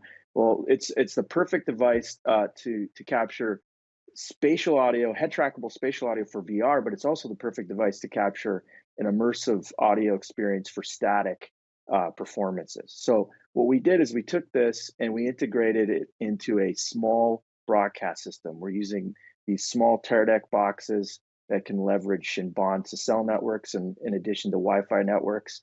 And we're broadcasting at higher audio bit rates, stereo high bit rate audio to proprietary platforms. Our partner Soundfi have developed a platform called Lemonade TV, and what our intentions are upon launch is to be able to provide a high-end binaural experience to the home with added chat features and merch features. People can purchase things. So basically, the goal of this was to create something that's very user-friendly that we can distribute to artists in the home. They don't have to be tech savvy. So we fit all this equipment onto a single tripod. It's basically a small Tear Deck box, a small Zoom I/O. We've got our 8-ball microphone. We've got a small Sony camera. And we've put this all together with remote capabilities, so we can control, the cloud stream remotely. We can control EQ and dynamic compression remotely from a different state. Okay, so let me ask you this: so, are you working with a virtual sound mix and production switcher remotely? So you send the equipment to the artist, or the label sends the equipment to the artist. You set That's the right. time, and you're doing remote switching and production, and then broadcasting out from where you are. That's right. And so, we've started with a pretty simplified process. So right now we have one camera. The goal is, hey, if an artist is in their home studio or even their office or their living room, we want to provide, an experience that sounds and feels like you're right there in the room with them. So right now we're only providing one camera angle. We're trying to pull this off in a way that's very easy for any user to sort of interface with. And that's correct. Can you interface with, if the camera? So you all commented, I have a nice little studio setup going on. So I'm actually using a Canon 5D. So if yes, an artist already has their own cameras and their own monitors, this is just fascinating, because yesterday we talked to AR Wall, and they also have a home solution for background and for being able to, it's better than green screen, being able to put the artist in the environment. So I find this all very interesting that you are all innovating so quickly, because one of the biggest issues was quality of picture and quality of sound coming from home. And it sounds like you've solved that. Yeah, and to your point, Brian, about your Canon, absolutely. I mean, we can accept any HDMI or SDI output into our boxes. So if you have a higher end camera system, that would be welcomed, of course. We just provide a sort of a very simplified camera solution in the case that someone just wants to perform. But yeah, I think the sky's the limits. I mean, the whole idea is to put together this project in a quick way and deploy it for people now. So we're getting ready to send it to Nashville, I think, in the next 2 weeks. I can't discuss the artists exactly right now, but it's we're pretty excited about it, the whole project. So that is excellent. And in terms of multi-camera, so you've got a single camera solution, multi-camera 360 cameras now. You have really high-end consumer cameras from Insta, from whatnot. Would you be able to bring those in as well if you just were sending the whole studio in a box to an artist and you wanted to immerse them? So say they were doing it from their home recording studio. You literally could immerse the audience in that studio, yes? Yeah, and those were the first solutions that we developed were really based off of 360 camera systems. And those are the systems that we used with you. So, the sky's the limit. If we want to send over a PC and capture multi-channel audio and stream that, we can do that too. And that just takes it to a whole nother level, because you're adding the head tracking applications for both the visual imagery, but also the audio image. And that's the whole next step of this process. Wow. So now, Ben, bringing you in, you won't even have to leave the wilds of Canada. You can direct from home. So it just looks like there's a whole new way of collaborating. We talked to Michael Mansouri earlier on one of the segments, and he did talk about that. He talked about no longer having a need for a production truck, but everybody being able to work remotely. And it seems to me, Ben, that these things will come into being regardless of whether there's a pandemic or not, because it will be more technically efficient. But I want to talk to you about Rampage. First of all, as you know, you're one of my favorite directors. Whenever I have something new, I call you right away and I say, "Hey, Ben!" And so we have these opportunities. But I would love for you to talk about Rampage because it's garnered so much attention. It has, yeah. It's been a really great ride working with Red Bull on properties like Rampage. I think, fundamentally, Rampage is just a really exciting event for people to watch on TV. If you haven't seen it before, you've probably seen clips of it online. It's where mountain bikers fling their bodies off of 100-foot cliffs and do backflips and somehow come out alive. It's incredible, and it's one of those perfect experiences for VR and AR where it's the kind of environment and activity that people can't do at home. Kind of like Jonathan's documentary. These are the experiences that the average person, 99% of the world, will never see and never do. So bringing that to an interactive experience, an immersive experience, is kind of a perfect use case for these types of events. So we've been really fortunate and obviously put a lot of work into presenting Rampage in a new, fun way for fans to engage with.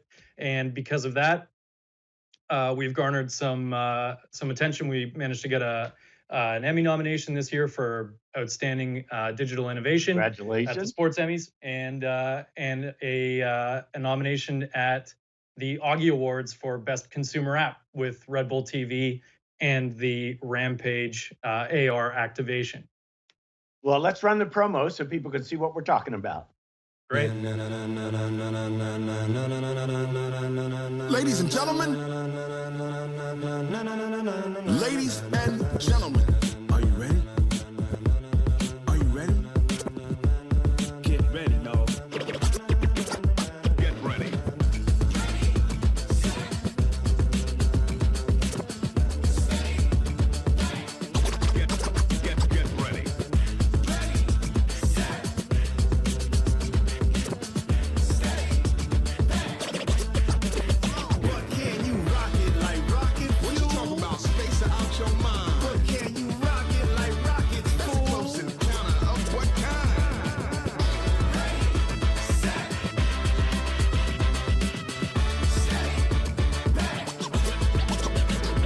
Then jump to the rhythm as hard as you can go. Turn it up, now keep flow. But can you rock it like rocket fuel? Great work. So, it's interesting to me because I've been watching Red Bull over the years as they have gone into XR. And this is probably their most successful execution, yes? I would say so. Yeah, it's, over the years, we've been working with them and other clients a lot. Kind of the natural progression has been to dip your toes in the water with 360 video, get a feel for it, start to expose your audience to it, and then start to try new things. So in 2018, we worked at Rampage to pull together the first AR interactive app. And basically the foundation for a lot of this work is trying to translate the terrain of Rampage to users at home. So for the AR app, there was a huge photogrammetry capture of the mountain in Utah. So the volume is mountain sized. And we created an AR model, optimized model for AR that viewers could place in their home. On top of that, we added some interaction with hotspots and points of interest. And those hotspots included live streaming 360 cameras, live streaming 2D cameras, pictures, photos. It also had a billboard, a virtual billboard that we mocked up on top of the mountain that had the live broadcast from Rampage playing on it. So the idea was you go into this and it's a completely immersive experience that you can interact with. You get more information about the riders and these athletes that fans love. And there's so much to do and there's so much to explore that the interaction is huge and the engagement is huge. 91% of the people that open the app engage with it. 46% more time engaging in this app than the typical kind of 2D apps. So the numbers are big, which is really exciting. But I think, when you break that down, it's just because it's a lot of fun. There's a lot to do with it, and you always kind of want to come back for more. People return to this app 4.5 times more than the average app. First of all, this has been great. All three of you, when I look at what's happening right now, people talk about VR and they talk about an AR and XR and how the industry has struggled. But what I see with the three of you is continued innovation. So the envelope is not only continuing to be pushed, but the quality of the content, the quality of the storytelling, the opportunity from immersion, from that perspective for the audience is just getting better and better. And now with people more or less confined to their homes, and maybe whether this is a semi-permanent condition, but still the opportunity for people to really immerse themselves in stories that are a blast is all a result of your innovation. So I just want to ask quickly, we've got like 2 minutes remaining. What do you see if we were to look out a year from now on the most important innovation that might happen for you guys as designers, as filmmakers, as creators? What's your wish? What do you hope exists a year from now from an innovation point of view, from a tool set point of view? John? For me, that's really easy. That's volumetric video. That's the holy grail of where we're trying to get to, right? And now I think you can try and trick it by thinking carefully about how you shoot video and then bundling that into a Unity project. It sounds very complicated, but you can kind of fake volumetric. But when we can finally capture and play back volumetric properly, wow, that's going to be super exciting. That's just next level. Well, and there are also live volumetric solutions that are in development right now, John. So you can actually broadcast live in volumetric from your next climb. Matt. Here's what we're getting constantly called for is collaborative tools to collaborate in creating, just like this interview that we're doing right now.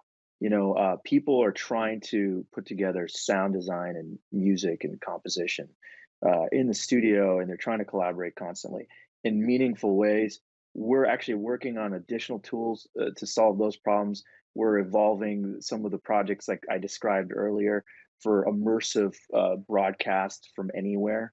We think that's going to be an important part of the future, forever changing the landscape of how people produce content and deal with content. And of course, we have a lot of initiatives that deal with spatial audio. We're just excited, number one, that people are aware of spatial audio and how important sound is. And so we're just excited to further our development in that space. Ben. I think, kind of the holy grail of where this has the potential to go is in accessible technology. Wearables are a big part of that. So eventually when some of those big names drop their AR glasses into the marketplace, all of a sudden, all of the technology that we're working with clicks into something that's easy for people to access. They're going to want to wear it, and it gives them a way to access our tech and our content relatively easily. Excellent. Gentlemen, Ben, John, Matt, thank you so much for being with us today. It just proves that not only are we innovative, but we're adaptable. So thanks for joining us. I look forward to talking to you all again next year at this time to see actually where we are. So you all have been watching Tech Talks, an NAB Show Live Special Edition brought to you by Broadcast Beat, and there's more to come.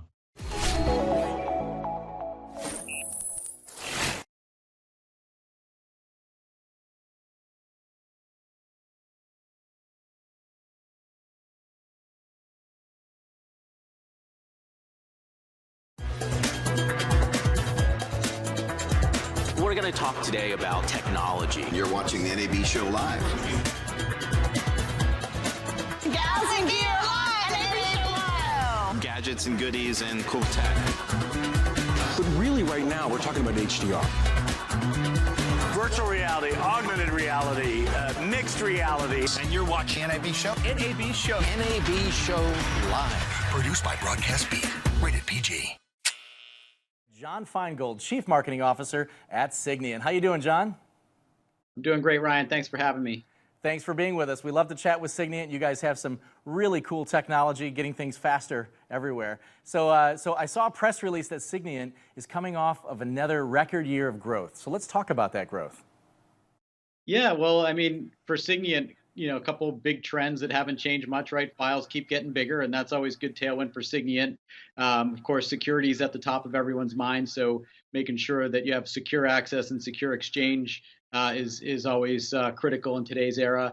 And then most importantly, what's driving that is the supply chain is just getting more and more complex, right? There's more formats, more distribution platforms, more globalization. And so as you produce and distribute content, it's just being worked on by more and more people across more and more borders. And so all of those three things are really good tailwind for Signiant.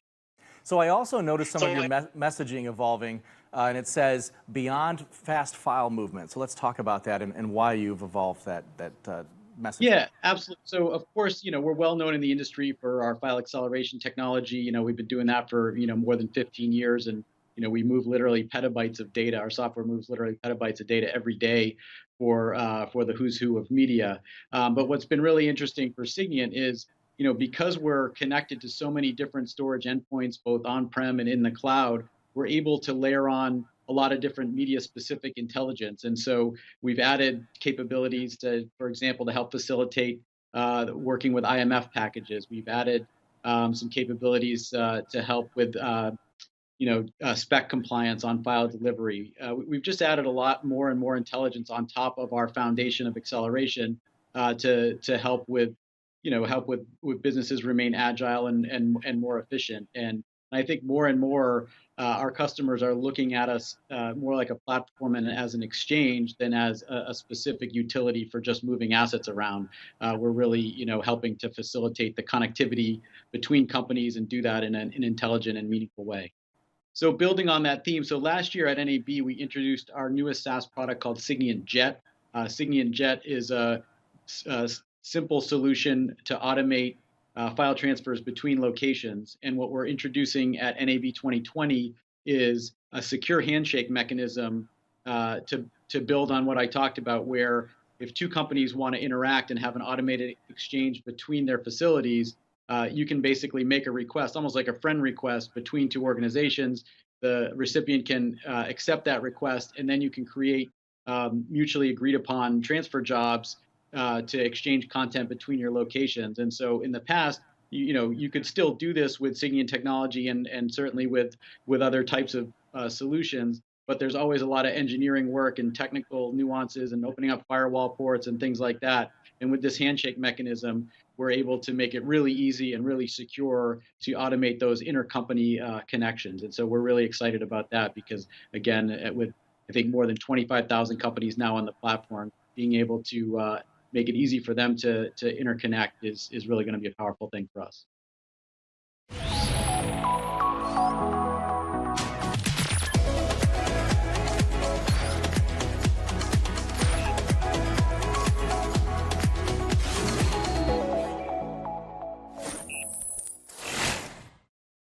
Oh, hello. Well, it's time to learn about learning about VR.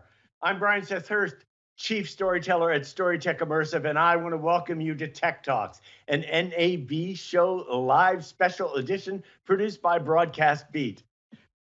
We have some very special guests today.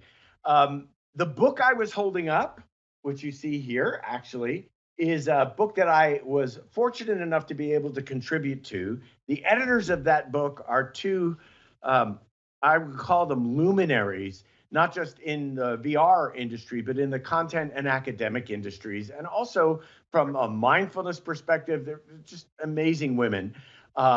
Jackie Morey and Kate McCallum, welcome. I'm so happy to have you as guests today on the NAB Show Live Special Edition. So I want to talk about first. I want to talk about both your backgrounds and what you brought to this. Jackie, when I first met you, I think I had produced my first VR piece, and I got to meet you, and you were introduced to me as one of the most experienced VR professionals and teachers in the world, that you'd been in it for well over 30 years. So I would love for you to tell us what you bring to the industry and actually what you've created in the industry. Sure. Yeah, I'm a survivor, Brian. That's how I've lasted so long in this field. I was fortunate enough to start looking at virtual reality back in the late 1980s. I worked at a research lab where we were doing very fundamental research into how virtual reality affected us as human beings and what it was good for. We found it was really good for training and also for changing human behavior. So that's what I've worked in over the years, both from a research perspective, a production perspective, and also a teaching perspective. So I've taught innumerable student groups about virtual reality over the years, and some of them have gone on to be luminaries in their own right. So when you it's interesting. I feel, Jackie, that like you're always 3 or 4 steps ahead of me in terms of what's coming and in terms of what's being taught.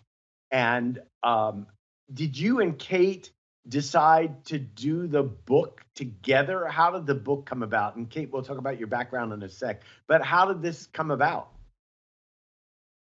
I think we had the same idea. Kate was thinking about getting this information together where people could find it.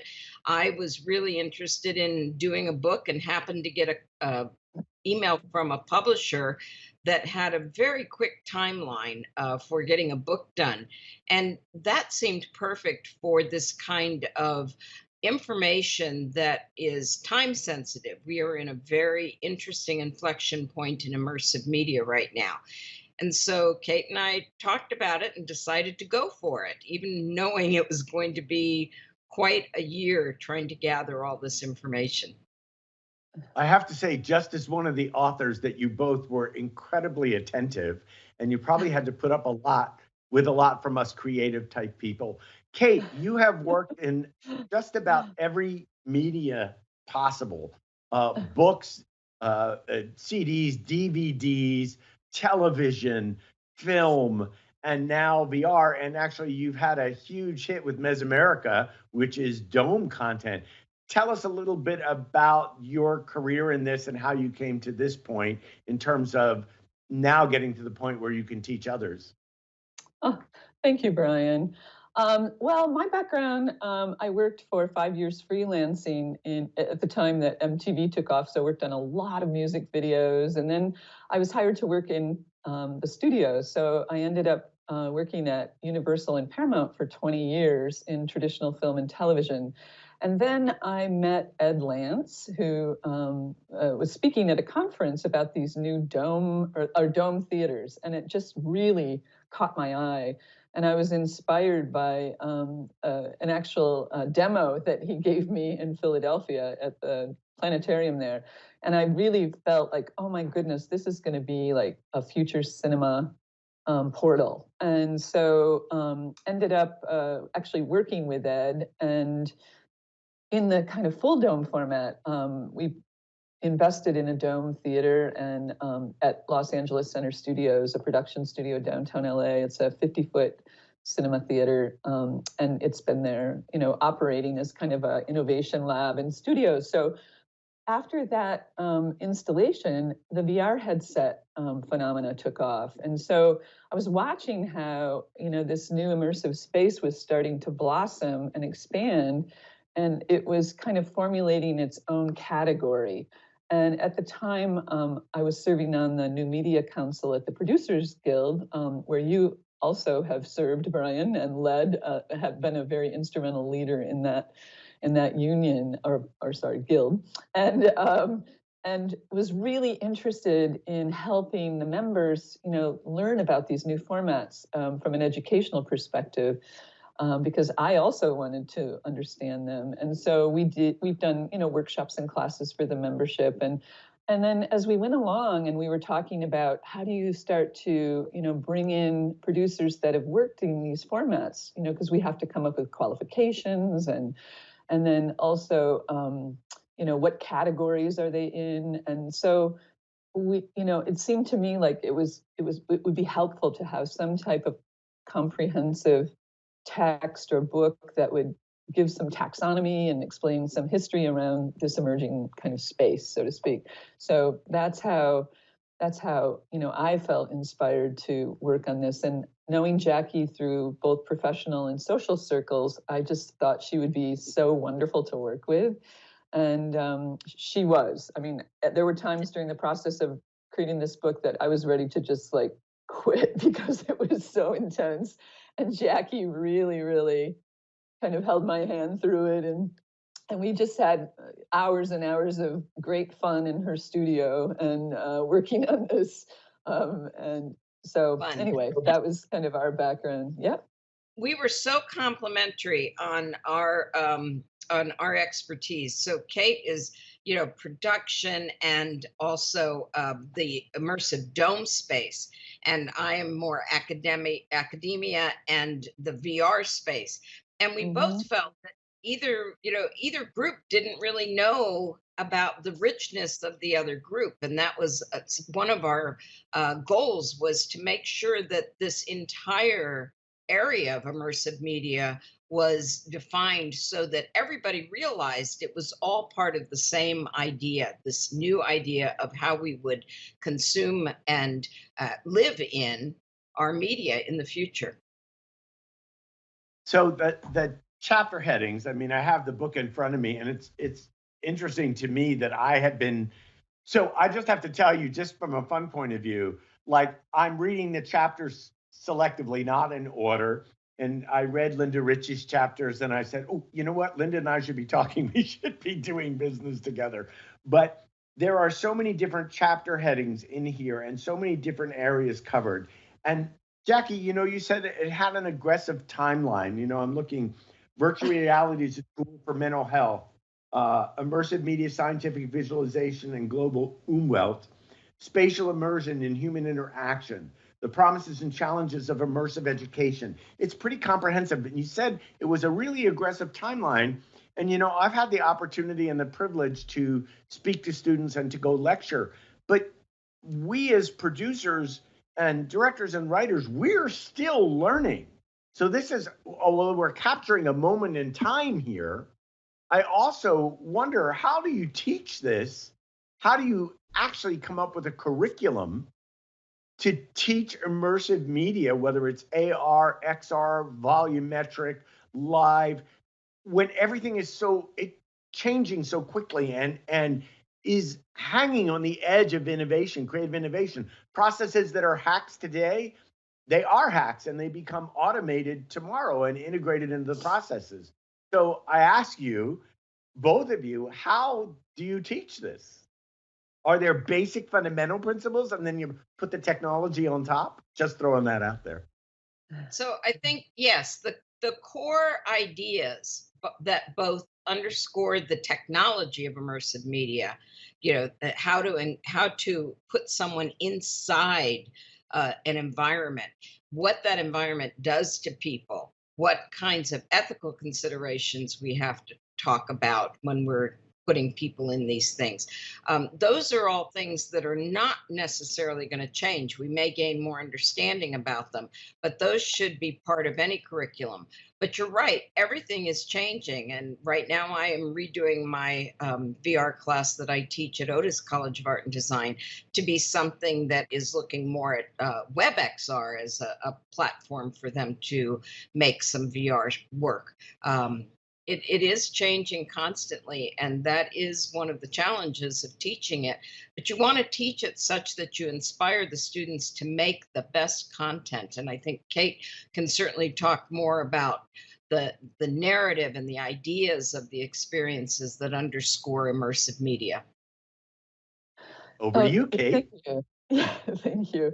Well, it's interesting because when we first put the dome up, a lot of students came to us from CalArts. They were just kind of, their curiosity drove them there. And we ended up actually creating a full dome semester with one of the professors there, Gordon. I'm totally blanking on his last name, but he was fantastic. And so we did 3 semesters in kind of collaboration with them. And then they had a public showcase of their work at the end of each semester.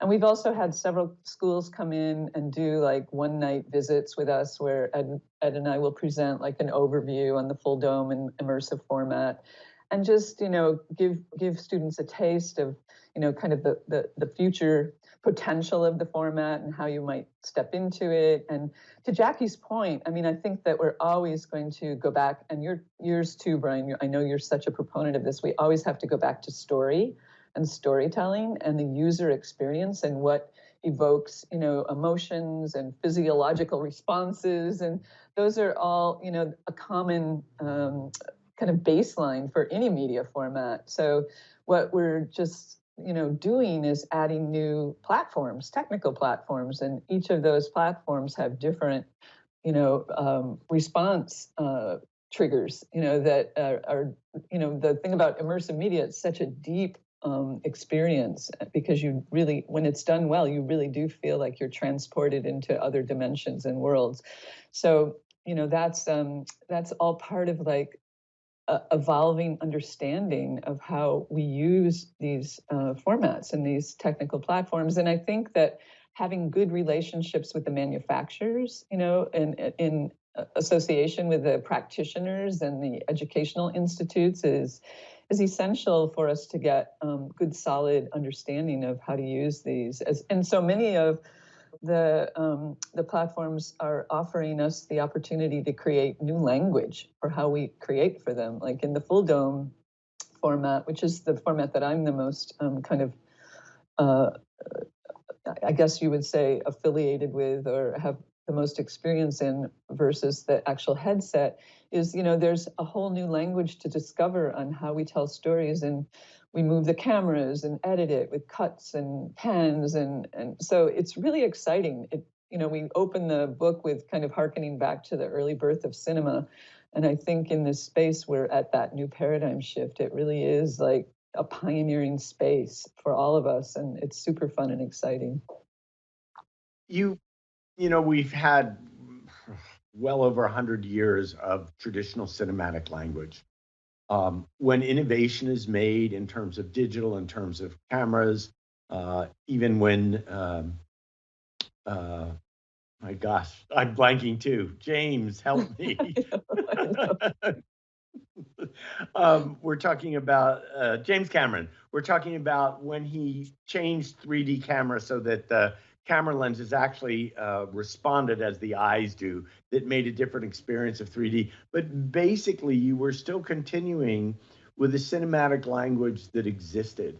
And Kate, you just talked about a new language of cinema, a new language of immersive cinema, but are we translating some of the traditional language into the new language? Are there elements that, I guess I want to say, we're not tossing out all of that traditional film language? Good story is good story is good story. But what actually can be brought forward from all our experience in filmmaking into immersive filmmaking? Well, Ryan, it's great you say that, because we have several chapters that make that express point that you can't throw everything out, that you've got to take the best of what we've developed over the last 100 years in terms of our media and the vocabulary of that media, and take what makes sense into the new immersive world. So your chapter, the chapter by Brett Leonard, chapter by Eve Weston, all of those are production chapters that talk about the exact type of consideration for bringing what's best of the media we knew and loved into the media we are all discovering. Can we talk about some of those chapters? Because The selection of the authors, we actually had Layla contribute yesterday on a discussion of immersive location-based entertainment. How did you select the authors, and how did you decide what topics would need to be covered? And tell us who some of those are. You mentioned Brett. We're going all the way back to Lawnmower Man and an early pioneer in this field. So the selection of authors and what they covered. How did you decide that? We kind of had a short list, but what I did was put out a call on several Facebook immersive media groups, and then we saw who responded from that, came up with a list of topics. Our topic list was immense, so there was really no way one was ever going to cover it all. But we were ambitious and a little crazy, so we got an amazing response to that call, and there were very few topics that didn't get covered in that call. I'll let Kate speak to how we ended up choosing them. And there was a procedure from the publishers, so we did have to adhere to that. Right. So we also, being in the production space in the world of creating around this topic, we also looked at, personal colleagues and friends that we knew were thought leaders in the space and invited them personally. Like, I put the invitation out to you because of your amazing work on the project that you did, Brian, and covered in your chapter. And then there were some other folks in our circle of, professional connections that we knew were, really leading the charge in some of these platforms and formats. And, from Mickey Rainman out of Jena, Germany, who runs like the most, probably the most prominent full dome festival, in the world. So we invited him from his perspective. And that's also the very first planetarium that was ever built, so that they host the festival in. And then as well, we went to Brett, knowing his background, in virtuosity, and then Michael Doubt, who's also, produced a lot of full dome material out of the company Evans and Sutherland, which is one of the leaders in that full dome format. So, we just looked across the spectrum at how to, try and pick and choose people that brought unique perspectives, both as practitioners working in the space and academics that had topics that were very relevant to what we were digging into. And then as Jackie said, there were some surprise, folks that came in that were just perfect and really kind of fleshed out the whole horizon of the topic. It's exceedingly diverse, and to me, it's extensible, because the way it's presented, even though so much is changing, is that you have presented in these authors some basic principles that will withstand. I want to talk about how people get this book, because you can purchase a chapter, right? In terms of, well, when you buy the hardcover, you got to get the whole book.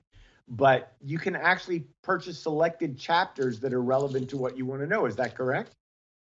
Yes, you can. If you go to the IGI Global website and plug in the title, you can actually purchase downloads, or I guess it would only be downloads of the chapters, right, Jackie? They would only come in a digital format that you could then download or print out. So the book's available in the digital format, and then the chapters are all individually available as well. It also was of interest to me because I've never contributed to a college textbook, but it seems so much more than just a college textbook to me, because you have it's called a handbook of research, but for anybody that's getting into this field, I mean, I'm learning a lot reading it, and I'm already producing in the field. And I also must say that when we were supposed to have an author's party, but because of the pandemic, it got canceled, and we did a Zoom party. But I was so looking forward to meeting the other authors, because a lot of people in here I never would have met or even read had it not been for what you've produced here. So to me, this is a general production handbook. It's not just for academics. And I think that teaching VR, I admire you, Jackie and Kate, because it's a challenge. especially if you don't have a whole bunch of headsets that you can put people in right away to show them actually what you're talking about. But the idea now that this is a book not just for college students, but for anybody in the field, because even if you're already in the field, this is my opinion, you're going to learn from what you read in here. You're going to learn more than you already know, and it's going to give different perspective. And I'm sure you can comment on this. What I love about the community is that it's a pioneering community, so we're still so open to learning from one another. I haven't seen ego take over quite the way I've seen it in other industries quite yet, because we're working to help each other solve those problems. Again, my perspective, you can either verify that or tell me I'm crazy and that people are nuts right now, but. No, go ahead, Jackie, sorry. I was just going to say immersive media is pretty humbling at the moment because nobody knows everything. So that was another reason we wanted to put the book out, was to expand people's dimensions of knowledge around this, from narrative structure to how full domes work, to what the effect of virtual reality is on, say, human wellness. So all of that helps the knowledge base so that people are able to create from a higher level of understanding. Is it your impression that the technology companies are collaborating? By technology, I mean the headset companies as well as production tools and cameras, that they're actually in collaboration or listening or talking with the storytellers to make the modifications to enhance stories so that technology serves the story? Oh, absolutely. Absolutely. I think the manufacturers of the equipment realize that they are not going to get anywhere unless they have great content, because it's gear otherwise. It's not a portal into something unless there's something to go into. And that's true for full domes, VR, AR, any of these things. We've seen an extraordinary effort by most of the manufacturers to support creative content. Oculus had their story studio for a while. Many of the equipment manufacturers in the virtual reality and augmented reality realms have funding for creative content, and that's been amazing. That I don't remember that being available in the early days of immersive media. So at Kate's, Vortex Dome has an artist in residence program. So there are more efforts now and more understanding that the content is what people are coming for, not the mechanism by which they experience it. We still seem to have some bottlenecks to commercial deployment. I mean, getting headsets out to people, although we have discussed that Oculus is selling refurbished headsets right now because there's a shortage and in the supply chain. I did know that. Yeah, but are you optimistic about the quality of content and the rapid take up, given where we are right now in terms of the world situation, that better content will be produced? Because there is a dearth of good content right now. It just doesn't really exist. And we want people to get inside a headset and have a great experience, or get inside a dome, obviously, and have a great experience. So I just want to end by asking for both your thoughts on where we're going as a commercial medium. Very good question, Brian. I think, that it's interesting. This pandemic has really inspired and driven people to really look to the metaverse and the virtual worlds for new ways of communicating and for us to get together. So I think there's been a lot of catalytic energy towards that particular space in immersive media. And for us in the full dome world, we're in the middle of a merger and acquisition to expand our company to be able to build theaters, but now we're a little bit on hold. So we're looking to kind of shift some of our attention into a metaverse space so that we can start developing our content and getting it into kind of an extended platform. So, that kind of crazy word of transmedia and cross-platform storytelling really seems to apply more than ever now, because these beautiful story worlds that we can design and create, we can start to extend based on what where the audience is. And it seems like right now, maybe the problem with the headsets is that everyone, or the lack of headsets, is that people are now realizing that they can use these at home, since we're home, and really start to explore these other dimensions. So that's my particular perspective on it. But I know that MSG is going to be building the Sphere, or they're halfway done with it, in Las Vegas, which is 17,500 seat full dome theater. So that's put a real stake in the ground for the immersive, live performance space.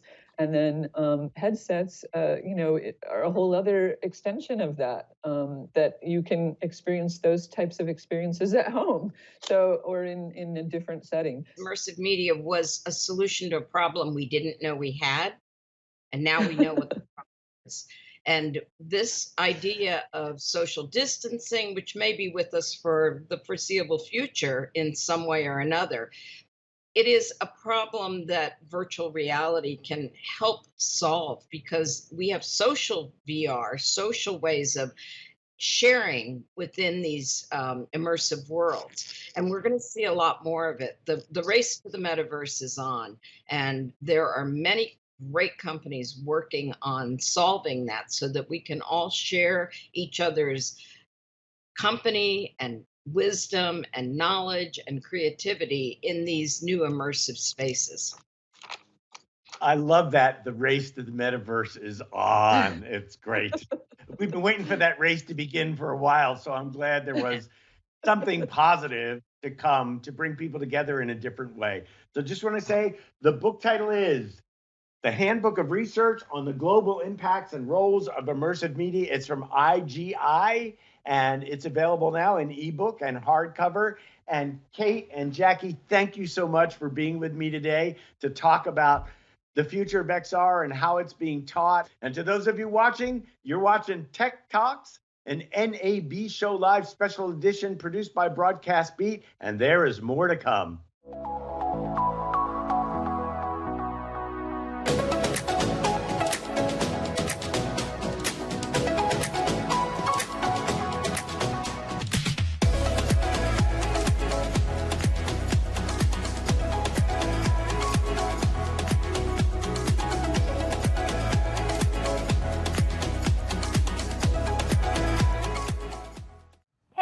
I'm Kelly Sutton. And I'm Carol Sullivan from WSMV Show Today in Nashville. You're watching NAB Show Live, produced by Broadcast Beat. We're going to talk today about technology. You're watching the NAB Show Live. Gals and Gear Live! NAB Show Live! Gadgets and goodies and cool tech. But really right now, we're talking about HDR. Virtual reality, augmented reality, mixed reality. And you're watching NAB Show. NAB Show. NAB Show Live. Produced by Broadcast Beat. Rated PG. Hi, I'm Ricardo Rodrigues, Head of Business Development in the Americas for Telstra Broadcast Services. And you're watching Tech Talks produced by the fantastic folks at Broadcast Beat. Enjoy!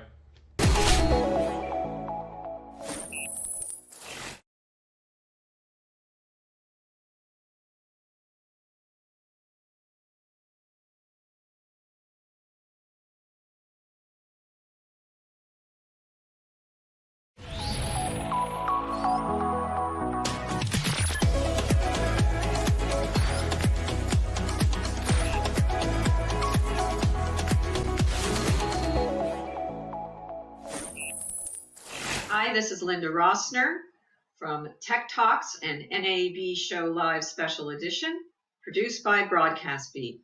I am thrilled to be talking about the restoration of Seinfeld, all 180 episodes, and very honored to have with us Grover Crisp, who is the Executive Vice President, Asset Management, Film Restoration, and Digital Mastering of Sony Pictures Entertainment, and Larry Chernoff, the CEO of MTI Film, and they're here to talk about what they did on this show.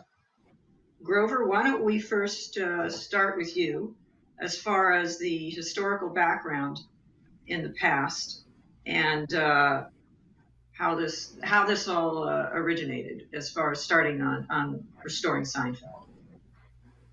Sure. Seinfeld is, of course, an immensely popular program that Sony Pictures has distributed for many, many years. And it was, in the initial production, it was a typical 90s type of production and post-production workflow. It was shot on film, but had a video post, and then a standard definition finish. So that represents a workflow problem nowadays when we want to upgrade programs like this, partly because there is no cut negative. So you have literally dozens and dozens of rolls of camera negative per episode, and there were 180 episodes of this show. So it's a lot of work to go through all that material and find the exact takes that were used in every episode in order to upgrade it. And that first upgrade for us was about 15 years ago. And we went through a process working at a film lab at the time called Cinetech, and for the video facility, a company called Ascent Media at the time. And we went through every roll of every episode, finding the exact takes so that we could remaster the show in high definition at that time. And this was driven in part for a home video release of all the episodes in one box set, but also because by then, broadcast had moved on from standard definition to high definition. So it was a project that took about 3 years altogether. A lot of that was research to find the material that we needed, and it was pretty successful. We, as part of, however, this process, we decided to make it a preservation project as well as a remastering project, and a bit of what we would call now, I guess, future-proofing in a way. And that is that we took the approach of for each episode, now doing a film finish. So we actually cut the negative for every single episode at that time. And there were holes, of course, for things like effects and titling and that kind of thing, all of which was generated in video to begin with. So that had to be replicated. All that work had to be replicated again. It's literally like refinishing every single show. But in cutting the negative, we now had, instead of dozens of rolls per episode, we would now have literally like 3 rolls per episode cut in sequence that we could now store properly in cold, climate-controlled vaults, which was very difficult, was literally 180 episodes of dozens of boxes of negative each. That makes it very challenging. And also, part of the idea was, if in the future we needed to go back to this and remaster it again in a higher level format, it would be much easier to just take those 3 rolls per episode and scan them. And that is exactly what has happened, of course, in this new media landscape, so to speak, with HDR and 4K now being, a requirement actually for a lot of broadcasters. So that is where we're at right now, and what we're doing with MTI Film and Larry is that we're doing a lot of replication of the work we did 15 years ago, but at a higher level in 4K and with an HDR color palette. So that's where we're at the moment. And what did you employ MTI Film and Larry to produce for you to help create and with mastering Sure. and restoration? Sure. Well, we've been working with MTI Film and Larry for many years on film restoration. They also are a facility for post-production on current broadcast shows. So we wanted to, the nature of the project meant that we wanted to bring it into just one facility and try to do everything in that one facility or with that one company. So with our background and the work that we've been doing with MTI Film, we thought it would be a really good match for this project and something that we could move along. It will actually take probably a third of the time that it took the first time when we did the work 15 years ago, partly because of that planning back then for doing something in the future, but also by way of the tools that we have now to work with and everything. So that's why we decided to collaborate with MTI Film on this particular project. So Larry, what were you taking on? What did you do to prepare for this and execute Grover's direction?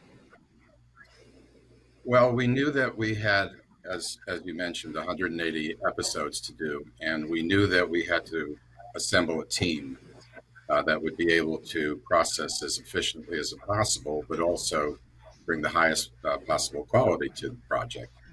So the first thing we did was we essentially just tested the first couple of episodes and trying to figure out what the best workflow would be.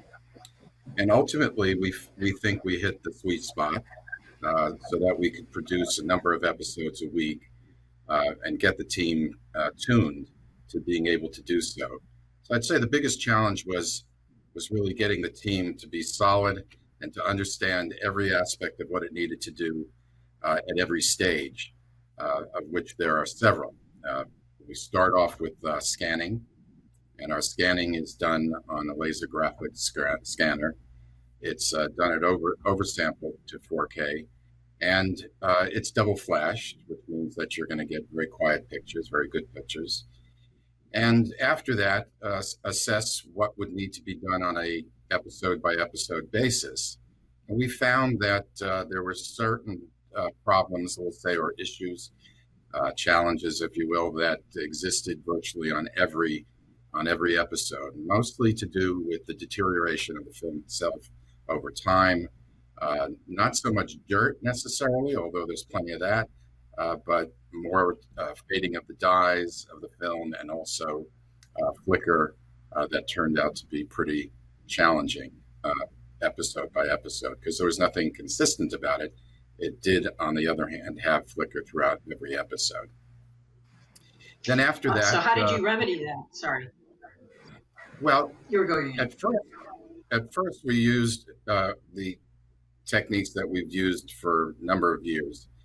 But we found that there were instances of flicker that was not only zonal, but it was very restricted and let's say flickering at a different rate on one part of the film than on another part of the film because of either leakage or development problems, something that happened in camera during production. So we developed a unique tool that gave us the ability to, let's say, use a mask to mask off a section of the frame and use that section at a different rate than we would other parts of the frame. So it was successful. It did take a little bit of time of development on our side, but we do have as you may know, we have a development staff specifically for restoration. So that worked out very well, ultimately, yeah. Great. Grover, I don't know if you wanted to add anything to that as far as what you were looking for or how they were able to solve those issues? Sure. Well, some of the problems that Larry alludes to, like color breathing or flicker, those things were present virtually from the day they were processed because that color breathing has a lot to do with how film is processed initially. But but they weren't such of an issue in standard definition when the show was finished. And then again, when we did the work in high definition, it wasn't as, although we had some tools to deal with the issue back then, as Larry indicates, we have much better tools now because those are improving all the time. And so this work on this is bouncing off of the previous work that we have been doing with Larry and other companies on creating algorithms to deal with things like color breeding. And Larry's process works actually very well. And also, of course, at 4K and especially in HDR, everything is magnified. There's a lot more detail in image, color resolution, those kinds of things. But also the flaws are also just as magnified. So this has made it a little more challenging this time around as well in terms of the image cleanup, which involves some of what Larry was talking about, plus things like just normal things like dirt and scratches and that kind of thing, all of which have to be dealt with. But with the tools actually that we have now, as opposed to 15 years ago, it is easier, that's for sure. I'm not saying that all of it will be fixed and totally seamless, because that's often difficult when you're doing restoration work. But I think so far the initial results are really quite stunning and impressive. And you're working with Castle Rock on this, correct? Well, Castle Rock, of course, was the original production company. And we, at that time, we were the distributor for Castle Rock and feature films as well. Since the show was broadcast, Castle Rock was acquired by Warner Brothers. So it is actually a Warner Brothers company now, and which ultimately means that Warner Brothers owns the series, along with the producers, of course. But Sony Pictures has all the distribution rights to the series. Great.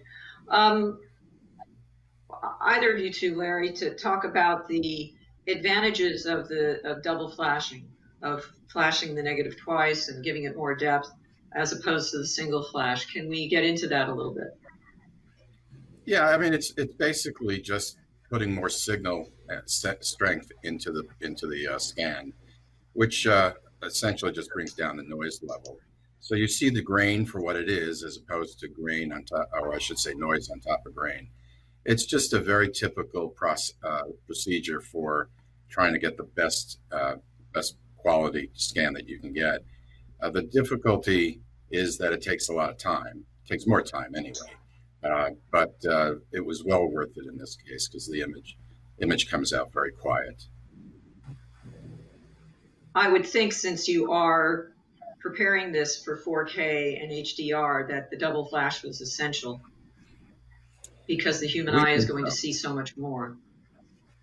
That's right. And, the colorist becomes extremely important in that regard, because he's kind of, for us, last line of defense.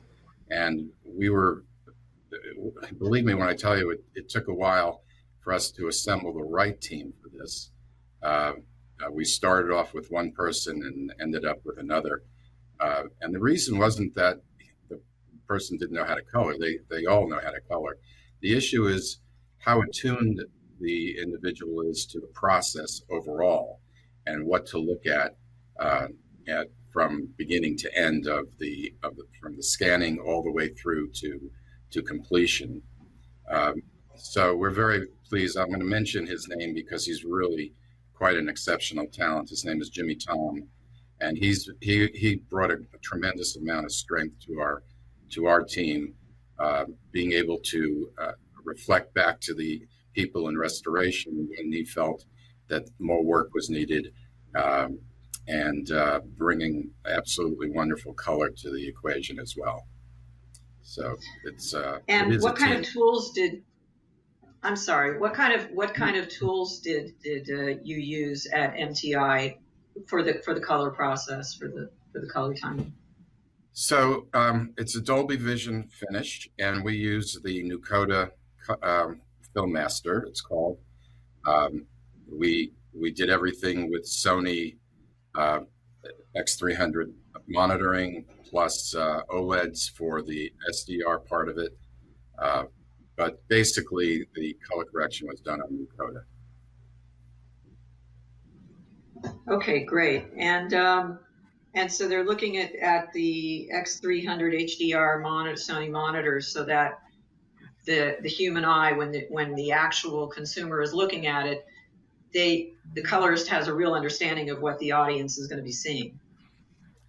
That's right. And we also simultaneously ran the, we'll call it the reference from the HD finish that was done, as Grover indicated, about 15 years ago. So that was very useful to have as a reference for several reasons, not only for color, but for framing as well. Gave us an opportunity to use it as a basis of as I said, color and framing. That was important. It helped expedite the process. Yeah, so we run three things at a time at intervals. We'd run the reference, we'd run the HDR, and we'd run the SDR simultaneously. Quite a feat for a color correction. And I would say that so the X300 has become kind of the standard in terms of HDR color grading at the moment, and is what we've used for many years. The other thing about having these references and the other monitors present is that when my team goes in, and we're a very hands-on supervisory group here when we're doing these projects. And those folks are Rita Belda and James Owsley and Bill Paridis. And when they go in and sit with the colorist, not just looking at the color, but also things like the framing. Let's not forget that the entire series was finished with a 4:3 aspect ratio. They weren't protecting for 16:9 at the time when they were shooting the film. So all of that has to be replicated fairly precisely. We created 16:9 versions, obviously for that DVD box set that I mentioned, as well as 4:3 versions. But since that time, 16:9 has become the dominant aspect ratio that most people prefer, even for shows, finished in the way that one was. So there's a lot of very meticulous QC that goes on, even at the color grading stage, while we're looking at everything. And even as Larry mentioned, the cleanup that's been done and what may need to be additionally cleaned up in terms of that workflow. So it's a very collaborative process that from start to finish on this. A couple of nuances we had talked about earlier in our pre-discussion was the search for stock footage. Can we get into that a little? I thought that was really interesting. Sure. We had this problem back 15 years ago because stock footage is stock footage. Sometimes it's shot for the show, sometimes it's not, and they just acquire a stock shot from somewhere. So not all of that was present back in 15 years ago, and sometimes we had to replace the stock shot, a picture of a building or whatever it is, with something very similar. A lot of the stock shots were found. And of course, on a show like that, a situation comedy, a lot of stock shots are the same over and over again, the outside of the cafe or whatever. And, but then there would be the one-offs that we couldn't find. And so jumping ahead to this period, we're still having that same kind of problem and making do with what we can and solving the issue kind of as we go along, shot by shot, so to speak. Yeah, that's right. And Larry might want to chime in too. Yeah, well, it's kind of like you're peeling an onion at times. You know, you peel away one section of it and you find, hey, there's more to go. We found that finding the stock shots was certainly a problem, and it presented a problem. But beyond that, there were times when we just simply can't find a shot, and then you're stuck with going back to either the SD tape or the HD tape and trying to up-res it. So we did a lot of work in up-resing, actually, for stock shots, things that just simply couldn't be found on film. And I must say that that process was almost as challenging as anything else that we faced in this process, because you're taking something and trying to make it look not only like 4K, but make it look like HDR, as though it was shot for that purpose, which of course it wasn't. So that was challenging, but I'm happy to say that we found methodology to do these up-reses that under the watchful eyes of the people from Sony, they approved ultimately. But and when Grover says that they're hands-on, that's an understatement, because they scrutinize every frame. Pardon? I was just saying. It's okay. They scrutinize every frame, and they want to make sure that they're producing the highest standard of remastering that they possibly can. I called it a remastering rather than a restoration, because it really involved so many different aspects of the normal, I should say, well beyond the normal restoration.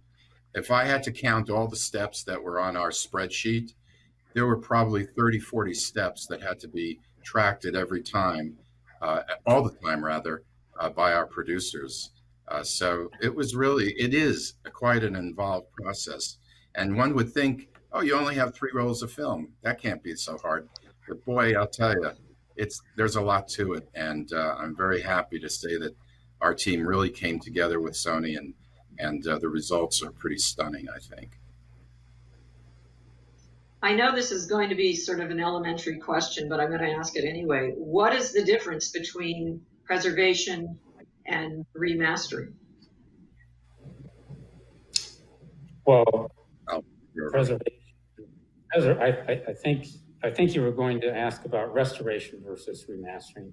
Yes. Thank you. And you know, to me, restoration is bringing a show back, a film or TV series back to as close as possible to what it was originally in its original release, like a film like Lawrence of Arabia or something like that.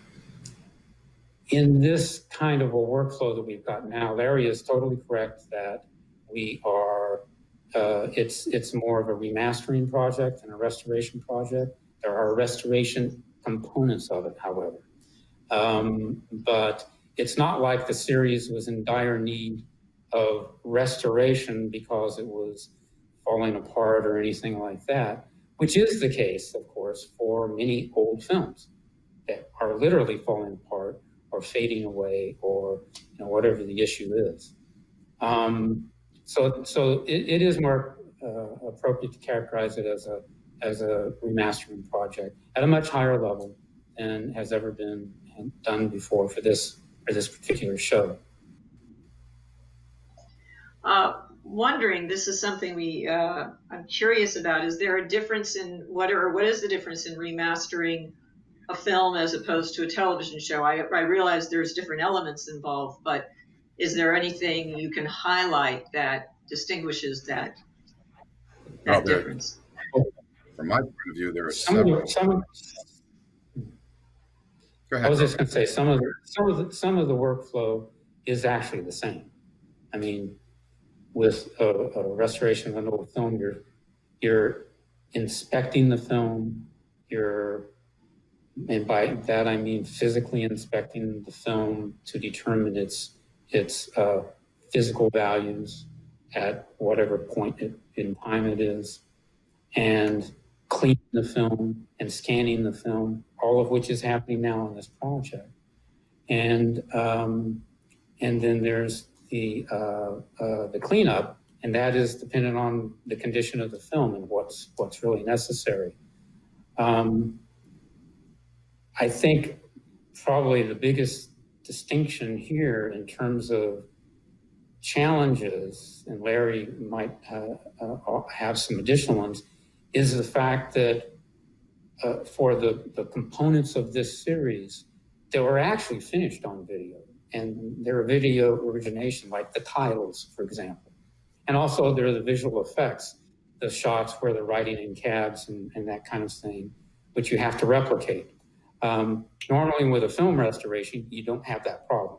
You know, you may be missing the main title or something, but you don't often have to, but you don't often have to literally recreate components like that, like we're having to do now.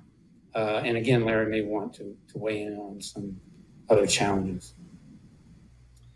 Well, Larry? Yeah.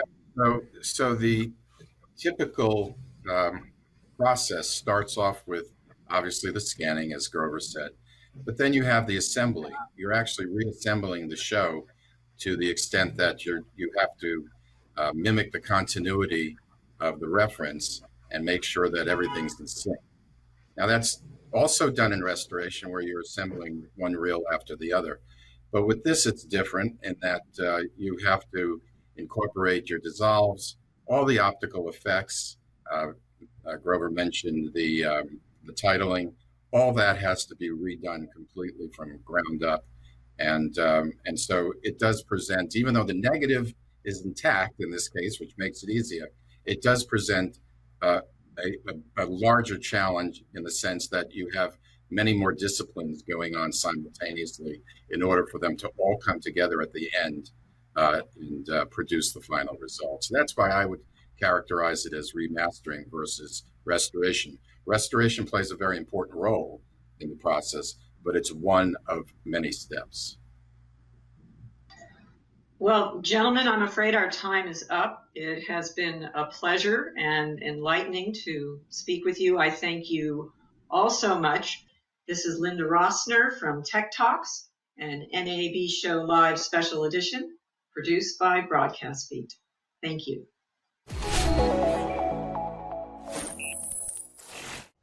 Hi, I'm Ricardo Rodrigues, Head of Business Development in the Americas for Telstra Broadcast Services, and you're watching Tech Talks produced by the fantastic folks at Broadcast Beat. Enjoy! We're going to talk today about technology. You're watching the NAB Show Live. Gals and Gear Live! NAB Show Live! Gadgets and goodies and cool tech. But really right now, we're talking about HDR. Virtual reality, augmented reality, mixed reality. And you're watching NAB Show? NAB Show. NAB Show Live. Produced by Broadcast Beat. Rated PG. Hey guys, I'm Tim. I'm Grace. I'm Jared. And I'm Alex. We're just a small part of the team here at BC Live Productions in Los Angeles. You're watching NAB Show Live, produced by Broadcast Beat.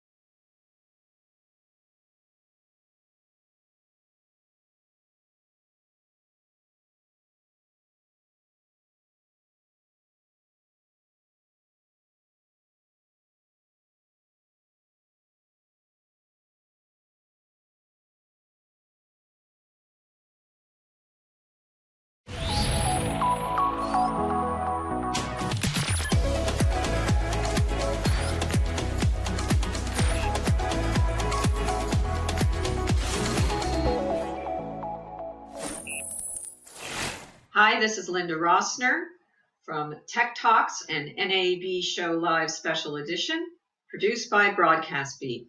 I am thrilled to have with us today Bill Bagalar of Sony Pictures Entertainment. He's EVP and GM of Sony Innovation Studios.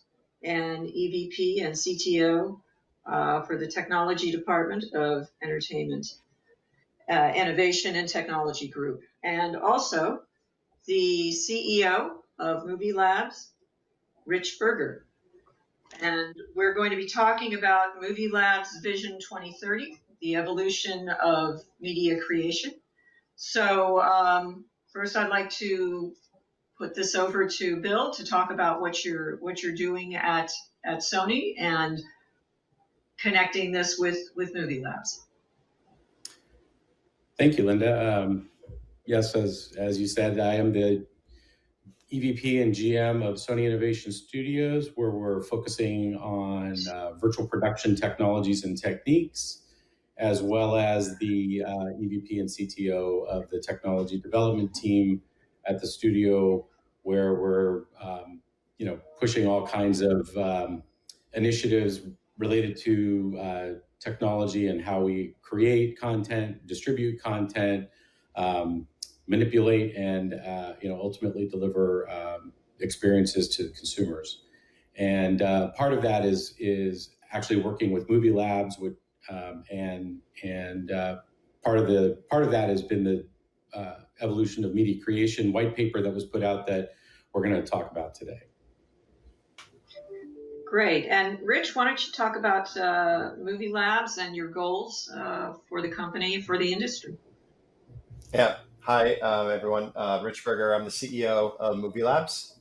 And for those of you who are not familiar with Movie Labs, we're a nonprofit technology research lab jointly run by the major motion picture studios, so that, obviously Sony Pictures, and Bill is on our board, and his counterparts at Universal and Warner Brothers, Disney, and Paramount. And we really focus and help the industry converge on new directions, on entertainment technologies, from production all the way through post-production to distribution as well.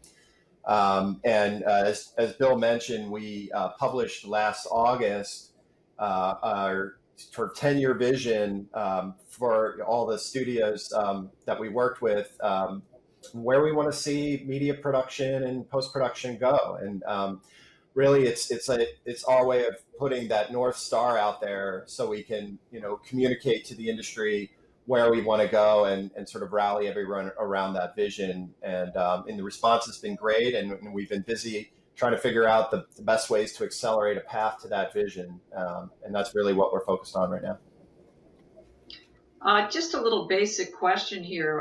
Why have you done it for the next 10 years as opposed to the next 5 years or whatnot? Technology seems to change so often. And I know we didn't talk about this in our pre-discussion. No, it's actually a really fun question to answer because it comes up a lot. And we did talk a lot about it amongst the studio group as we were putting together this vision. I think we initially started by wondering if can we actually come together and align the studios on a vision of where we want to go? And surprisingly, it was relatively easy to do that at a pretty high level. I think what enabled everyone to sort of get out of what's right in front of them and all the things that are maybe roadblocks to where we would like to go was by saying, think 10 years out. And it was a very sort of freeing concept to allow the people who are responsible not only for figuring out what's next, like in Bill and his counterparts, but also have to deal with what's happening right now. And sometimes that's hard to do if you don't sort of break those constraints. So I think that was the reason initially we focused on a 10-year time horizon. And then, sort of as we laid out the principles in the paper and, sort of the things that we're really trying to arrive at, not all of them are going to take 10 years. Some of them are already happening now. Some things are going to take, a few years before they come more available at scale. And then some things are going to take a really long time. And but in order for them to even happen in 10 years, we need to start laying those foundations now.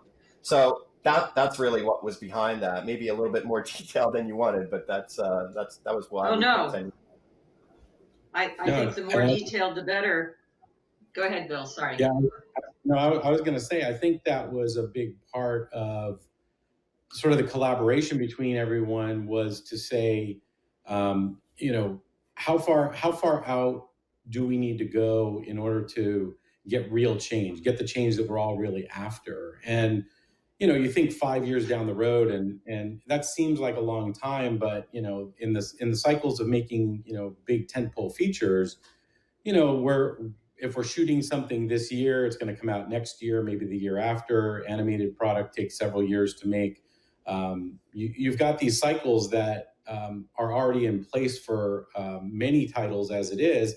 And so being able to get past that sort of 5-year horizon, do you say 8? Well, 10 seemed like a pretty good point for us to say, look, if we're all at a particular point in 10 years where we would like to be, you know, if we're there in 9, great. If we're there in 8, great. But, you know, 10 years is reasonable given that there's a lot of, it's not just technology that we're bringing here. It is change management for the people and the processes involved. And that requires a lot more change than actually just bringing technology. Yeah, that's a great point, Bill. That came up a lot in our discussions across the, you know, the studio group. Bigger changes like this, you know, it takes time, particularly when there's people involved. And you know, one of the things that we wanted to be really, you know, aware of is that we're looking at ways to enable the creatives to do things better, to have more tools at their disposal, to have more time to iterate and be creative.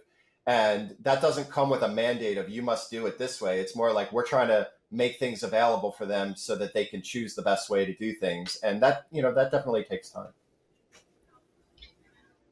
This is sort of a big question, so feel free to break it down, but what changes are you after? You want me to take that? I'll take that. Yeah, you could start. Sure. Yeah. I think what we're after is, you know, it's not one thing, of course, and that's a big part of it. It's not, oh, hey, let's move everything to the cloud and just start working there. It's a holistic approach to saying, how do we secure our content? How do we give people the freedom to access that content in various locations so that it's convenient for them? And again, to Rich's point, how do we allow them to iterate through the various stages of production? You know, production isn't one thing. Post-production isn't one thing. You have to go through a series of steps and you know, various departments that the content flows through. So there's a lot of different tools that you have to bring together, and a lot of the tool vendors that you have to bring together to make something that can be more, I think, easily accessed and ubiquitous, so that we can basically get the content to the filmmakers where they are, to give them that time that we're talking about, to give them that ability to iterate and the ability to you know, be as creative as possible, because that's really what we're after. Is the essence of the content that we're delivering is you know, a creative vision that, you know, needs time to develop, and the more time that we give the creatives to focus on that, as opposed to, you know, moving media between, you know, location to location, or having to download and upload, or I've got to come out of this system and go into that system, or I've got to be in London one day and I got to be in LA the next week, or whatever it might be.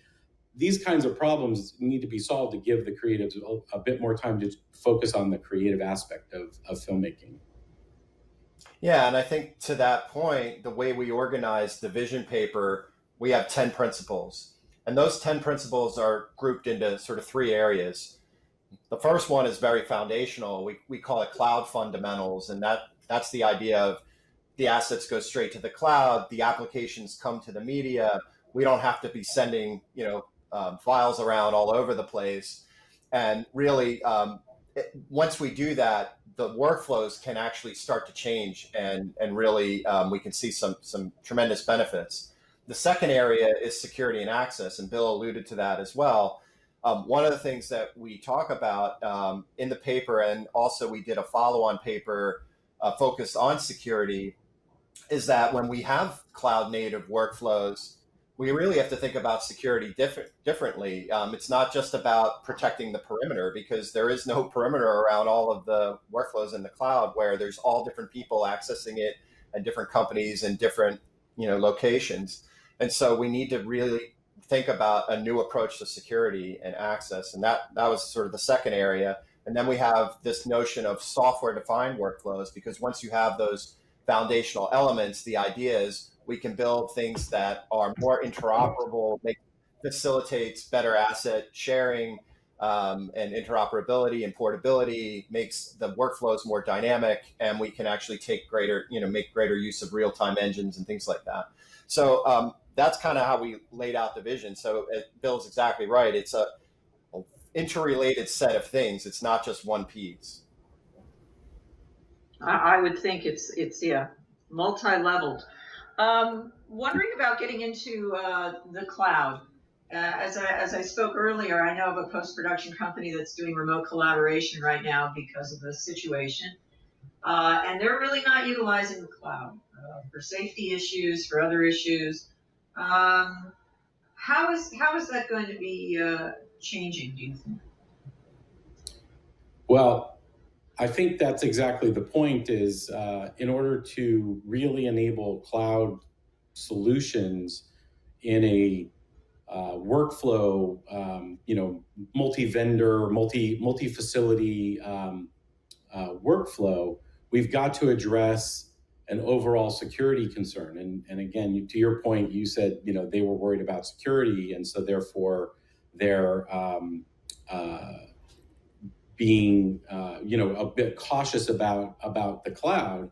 Well, everybody's concerned about once you put data out there, whether it's a public cloud or even a private cloud, there's a certain level of security that you have to bring, and you have to be rigorous about that. And so in order to have essentially a global system that is ubiquitous to the entire industry, we've got to be able to put some security model in place that allows us to make sure that we're all comfortable with the methods that are being used, and that our content that we're putting there is going to be protected.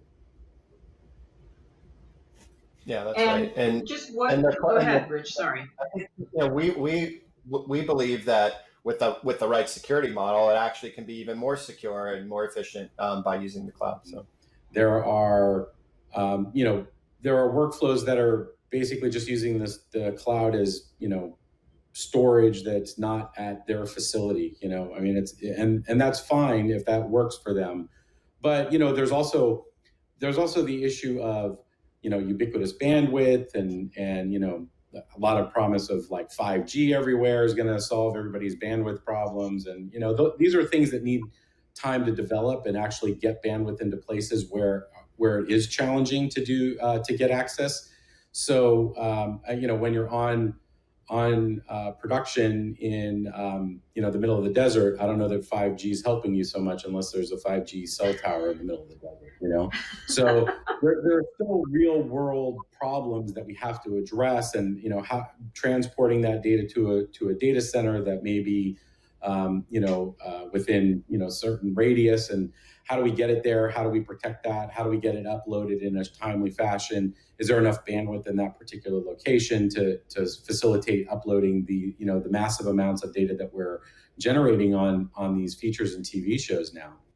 It's becoming a more cloud native sort of with some, but it's going to take a while for vendors, that have not had to deal with the cloud to bring their apps that are traditionally used, to the cloud. So it's going to, it takes a little while. There are a lot of technical complexities around that. But, I don't want to sit and say, oh, this one does this, this one does that, because every day it changes. But I think it's more about, again, a whole model of being able to build a workflow that where if your data is in the cloud, you don't want it to have to come out of the cloud and then have to push it back up and back and forth, back and forth. You want to be able to bring your apps to the data that's in the cloud and keep it there once and forever to make it more efficient. And that's going to take time for the tool vendors to get all of their apps to that level. As those are principles 1 and 2, right? Yeah, exactly. But we are seeing some, pieces of the workflow where, there's been some, if nothing else, what we're dealing with right now has been a forcing function to drive more and more, companies and people and productions to think about how to continue work. And there's I think, a Herculean effort from so many people, and lots of learning going on right now, which will all be beneficial as we progress into the future. But I do think that there are definitely some great examples out there of things working. People have become so innovative in this era right now with the situation, and everybody's learning from. That will take you through to that 5-10 year prediction as far as where the industry can be. I would think you're learning a lot. Absolutely. And I think that the interesting thing is, this was originally, this project was not about, let's prepare for a disaster, right? Disaster recovery planning has a certain mode and a certain level of I guess, complexity and a level of what can you deal with when it comes to a disaster. And that was certainly a side sort of conversation when we were coming up with this whole white paper. But the primary thing was looking at efficiencies, costs, and how do we actually make the process better for the creative, and then leads to all these other sort of maybe internal operational efficiencies.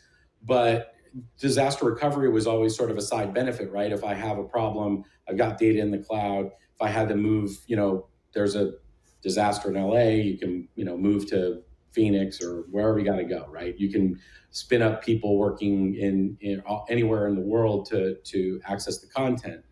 So it's a protection mechanism as well. But one of the things that I don't think we had really considered at the time was, what if everybody had to work from? And that requires a whole other layer of security and certainly data bandwidth complexity that becomes now part of the thought process on this evolution of media creation, and how do we incorporate.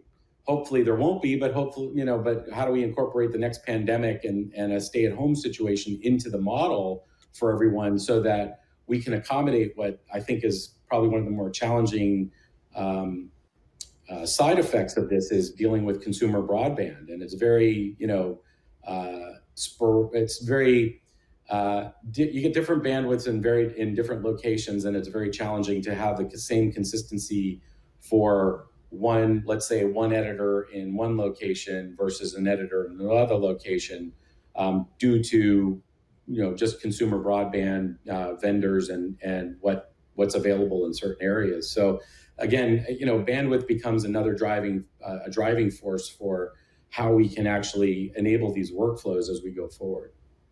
But to your point of the creativity and energy and the wherewithal of people to overcome all of these challenges, to continue on working on these projects, the passion that they have, I couldn't agree more that is what's really driving and really, I think, gives me so much hope and optimism that, all of these challenges that we've laid out, in the paper are, they're completely solvable, right? Because people we just need the impetus to get up and actually change the way that we're doing things. Rich, did you want to comment?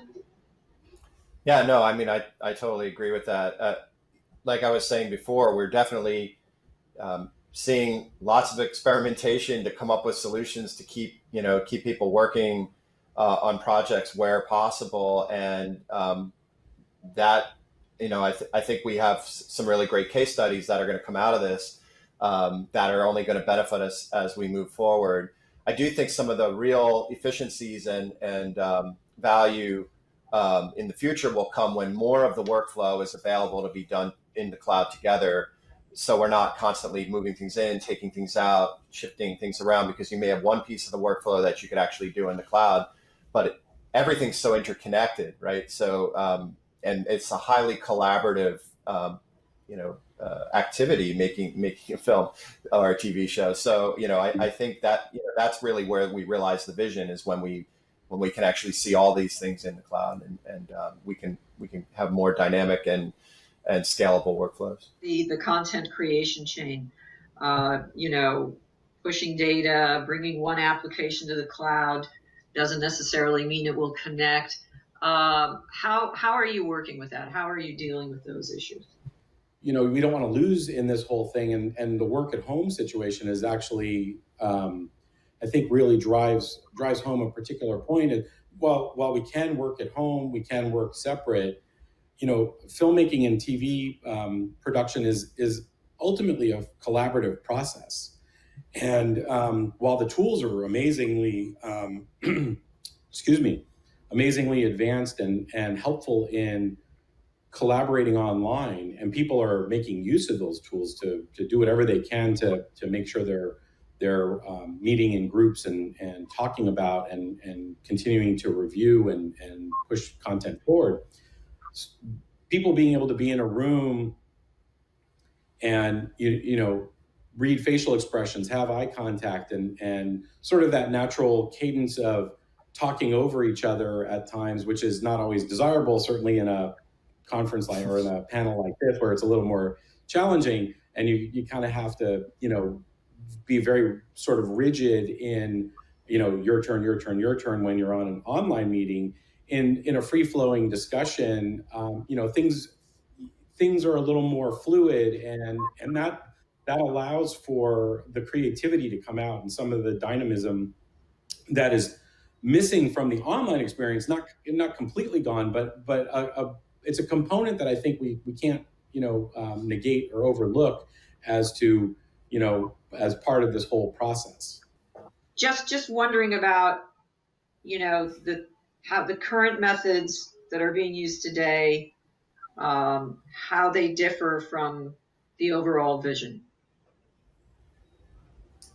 You can take that, Rich. Okay. Well, I mean, I don't think we can get into too much specifics here, but I think one of the points that we were both making is that we're seeing some activities, some parts of the workflow that are now, you know, moved into the cloud, but we don't have the whole sort of end-to-end workflow capable in the cloud. And so, you know, the vision really, and you know, takes into account that we can reinvent workflows by taking advantage of the medium. We're not just replicating the same kinds of things that we do today. One example of that, again, sort of going back to some of our principles, was that we don't have to be sending assets all around in the future. Everybody comes to, you know, to the cloud where the assets are uploaded and stay. And today we may have some piece of the workflow that's being done in the cloud, but then there's other pieces where you got to pull the assets back down and send them. And so it's, you know, we're seeing some pieces, but it's not, you know, we still have a way to go for sure. But you know, I like the direction, and it's super exciting and encouraging to see what people can do now. Fantastic. I'm afraid we're out of time, but Bill, do you want to take the last? No, Bill, I want to give you the last comment. Yeah. I was going to say, I think, you know, what we're after is more of a sea change, you know, that allows us to enable workflows that we're not even envisioning at the moment, right? One of the analogies was kind of the move from tape to files. And, you know, file-based workflows are certainly, I think, much more flexible than tape, right? You don't have to have a physical piece of media in a particular deck in a particular location. But we still used initially in file-based workflows, we still used files just as if it were a tape, right? It was analogous to a tape. It was right? Yeah, it was the same paradigm. So I think a big part of this is not about using files in the same paradigm in the cloud that we're using them on-prem today, and trying to enable these workflows that start to open up the possibilities of, you know, distributed media, distributed applications, distributed, you know, workforce, so that we can take advantage of, you know, people where they're at.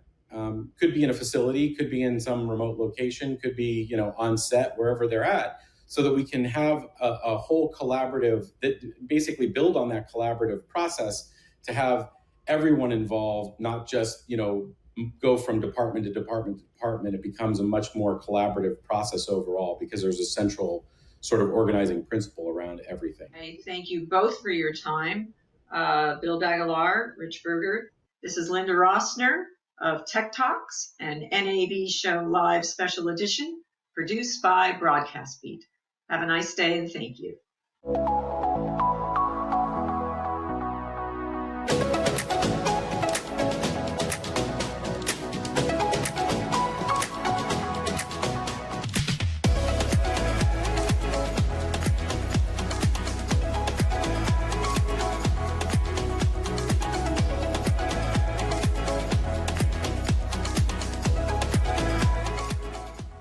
Today we have Eamon Drew, CMO at BirdDog. How you doing, Eamon? I'm doing great, Ryan. Thanks for having us on. Thanks so much for being with us. You're all the way. You're on another day there, so it's the power of Skype capabilities is just awesome, right? So let's talk about BirdDog and what you guys do for folks that don't know. Yeah, sure. So BirdDog is a company. We're a little Australian startup company. We started in 2016, and we started sort of in a very nerdy engineering kind of way. Where we started creating this little chip that does the format NDI, the network device interface, which was created by Newtek and Dr. Andrew Cross specifically. And yeah, so we made a little chip that does the NDI encoding and decoding in silicon, so we can do NDI encoding and decoding in very low latency and very low power. And yeah, then off the back of that development, we've made a whole bunch of commercial products, including NDI encoders and decoders, both in HD and 4K range. And then we started putting it into some cameras, which have been really successful. Recently, we made some announcements around wall plates at ISE, so we can now have NDI and fixed installations, which is great for hospitals and schools, universities, and corporate facilities. And yeah, we've sort of made a whole bunch of software applications as well to sort of tie that all together. So yeah, basically, as a company, we're all in on NDI. We've been there from the very start of the huge acceleration of the growth of NDI, and yeah, that's what we do. Excellent. So you guys are obviously mostly popular for your cameras, but you have all sorts of different things that you provide. You have a cloud-based NDI platform. Your cameras are just fantastic. So let's start with that and maybe talk a little bit about the cloud stuff. Yeah, perfect. Okay, so cloud was announced at IBC in September, and this will be our first NAB to show it. And actually, we've got a few surprises with cloud as well. So drop by our booth. We've got some new things coming on that platform.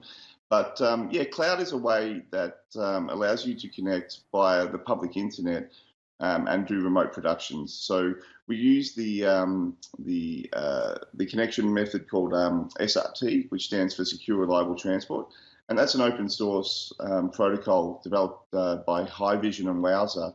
And yeah, that allows for a secure connection over even lossy networks. So essentially what cloud allows you to do is have, say, a remote facility, a remote studio in, say, New York, and then control that from London over the public internet.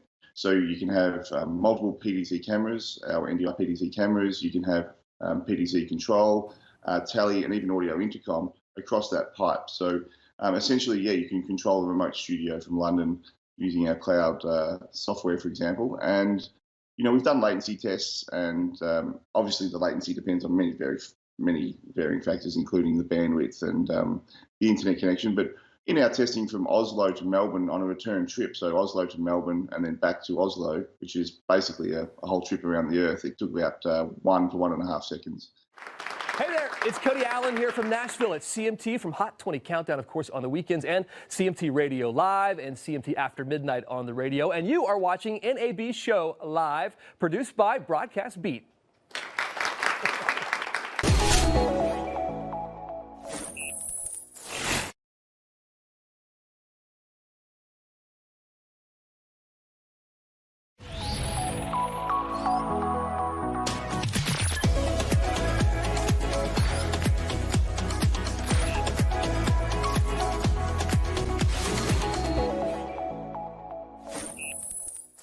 Hello, welcome to Tech Talks, an NAB Show Live special edition produced by Broadcast Beat. I'm Sadie Groom. I'm the Managing Director of Bubble Agency.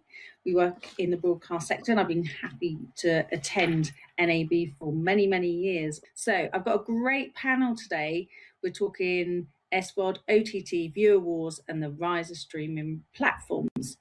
My panel is made up of Gordon Brooks, CEO of Zixi, Margaret Davis, Chief Marketing Manager of Red Beam Media, Paolo Pescatori, Founder and Analyst of PP Foresight, and John Calkin, Senior Advisor at Own Zones. So, thank you for joining me today from all around the world. We're going to start off with some questions, and I look forward to hearing your answers. So, with the current situations going on, we all know about it. That's why we're filming from our homes rather than actually in Vegas. There's been what we call a box set effect. I've got some UK figures, an increase of 26% of people turn into the box set with 123 million downloads. Sky households, an increase of 28% in the number of downloads. And the BBC, an increase of 28%, a total of 22 million. And all four downloads growing by 66%, a total of another 11. So I'm going to turn to Paolo, our analyst, first and say, what does this mean for the broadcast industry? Well, it certainly paints a rosy picture. I think on the whole, usage has gone up. So it's not just about on demand, it's not just about catch up TV services, but generally TV viewing. And I think what's been great is that even the younger demographic have reconnected with the big screen and watching live TV, which they weren't before. And of course, everyone's trying to keep up to date with the latest news and looking for high quality information. So generally, that's been good. I think, once the stay at home rules lift, we will start to see a return to the behavioral patterns that we saw previously. But significantly, we've seen an acceleration of people using SVOD and OTT services, and that is positive. And it's great to see broadcasters trying to reconnect with audiences in different way, and I applaud them all for using techniques around remote production and virtual galleries, and it just underlines the value of connectivity but also content together. And what do you think we've seen from the pandemic that will last when the world goes back to normal? A significant shift in people wanting to watch video on the internet, and that won't come as a huge surprise to a lot of people because that has been happening, but certainly it's helped bridge that gap with those users that weren't accustomed to watching services over the internet. But certainly that's very much accelerated, and we're going to see much more of that shift happening moving forward, and that's one behavioral pattern that will stay and continue to proliferate. I was just going to say there's an interesting aspect from the media companies too, how that's really changing, how they're really going to remote workflows. And we did a poll of about 180 media execs, and over 90% thought that the changes they were making now, they needed a permanent solution for, just because they don't think this is a first-time event. So it's interesting to see just how people are approaching the business of putting out TV. It's been interesting to watch, and the move to virtualization and software-defined platforms and the cloud has really accelerated. So people are breaking glass on these strategic plans they've had for a while, and are now really executing at hyper speed. Certainly to that point, from a business perspective, sorry, Sadie, just carrying on that point, the level of scale that we've seen of companies embracing digital transformation in the last month has been absolutely impressive. And that's, to the point that was just made, that will continue. And in terms of technologies, what technologies have come to the forefront in this time? Margaret, over to you. So I think there's two things that we have seen from a Red Bee perspective, Sadie. The first one is Red Bee is a services provider. We use technology and our fantastic people, to handle outsourced broadcast operations and key critical parts of the broadcast chain for our customers. And the key things that have emerged for us are these themes around being that trusted pair of hands, being absolutely reliable when the chips are down and you are delivering an SLA for a customer, and you're now in a situation where you have to guarantee top quality in terms of handling, daily governmental broadcasts or whatever it may be, is that reliance on your outsourced partner to deliver the service that they're contractually bound to do, but to really, really do it, has really come to the forefront. I think the second thing that we have also seen in terms of the major trends is the need for our customers, for us to be able to react really quickly. So we have so many broadcasters that would have had hundreds and hundreds of hours of content planned to do Wimbledon and the Olympics and Paralympics and football and rugby events. And of course, all of those have disappeared from a schedule. So to be able to work with our broadcasters to either, caption archived content, to encode box sets so that you can get them available, to help them, fill hundreds and hundreds of hours of scheduled time that was previously planned, has been the key thing. So it's been that flexibility, and it's also been, remaining that trusted set of hands. Yeah. John, what are you seeing from a technology point of view? Well, I think what we're really seeing is a professionalization of over the top on the back of people that have been doing, broadcast cable and the like, and traditional content developers or suppliers that are used to that 5 nines kind of level of service, which isn't historically been where the internet's been. You sort of accept a few glitches and gaps now and then. And as everybody has piled in with those sorts of expectations, and with now a need to do that quickly on the fly, it's opened the door to a lot more discussions about moving it from kind of R&D back office. Maybe we just dabble with this ourselves with a couple of technologists in the back room, much more into the forefront of this may actually be the bulk of the business going forward. It's got to be bulletproof, and we have to look at best-in-class service providers to support us where we need to. So, Gordon, do you think that the broadcast industry was ready for this? Some yes and some no. So, what Zixi does is we move live and live linear across the open internet, but also across fiber and cellular, and we do bonding and hitless failover. So we have a lot of clients that have been doing this with thousands of channels for broadcast, live broadcast, and 5 nines, 6 nines, 7 nines. So those clients that were heavily Zixified, we have one major news network that went from, in their New York facility, went from 7,800 people to 60 in the offices, and we're able to do that in a matter of days. Did the same thing with NBC, but people that are kind of tied to their physical plant and hardwired into everything found it very, very difficult to get remote, and had to kind of do some good enough stuff to get there. And but now they're hardened. Yeah. So yeah. Sadly, I think it's fair to say that nobody was ready for this. No, I think that's of industry. Let's be honest. So I think the way the world has reacted in maintaining service functions, I think everyone should be applauded for that, for keeping the airwaves going. Yeah. Well, it's an interesting industry we're in, that it's slow to change until it's forced to change. And then when it's forced to change, they do a pretty good job.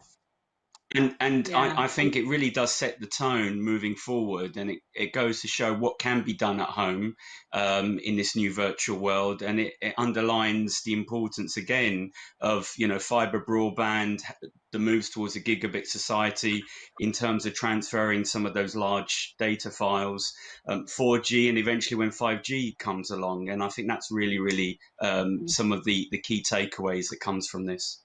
Yeah. Margaret, anything you want to add on that?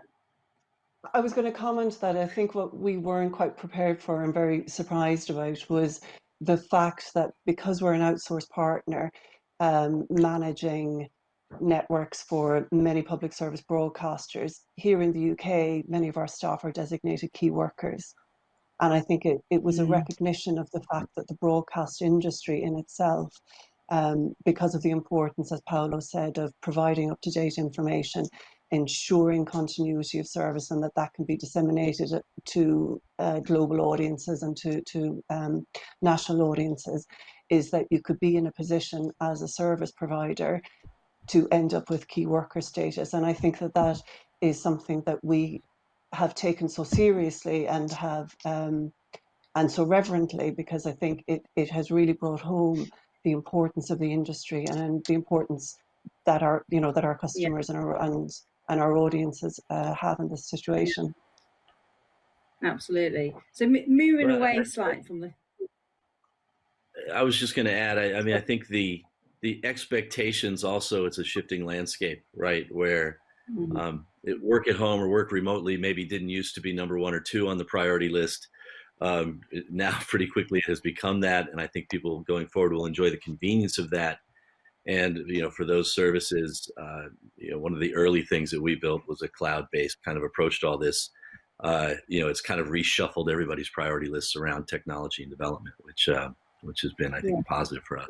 We did a meeting with Warner Media, video meeting with Warner Media yesterday, and with the BBC yesterday about remote workflows and the use of IP. Both are clients, but we had over 60 executives in each of those meetings, and that's something that never would have happened without this pandemic. No.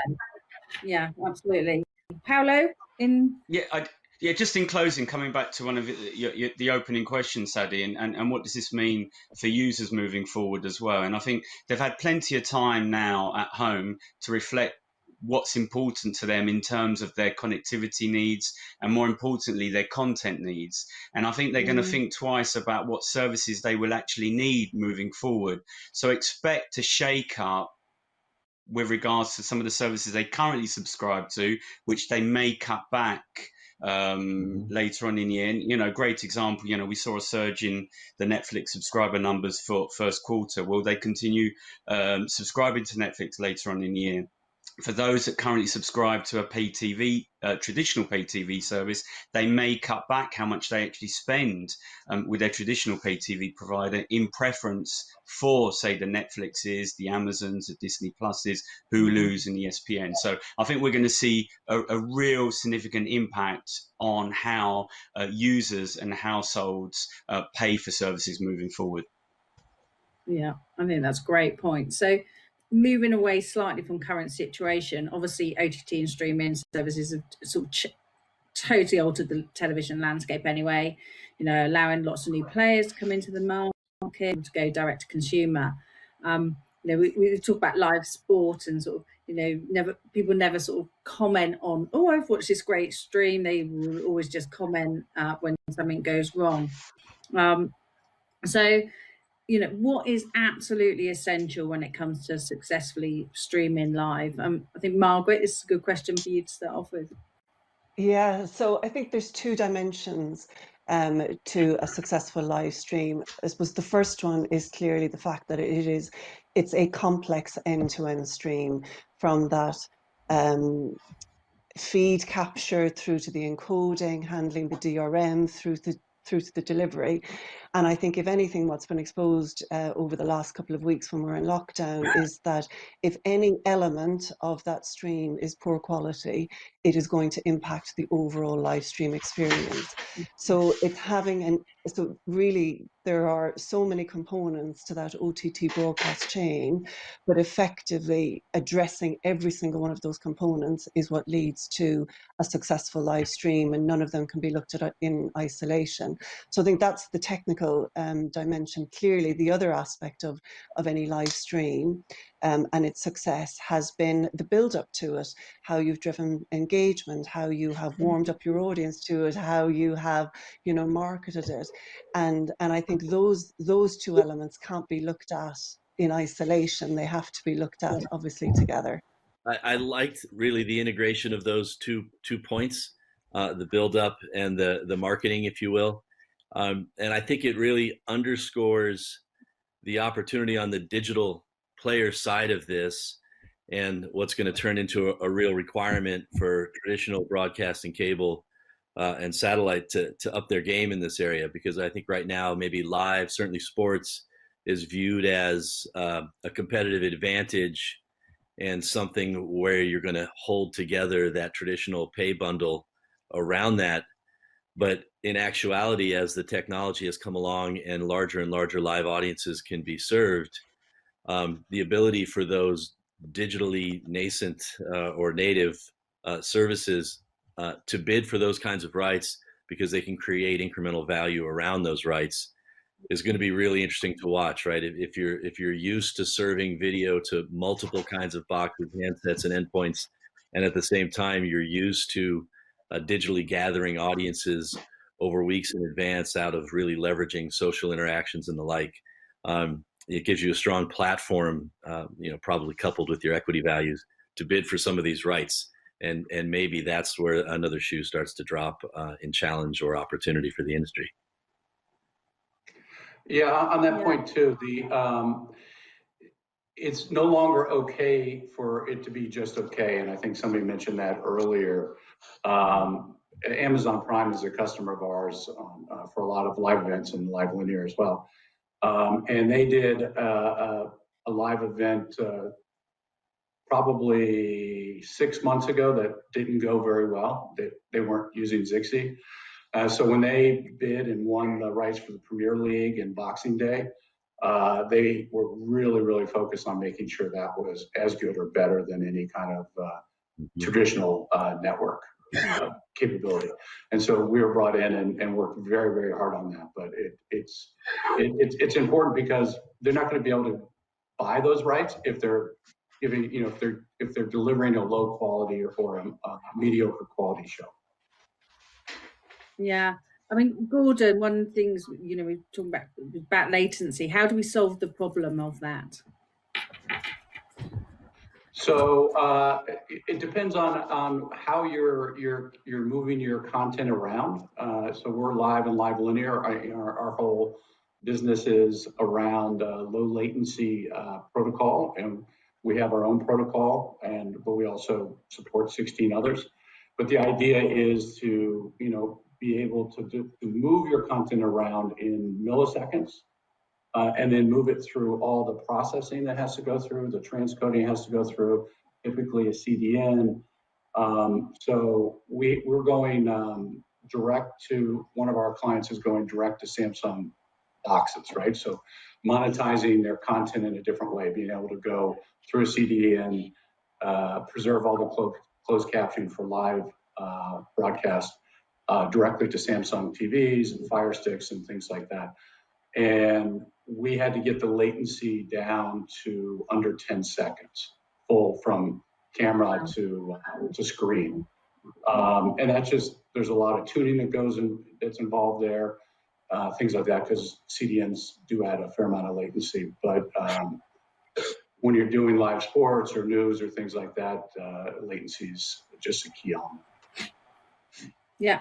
Paolo, is there anything you wanted to add on that?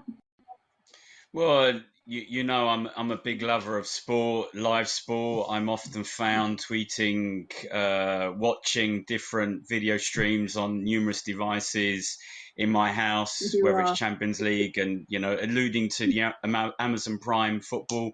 And again, it's a missed experience. And I think the challenge is there are just too many variables from delivering that stream, from the stadium to the in-house, and a lot needs to be done with the transcoding, the encoding, delivering large files, but also delivering over the internet into people's homes or wherever they are on the move. And I've streamed Amazon Premier League on Boxing Day to 3 or 4 devices. Well, actually it was about 15 devices in the home, and every single one had a different experience and a different lag. One was absolutely fine versus another having loads of shadowing and pixelation issues, which actually just quite frankly it's not good enough. So one thing this pandemic has shown us is that the networks are certainly reliable and robust, with everyone working at home, people doing a lot more video. So we're getting closer to the point where we're able to deliver live events at scale delivered over IP. But there are still some tedious lag latency issues that need to be addressed when it comes to live sport. Is there any other parts of keeping the viewers happy apart from latency and those problems, Margaret?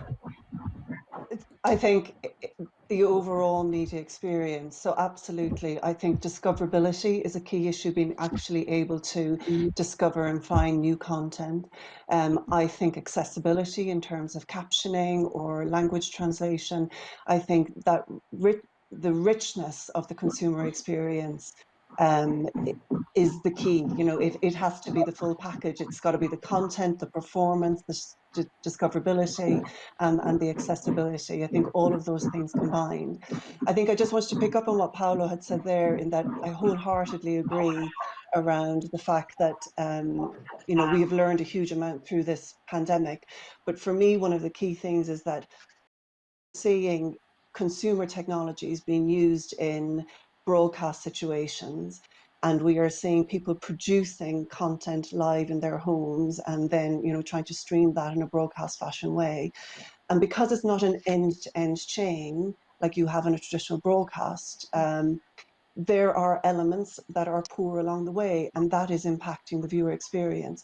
So I think one of the biggest changes that we will see as an industry is regarding our OTT and VOD deliveries as treating it as a broadcast chain all the way through, from production and capture all the way through to the delivery. And that, I think, will drive an end-to-end evaluation or an end-to-end treatment of the entire OTT live delivery chain.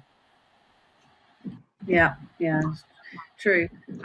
So going back to a further pandemic question around piracy, Muso, a data specialist, has released recently some figures saying there's unprecedented gains for film piracy since the lockdown. You know, what's the industry doing to combat piracy from a technical or indeed a business perspective?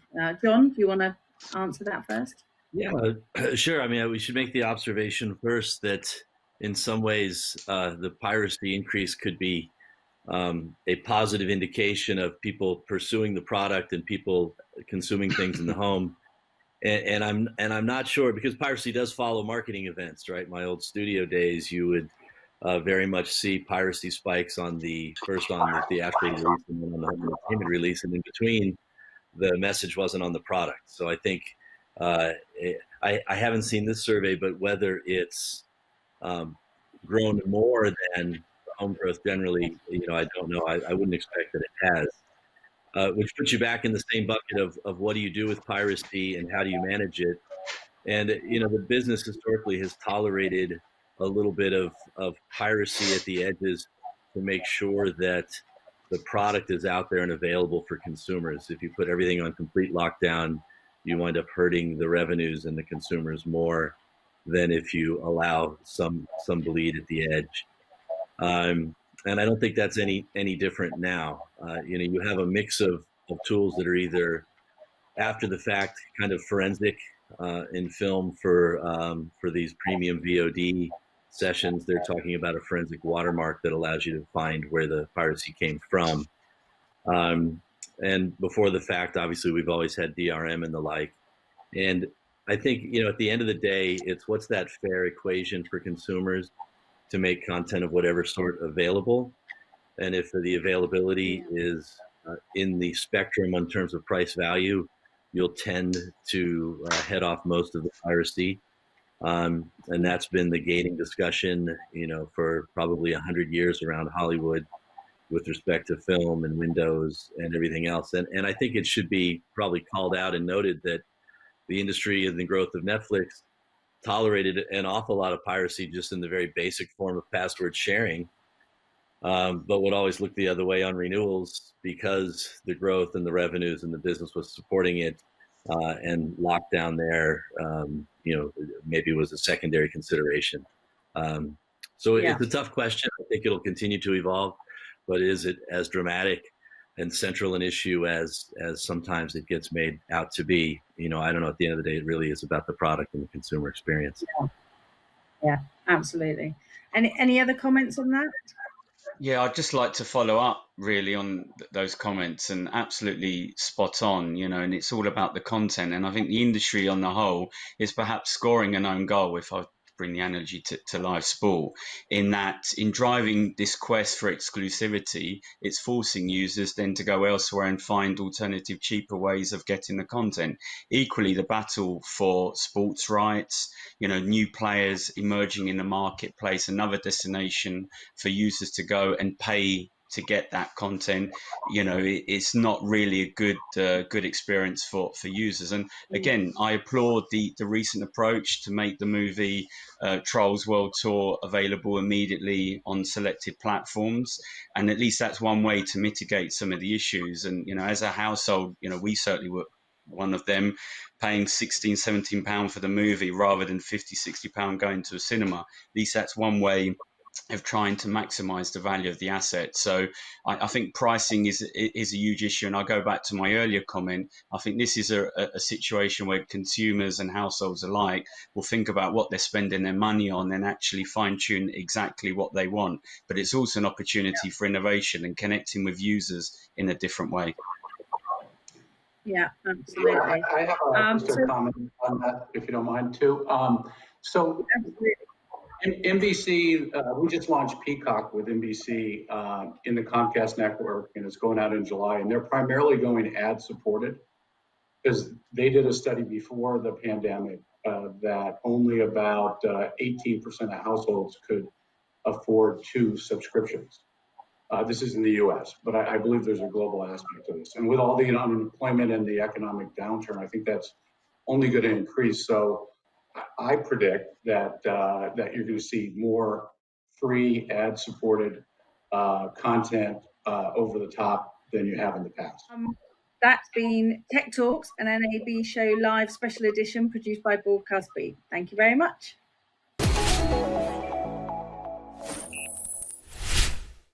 I'm Larry Becker, the guy who wrote Great on Camera. These are Tech Talks, an NAB Show Live special edition produced by Broadcast Beat. Brett Benson, VP of Sales at Utah Scientific. How you doing, Brett? Good, Ryan. How you doing? Doing excellent. So Utah Scientific, you guys have been in the business for a long time, and you're certainly continuing to be innovative. So give me one sentence that best describes Utah Scientific. One sentence. All right. 43 years in business, 10-year warranty, 0 end-of-life letters. Very nice. It's like a Maytag washer. Like you buy this thing, it's going to work, but there's long warranty on it and everything, and it's fantastic. So what's your big product right now? Like what's your key product? We mostly focus on routers, video routers, audio routers, but now of course it's a hybrid router, and we do master controls, we do sync gens, we do some other products, but certainly routers are mostly what we're known for. Our routers are unique in the way that we've now engineered them in this hybrid environment. What our routers will allow you to do is have SDI go into the router. It lives on. We don't just do a conversion, we actually do a copy. So SDI, so you could get, let's just say with one of our cards, you get 12 SDI in, you get 12 SDI out, and you get 12 IP out. So it really gives you kind of a unique setup. And we've always talked about routers as far as inputs and outputs. With Utah Scientific routers, we have inputs, outputs, and IP. So it's, like our router sizes, for instance, are 72 by 72, and now we added the new 72. So 72 by 72 by 72. Wow, very exciting. It's I've used a lot of routers in my time. I remember just as recent as 5 or 6 years ago installing a 144 by 288, and that was a monster and a half. Yep. Sarah Evans, and you're watching NAB Show Live, produced by Broadcast Beat.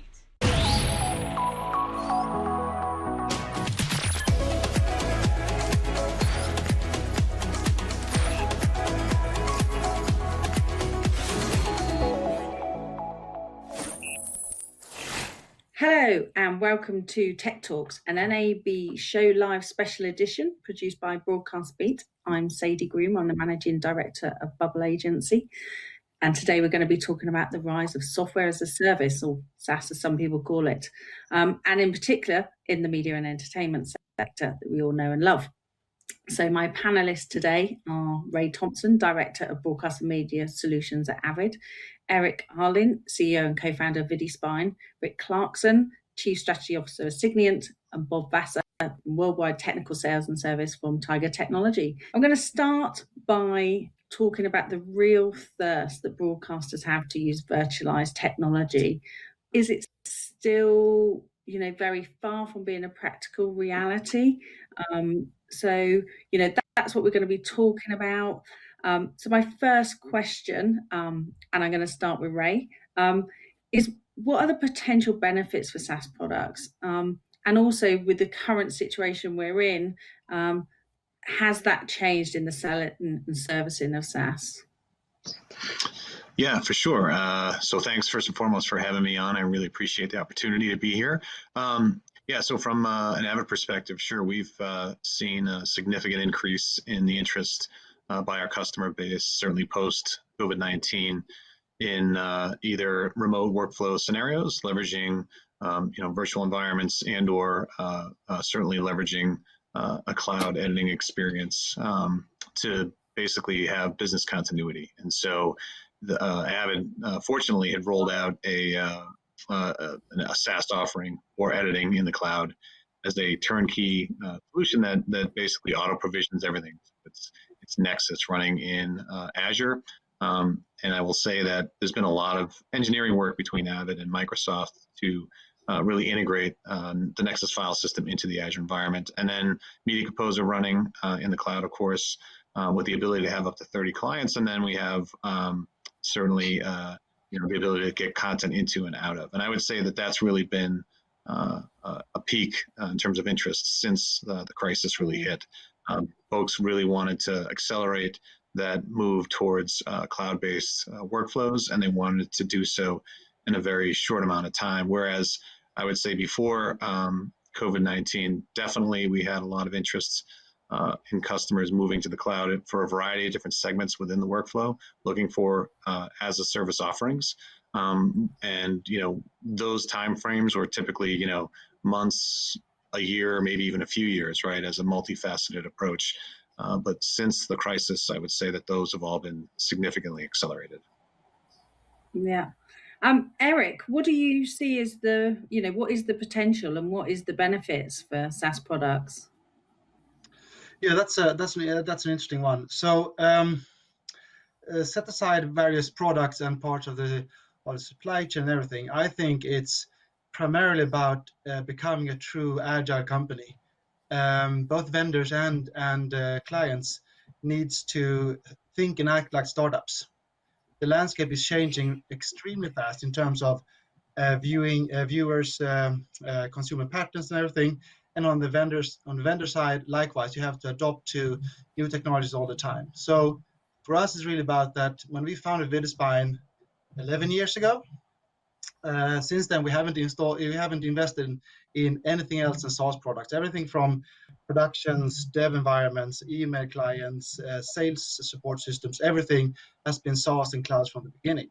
And this is now coming to our customer space also, where they need to quickly ramp up a new channel or a new VOD channel or OTT or whatever, reaching new consumers, and you have to think and act agile like a startup already in that place, even if you are a large media conglomerate. And I think that's possibly one of the less spoken about larger benefits, how cloud, new project methods, deployment methods means you can spin something up and be live with real content within a few days or even eventually hours. I think that's one of the larger benefits.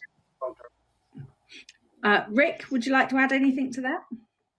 Sure. I mean, just to pick up on what the other gentleman said. So I'm in agreement. So we've been our SaaS products have been very popular for quite some time, and it, as strange as it may sound, it's actually picked up even more momentum during this crisis. I mean, we look at SaaS. There's benefits for both, obviously the customer, but also for the vendor. So things like elastic, auto scale, simple deployment, cost-effective, scalable, global performance. All those sort of things are pretty powerful for both us and our customers. You know, one of the other things that we see is SaaS really gives you the ability for what we would call rapid innovation. So unlike the older days where you had enterprise products and very, very complex upgrades, you can really innovate quickly.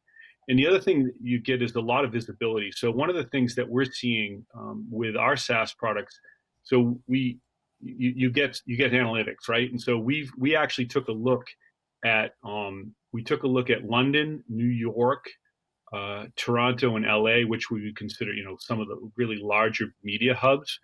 And we've seen, in some cases, the increase to 30 to 40% in the month of March, just given, and we believe a lot of that related to COVID. So things that you just would never even seen, you couldn't even measure that prior to SaaS. So we're, you know, it's an unfortunate situation that we're in. We're seeing our business is actually very strong during this crisis.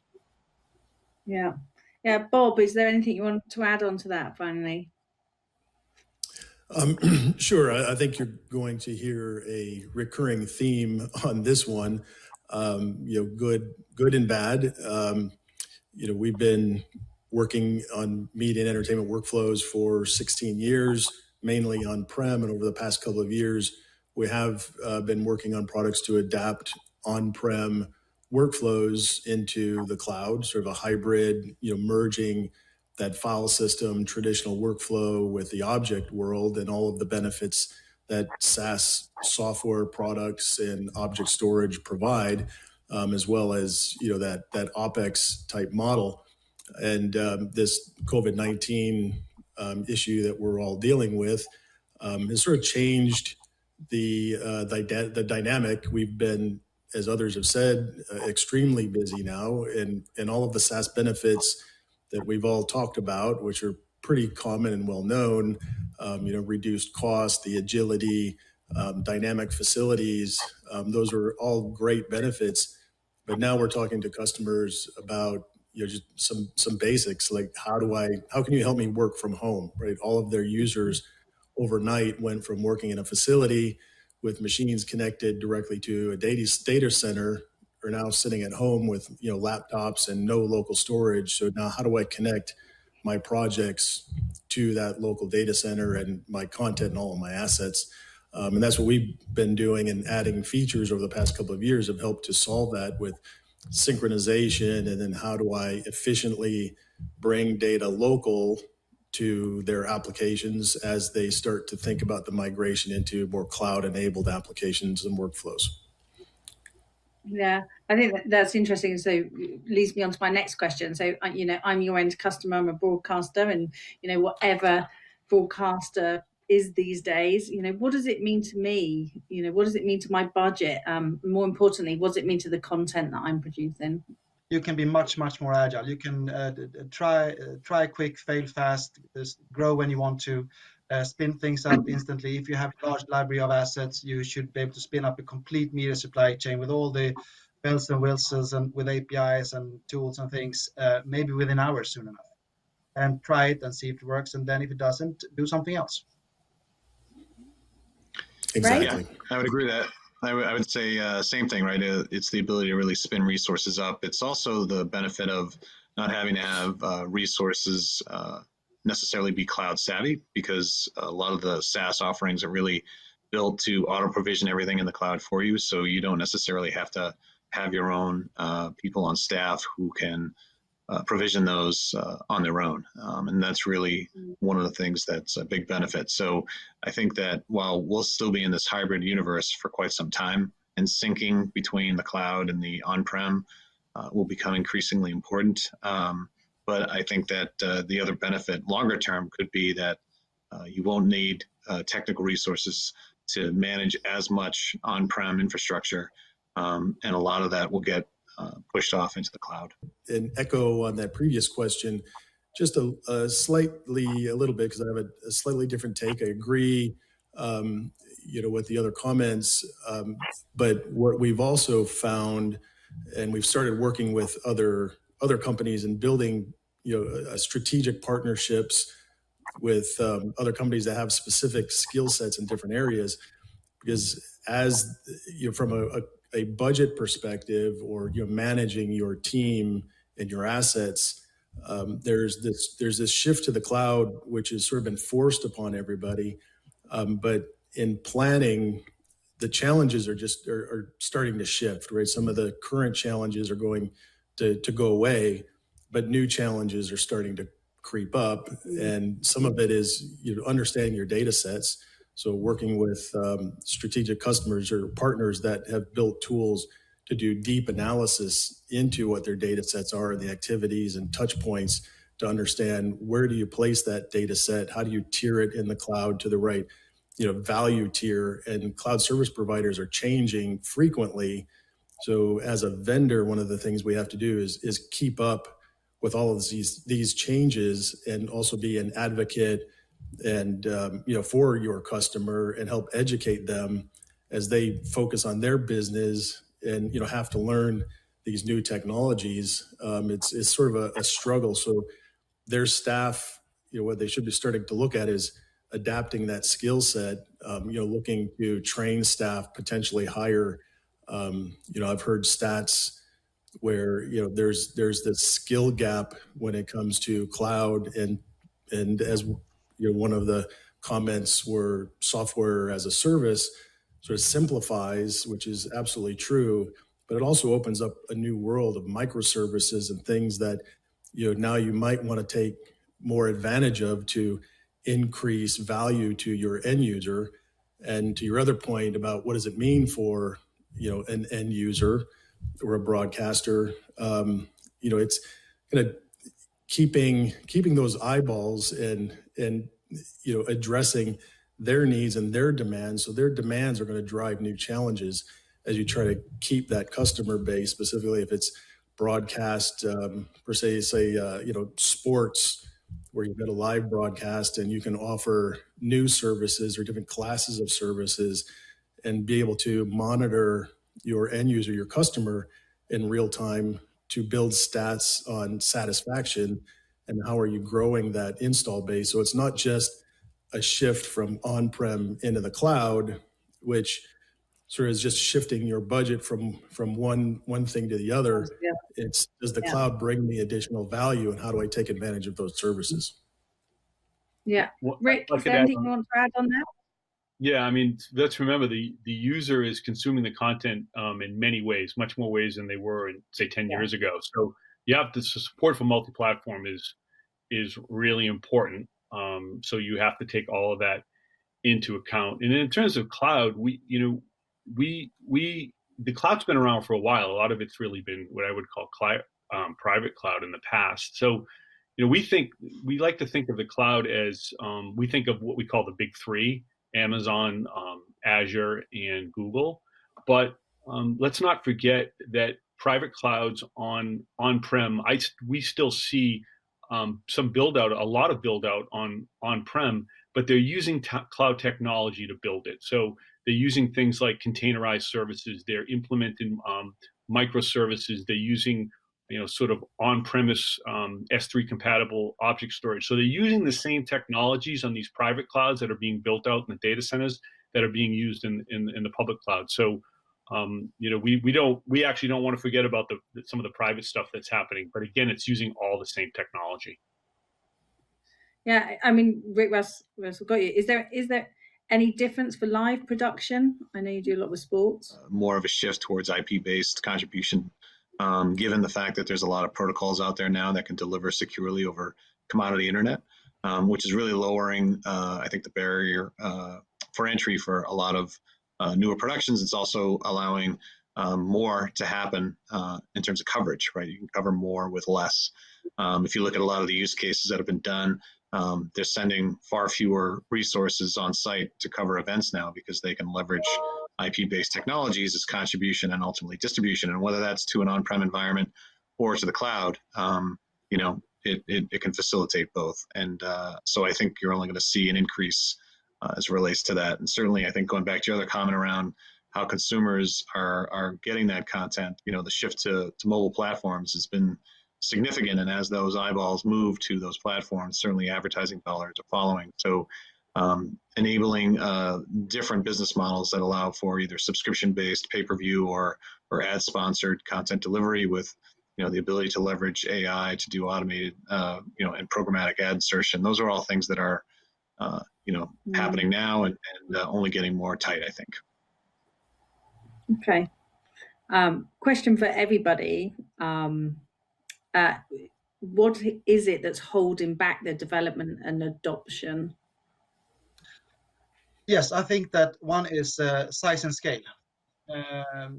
In that we tend to mix up SaaS and cloud. But in reality, these technologies, both of them, really benefit from lots of data, lots of scale, quickly ramp things up and so on. And regardless how much I love this industry, there's still very few customers in this industry that has true scale. You look compared to telcos or enterprise market or what have you. So that is probably one thing that is holding faster adoption back. Okay, and anybody else want to answer that one? Yeah, this is Rick. I have some thoughts on that. So what's holding us back? I actually don't believe it's not technology that's holding us back. I think it's more of continuous education between the vendors and the customer base, understanding what cloud really means, right? So what we would consider to be cloud native versus which is using all the technologies in infrastructure of the cloud versus what we like to refer to as lift and shift, which is taking your on-premise technology and just putting it into the cloud, which we don't believe that's really not cloud. It's not true cloud. So there's a continuous shared understanding that has to continue to happen with the customer base, and certainly referring to some of the things that Eric just talked about. Scale will happen, but you have to have those dialogues with the customers and make sure there's a common understanding in terms of what do you really mean by cloud. So I don't believe it's technology. It's really more of a sort of cross-functional and joint education. Sure. Yeah, I agree completely on both cases. And what we're finding too is the cloud is still sort of the unknown, right? You hear story after story about people moving to the cloud and then repatriating back. I think it's a slow move, and we've got to develop the tools that will let a company sort of try and adapt and understand what are all of sort of the unknowns that could cause their budgets to grow that they might not plan for, such as the networks and the machine sizes that might be needed, moving the content, adapting to lower latencies out of the edge that are being provided. So as you move to the cloud, I agree. We've talked about, or you've heard the lift and shift, but it's going to be a gradual movement to the cloud, and they've already capitalized their equipment. So they're not going to move to the cloud and immediately, decommission servers and start selling their real estate, right? So that's still a cost that they're going to have to maintain. So moving to the cloud up front is not going to, in many cases, not equate to an immediate cost saving. So there's got to be additional value and understanding of how they actually use the data set. And I think education is absolutely key.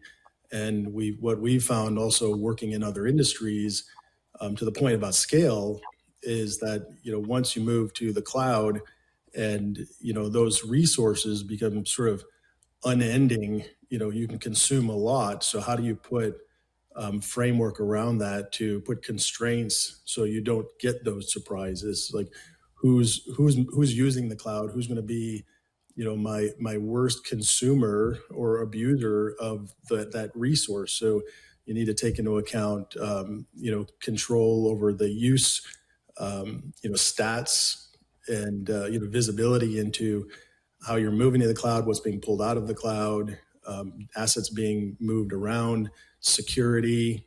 You need to understand security, even though the cloud by nature comes with quite a bit of security built into it. In many cases, probably more secure than your data center. But still, you need to understand that and feel comfortable with moving your asset into the cloud. Okay. So one of the things that you touched on, and actually Ray touched on as well, was other sectors. Traditionally the M&E sector drives new technology. So for this, is it the driver, or are you learning from other sectors? It is a combination of as media and entertainment, have they led in this space or have they followed? And it's been a little bit of both, right? So if you think about banking and retail and mobile providers, they've been using cloud for a while, but you have to remember, so a lot of the technology has been well vetted, including the security piece of it.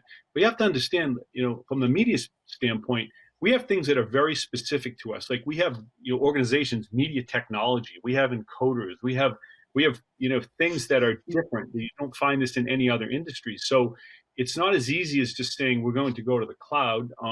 We've got an infrastructure and a system that's been in place, and you can't just shut that all off and turn it into the cloud in one day. It has to be gradual. So you have a lot of that technology that's legacy technology that you just can't get rid of.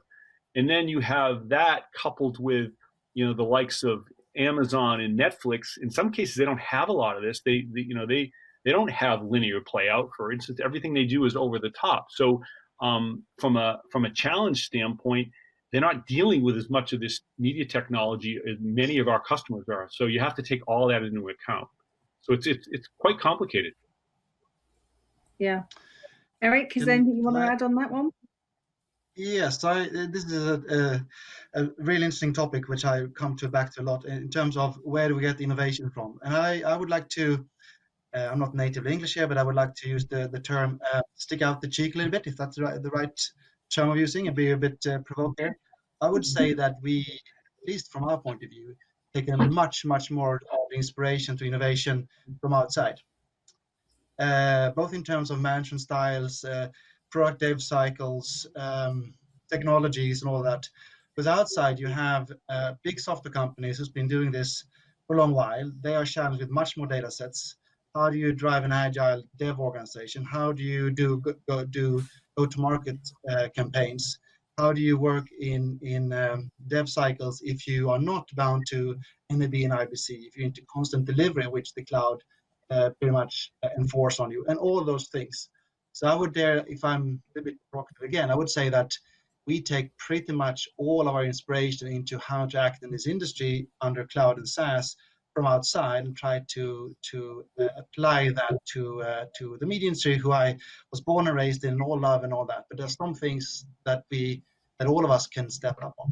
Does SaaS and cloud sort of solve those challenges, and and how do we solve them? Over to Bob first, please. Sure. So solving, as I've mentioned before, does SaaS and cloud solve challenges? Absolutely.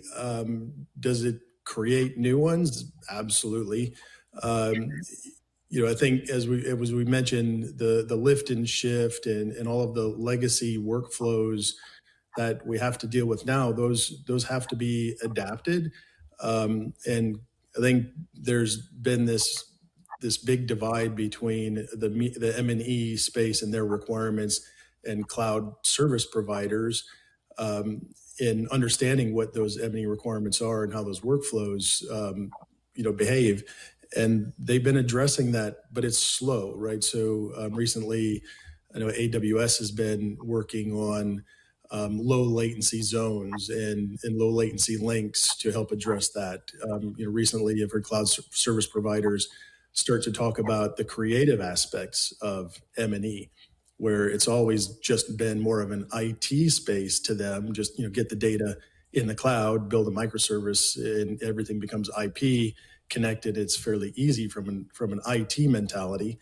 They've been doing that for years, but the creative aspect has largely been ignored, and now they're working on tools that allow the creative users and that talent to be able to interact and have a human input as opposed to everything being sort of this machine generated, IT space. So it's nice to sort of see this come in from both angles, and eventually we'll kind of meet in the middle, and the customers are going to drive as they learn to consume this data, and the comments about mobility and different devices, they're going to drive a new set of challenges that we have not even thought of addressing at this point. Yeah.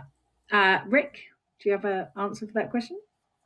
I mean, I think I think it's an obvious answer. Yes, the SaaS in the cloud will definitely help. I look at flexibility, costs, speed, volume, scale, all of that. The cloud really is, it's about supporting again the more content, more devices, more locations, quicker.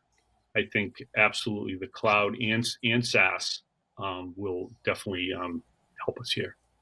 So obvious answer is yes, but I would take it from the point of it's like one big beta test of things that people have to do in the end anyways. That's one aspect of it. And just coping and again, innovation and startup style, doing things to make things work.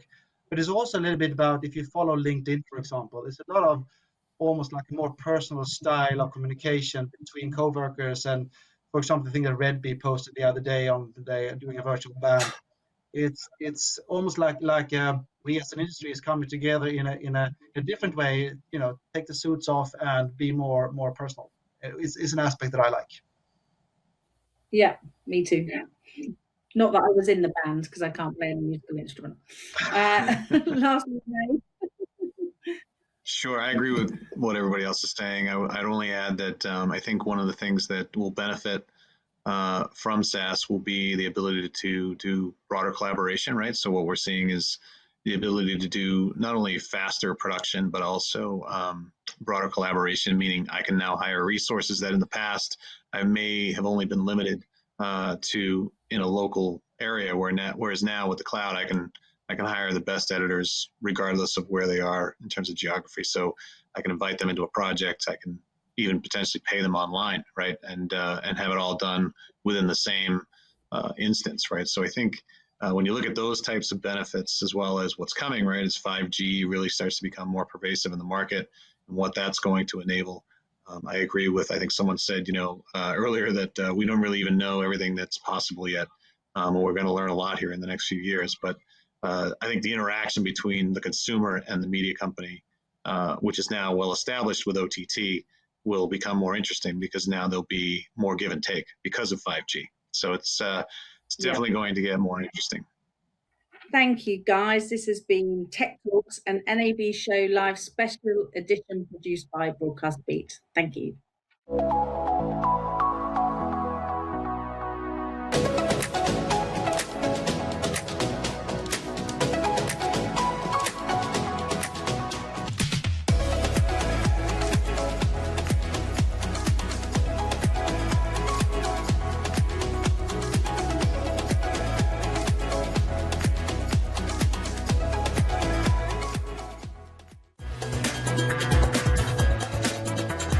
We're going to talk today about technology. You're watching the NAB Show Live. Gals and gear live! NAB Show Live! Gadgets and goodies and cool tech. But really right now, we're talking about HDR. Virtual reality, augmented reality, mixed reality. And you're watching NAB Show? NAB Show. NAB Show Live. Produced by Broadcast Beat. Rated PG. Hey guys, I'm Chris DeMillo. I'm the technical director at the Real News Network, and you're watching NAB Live on Broadcast Beat. Hi, I'm Sébastien Moreau, president of Rodeo FX. You're watching NAB Show Live, produced by Broadcast Beat. We're going to talk today about technology. You're watching the NAB Show Live. Gals and gear live! NAB Show Live! Gadgets and goodies and cool tech. But really right now, we're talking about HDR. virtual reality, augmented reality, mixed reality. And you're watching NAB Show? NAB Show. NAB Show Live. Produced by Broadcast Beat. Rated PG.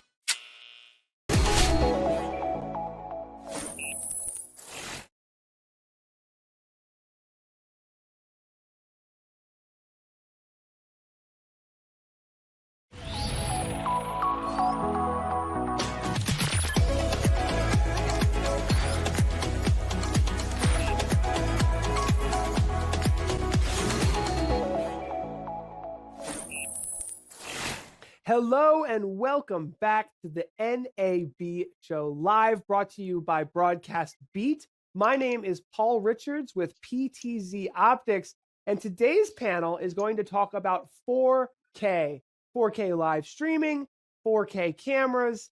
Are they realistic in today's day and age? And how do we get that content out to the world?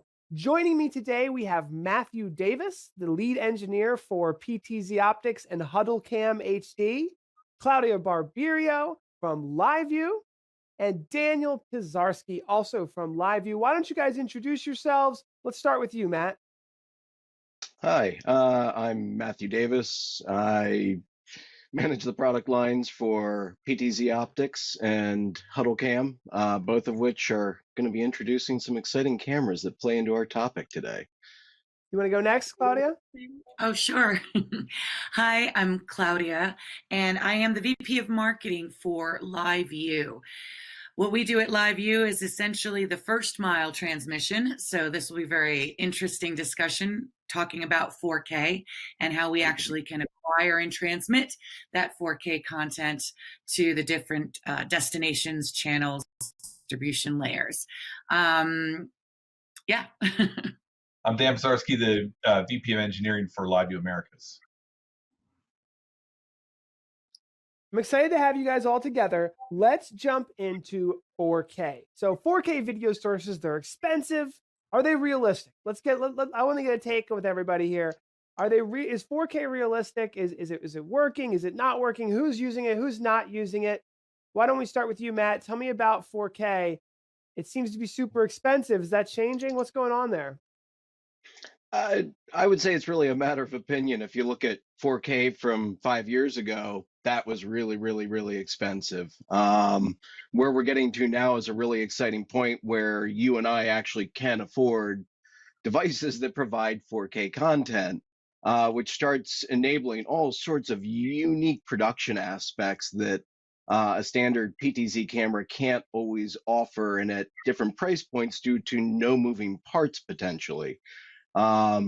There's all sorts of unique features I think that we're going to start to see cameras offer with 4K, and not necessarily leveraging the 4K, but things that 4K can now offer people. Interesting. And I know from LiveView, you guys really get involved with the transmission of 4K. So tell us about that. Is it super expensive? Can people afford it? Are people doing it? What's going on with transmitting 4K? Sure. So, we've had a 4K option on the market for more than a year now. And when I say a 4K option, I really mean the LiveView style option over bonded cellular networks. So it's not even just high bandwidth, internet drops where it was possible before.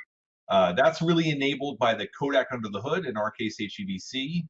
And that keeps it quite affordable too, because you can do it in, when you're doing transmission over something like cellular, your cost is very tied to how many bits you send. And how many bits you're sending with HEVC is very close to what you were sending in HD under H.264. So we definitely see some more adoption of it, but there's no arguing that there's some truth to what you're saying, that it's not hugely deployed yet. Sports, high-end productions, entertainment productions, things like that have been focused on it. Or for instance, news, where LiveView does an awful lot of work, there hasn't been a huge compelling reason yet to move to 4K news production. Yeah, and I would just jump on that. Dan's right. It's certain types of content that are really pushing and driving this, where the quality, colors, dynamic range, and it's not just 4K, it's also, HD, HDR as well. So sports specifically really does drive that, because it is so important to the content versus breaking news, where the news itself is probably what's more important than the dynamic range of colors of what's being covered. So probably be the markets that push usage and adoption, and then ultimately push the distribution channels, whether that's YouTube or cable stations and other networks, to being able to deliver that same high quality content to the end customer or consumer or viewer. So it sounds like I'm hearing some of the same things, which is interesting. 4K is really cutting edge. It's new. There's certain people taking advantage of it, but as a whole, most people are still using full HD, 1080p, and even high bitrate 720p streams. Matt, you mentioned that 4K is becoming more affordable, yet users might not be using 4K cameras the way that we might think of using a 1080p camera. I happen to have these two cameras in front of me, Matt, that I think you were mentioning. How are these different than like a 4K PTZ camera? So to begin with, they have no moving parts, which is obviously a differentiator from the other cameras that we've been offering. Beyond that, they have something called an electronic pan, tilt, and zoom. So you're actually able to, start to take advantage of some unique features. So we often talk about who's viewing these sources, like how is this actually being delivered? Well, if your viewers are only viewing this in 720, you now get a threefold lossless zoom out of this camera, and you can deliver the content exactly like your viewers are going to be viewing it. You're not wasting extra bits on 4K when it's being viewed in 720. You now get some magical extra features, and this is just one of probably many that we'll begin to explore with these new cameras coming. I think it's also got some unique benefits as we start looking at 4K and ePTZ within PTZ cameras. Very interesting. So there's a 4K sensor, but the output may only be 1080p or 720, and users are able to kind of zoom into that space quickly without having to have any PTZ controls. That is really interesting. No plug there, right? So I want to ask LiveView a little bit about the 4K side of things. What are the benefits of 4K? Obviously, you have a bandwidth constraint, so you're constrained in one way, but are there benefits on the other end where you can take advantage of the 4K? Obviously, detail and quality are there. Yeah, absolutely. And it's detail and quality. I would even call it consumer expectation, right? So especially when you look at something like sports production, an end user can't walk into the average store anymore and not buy a 4K TV. It's almost all that's sold over a certain size class. They've really become ultra affordable, available, all the way down to stores like Target. It's no longer sort of a specialty home theater piece of equipment. So when you're watching your 4K TV, I mean, this happened a decade ago with the transition to HD as well. You've got this expectation of I want the stuff to look good, and there's a couple classes of content where that becomes particularly true. The key one of which is sports. So a rabid sports fan out there tuning in to their favorite game when those games come back, after this crisis, really has an expectation for that to look as fantastic as it can. And of course, 4K, 4 times the resolution of full HD, it definitely can look better. You've got a lot of factors of look better in between there. The transmission bandwidth, the original first mile bandwidth, like what we deal with, the middle mile bandwidth, how it's sent to you, like over a cable network or over the internet, and then of course how good your TV is at decoding it. So it sometimes, and we certainly experience those of us old enough to remember experience this a decade ago with HD as well. Sometimes you can get all the right things plugged in and be a little underwhelmed with 4K, but you can certainly get all the right things plugged in and really be wowed by 4K as well. And again, key content, types of content really drives that home. Just piggybacking on it, when you talk about the benefit of it, it really is about the benefit of differentiating your content, right? The better it looks, the more eyeballs. So that is what drives it. What we have to look at are ways that enable the producers of that live 4K broadcast to deliver it. And that's why making different improvements to the bandwidth, as Dan was talking about, continue, because even as the quality, 4K, it doesn't stop. It's not where it's going to stop. We're going to continue to drive and push the boundaries, and yet producers are going to need to continue to do more and more with that available bandwidth, including things like being able to switch right on the actual units themselves, being able to control the PTZ cameras through it, being able to do video return, being able to do a lot more things with that bandwidth that we're also trying to push higher and higher quality through. So I think this is going to be a constant evolution as the technology continues to change, to say, what else can we do to help enable that, as well as not limit all the other aspects that broadcasters are going to need to do with that same pipeline. Well, I love how you're thinking about this from what's coming in the future. I do believe that 4K is something that, as a content creator myself, is future-proof in a way, right? Like, I don't want to be creating 720p videos right now because everyone's doing full HD. But if, as I'm building my catalog of live streams and videos that are going to last on the internet for the next 5 or 10 years, if I can, I'd love for it to be 4K, because obviously, as Dan, so pleasantly mentioned, everybody has 4K televisions now. So I do think it will become a standard. I would have loved to walk through NAB and go, oh, that person's on 4K, that person's on 4K. I think that 2020 was going to be a year when a lot of manufacturers were going to say, hey, we are now offering 4K. How realistic it is to deliver that video live is another story. Thank goodness folks like LiveView here that explain to us that still to this day, it's only really a small segment of what's being delivered live, as opposed to, what we're seeing kind of the bulk of Twitch streamers, YouTube, Facebook, the news, still kind of conserving bandwidth. Because in a way, it's really a trade-off between the bit rate that you have access to, right? The bandwidth you have access to versus, the resolution. You don't want to send a 4K stream with a small bit rate. You'd rather do that in 720 or 1080 to get a better quality signal to your audience. Are we missing anything with the 4K, conversation here? I guess just to piggyback a little bit on what's already been discussed, something I think is exciting and goes right along with this is that sometimes it's not always the 4K content, but maybe you have it, and we've seen small examples of this already with sports, where the end user can choose multiple different views to view themselves at one time. So they're no longer constrained to specifically what one person's view of the production is. They're now able to choose from multiple views, and having the same available bandwidth that enables 4K is the same thing that's going to enable that to be a pleasant experience. Yeah, and I think too, as the different viewing platforms catch up with what TVs are at, we do know that phones and mobile tablets and devices are one of the chosen viewing platforms for a lot of content. So as the viewers start to demand more sports, entertainment, more higher quality and better looking content, and those devices can deliver it, then I think we'll see a much faster rate of adoption of all content being delivered in 4K to meet that demand.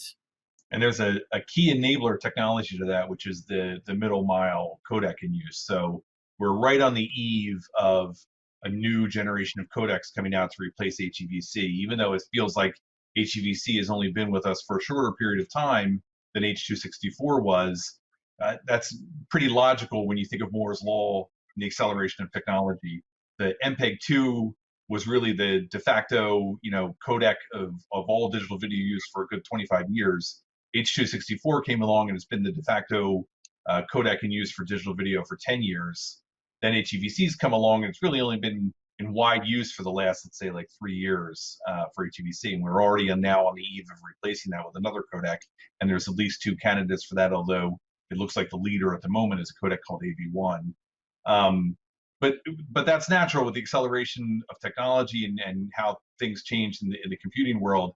That one of those codecs taking the cost for a platform like YouTube to deliver to tens to hundreds of millions of people worldwide as given video and keep it the same, deliver from their perspective a 4K video for the same price it takes to deliver a full HD video today, then I think that's kind of the dam breaking point in terms of that content getting out there. The TVs are there, the set-top boxes are there, content creation's there. Phones have ultra high resolution screens, even though they're physically smaller. Tablets, once you're able to deliver through that middle mile, you're going to see a lot of adoption. Awesome. Well, this has been our panel on 4K live streaming and video production. Stick around because this is going to be an awesome broadcast from the NAB Show Live, brought to you by Broadcast Beat. Thank you for watching. Thank you to our amazing guests, Matthew Davis from HuddleCam HD and PTZ Optics, Claudia Barberio from LiveView, and Daniel Pizarski. So excited to have you guys, and I hope that we'll see you guys at the next NAB show, or at least NAB New York. But this live broadcast is going to be even more exciting, so stay tuned, stick around, let us know what you think in the comments below, and share this video online.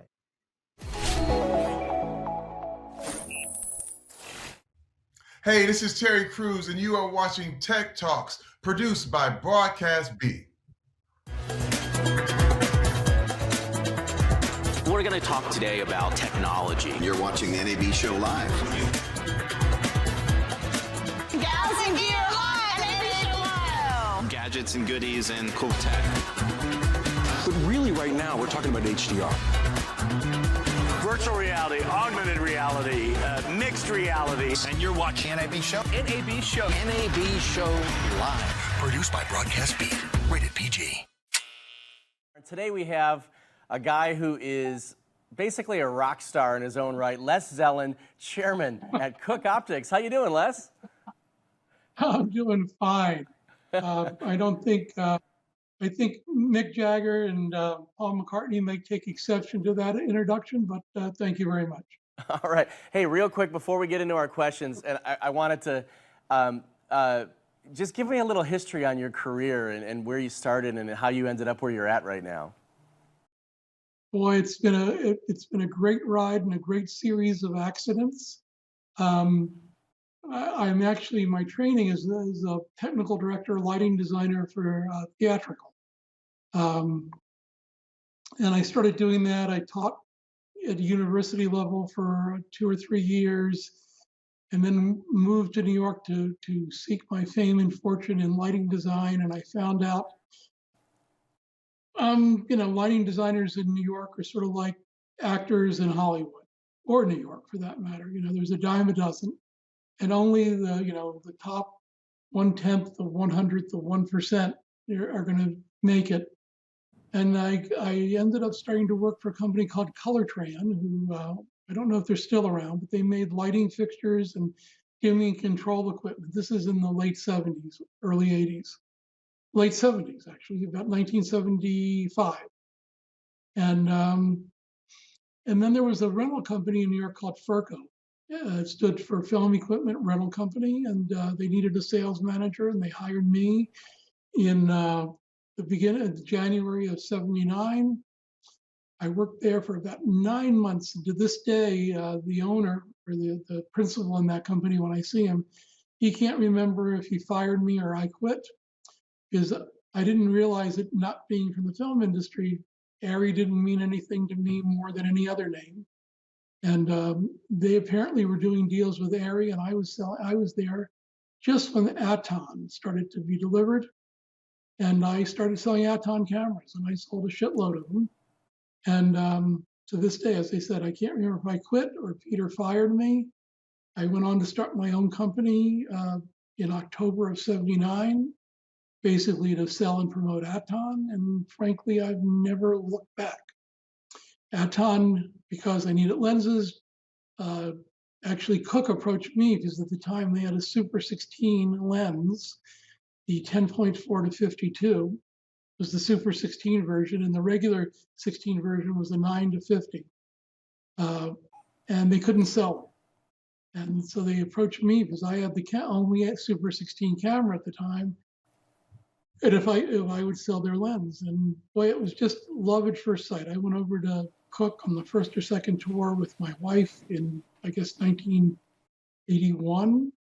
And I turned to her and said, I want to buy this company. And that it then took me 17 years to do it, but I did in 27 years. Geez.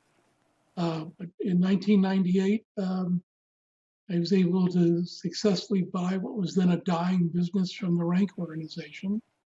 And obviously, as they say, the rest is history. I mean, we successfully turned Cook around from, barely on life support to a company that I would hope is considered an industry leader at this point. Yeah, well, Cook is certainly a very popular company, and you guys have certainly flipped it around and done some amazing things with it. So what are the trends that you're seeing in the film industry in regards to technology? Full frame sort of coming in faster than I had expected it. I am not wearing my Les Zellin cap. I'm not a fan of full frame. Wearing my Cook cap, I love full frame. It's a whole new set of lenses and a whole new infrastructure that we have to supply, which is obviously puts a big smile on my face. And I have to say, I only was looking at it from a technical standpoint, talking to a lot of DPs. What I failed to see early on was that the new ratio, 3:2 as opposed to 4:3, gave them simply a different look. It wasn't just bigger and more resolution. It was actually a whole new format that had a significantly different look to it. Now, so from people that are shooting true full frame, I think that's great. And I also, obviously, I know a lot of people are using cameras and shooting a Super 35 cutout. Okay. But I really think full frame has taken over more of the industry faster than I thought it would. Not that Super 35 is dead. It's long from dead. We're still doing a lot of work. We're still delivering S4s, which, was the first product we had out the gate in 1998 when I took over the company. But it's making a bigger impact faster than I had anticipated. So what's the latest with eye technology? Eye technology is very important to us and has been making a bigger and bigger impacts in the industry. We now have just about every major player as an eye technology partner. We are going to be having an eye technology conference for the partners at NAB this year. That'll be a first. We are now in the process of, we have been delivering what we call I3, which is distortion data. And that's been in all our spherical lenses over the last maybe 2 years now. And this year, probably just after NAB, we'll start delivering the same information on anamorphic lenses, which is really a step forward. I mean, the difference in modeling a spherical lens as compared to a spherical lens is just, it's about a factor of 10 more difficult and a more complex image. So that's very exciting. We are also starting to do something that we probably should have done a while ago, and that is to build the full infrastructure around eye, coming out with common file formats. One of the great things of I3 as compared to other distortion systems is, one, we believe, and frankly, we can demonstrate that we are significantly more accurate. And two, because the way we do our modeling is really, can be separated from the lens. And that is, as long as you have the serial number of the lens, we're going to make it possible for you to go on the internet, go up to the Cook cloud, and download the distortion model for that lens. So as long as you have the focus information, the whole pipeline in post, which can get very clogged up, we can keep that with just basic metadata, focus, iris, the usual stuff, instead of clogging it up with a lot of modeling done by the lens. because our modeling is done differently. Our coefficients, I mean, this may be getting too far into the weeds, but when we model a lens, we can set up a set of coefficients. Coefficients are static. So as long as you have the focus information, you can download the coefficients and do the modeling once you're past some of the early pipeline stuff. And you don't have to carry, this means you don't have to carry a lot of data all the way down that pipeline, because frankly, data tends to disappear. And so it is, I think our solution is really elegant, because it really can cut out a lot of this data handling, which is necessary for other systems, but it's not really necessary for ours. And I think that's going to be a big plus as more and more data has to be sent down the chain. So we're very excited. And over the next few months, we've hired a guy named Tony Davis, who will be who is basically taking over the project for me. He's very technical and knows how to do all this stuff, where I just know how to talk about it. But he can actually make it happen, and he's doing a great job for us. Hey guys, I'm Tim. I'm Grace. I'm Jared. And I'm Alice. We're just a small part of the team here at BC Live Productions in Los Angeles. You're watching NAB Show Live, produced by Broadcast Beat.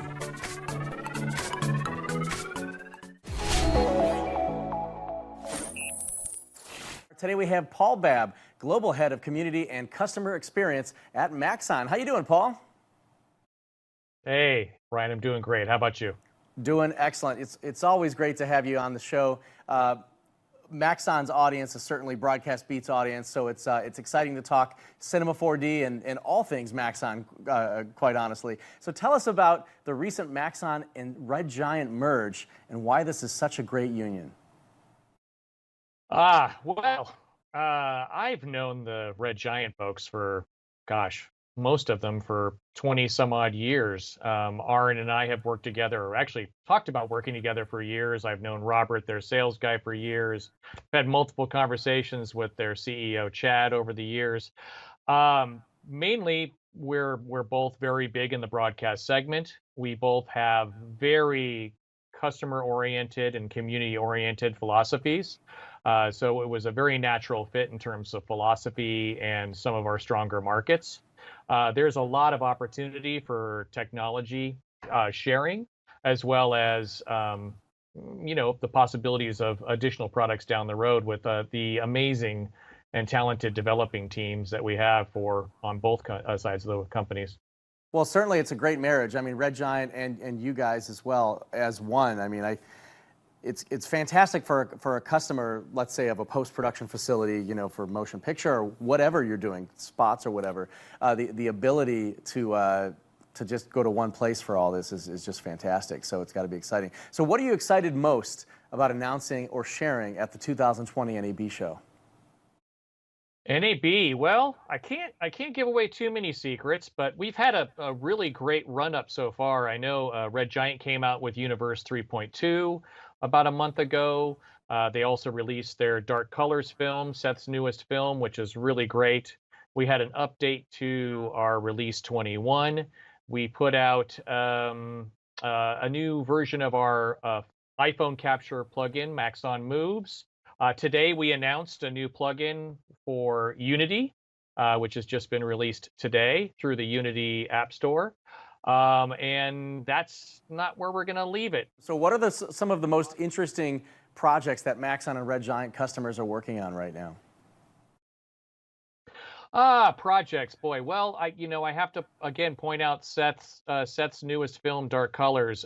It is a project that incorporated a lot of Cinema 4D as well as Red Giant products. Those films are usually a big showcase for Red Giant products, but they incorporated a lot of Cinema 4D work into this one. So we're really excited about that. We're getting constant customer stories from different avenues. We recently started up on a project or a customer story about a couple of companies that were working on Stranger Things. We had some great announcements about companies that were in the awards season including Robert Legato that worked on the live-action Lion King or the VR Lion King. Did a lot of great stuff with Cinema 4D and that one. There's across the board, we're seeing a tremendous amount of great work being done with all of our products.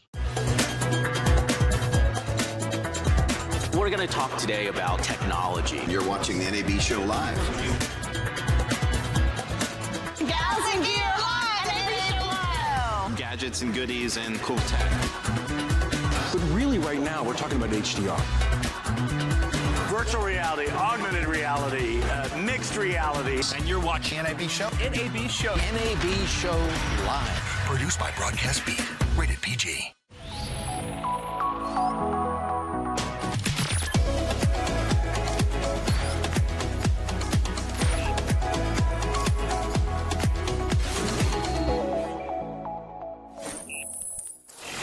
Hello, everyone, and welcome back to the official NAB Show Live. My name is Paul Richards. I'm with PTZ Optics. And in this panel, we're going to be talking all about esports and its amazing impact in education. Today, I have with me two amazing experts in the esports industry. I have Nick Smith, who is the Director of IT with JB&A Distributing. Nick, thank you for being here. And I have Bubba Gaddard from the Varsity Esports Foundation. Thanks for being here, guys. So I wanted to start off with allowing you guys to introduce yourselves a little bit. Why don't you start, Nick? Yeah, sure. I'm a nerd first. You can tell by my back wall. I'm a geek second, and I'm a gamer third. And so I've kind of rolled all those things into a career about helping other people connect the right dots for technology. And that's, primarily what our company does, is connect the manufacturers to the end users and all the points in between to make sure that they get the best use of the best technology. How about you, Bubba? Me and Nick have been working together for a long time. Nick's really just a genius in the industry. It's too bad we can't hang out in Vegas this year. I was really looking forward to that great JB&A Technology Roadshow that you guys put on every year. But hey, we'll figure something out. How about you, Bubba? Can you tell us a little bit about what you've been doing over there at the Varsity Esports Foundation in Missouri? Yeah, that's right. Yeah, we're here in Kansas City, and man, esports has been growing the past 5 years, but the last 3 weeks, it's grown whatever, what is it? Tripled, quadrupled, quintupled, whatever 10 is for that phrase. I'm not sure.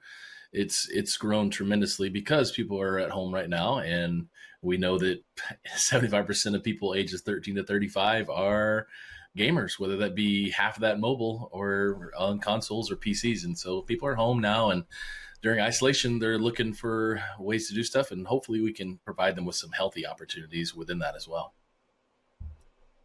Well, I'm glad you're framing it up that way. So let's start with that, because we're not just talking about esports in general today. We're talking about esports in education. And the schools have officially closed, right? All throughout the United States. They're not opening back up. College level, K through 12.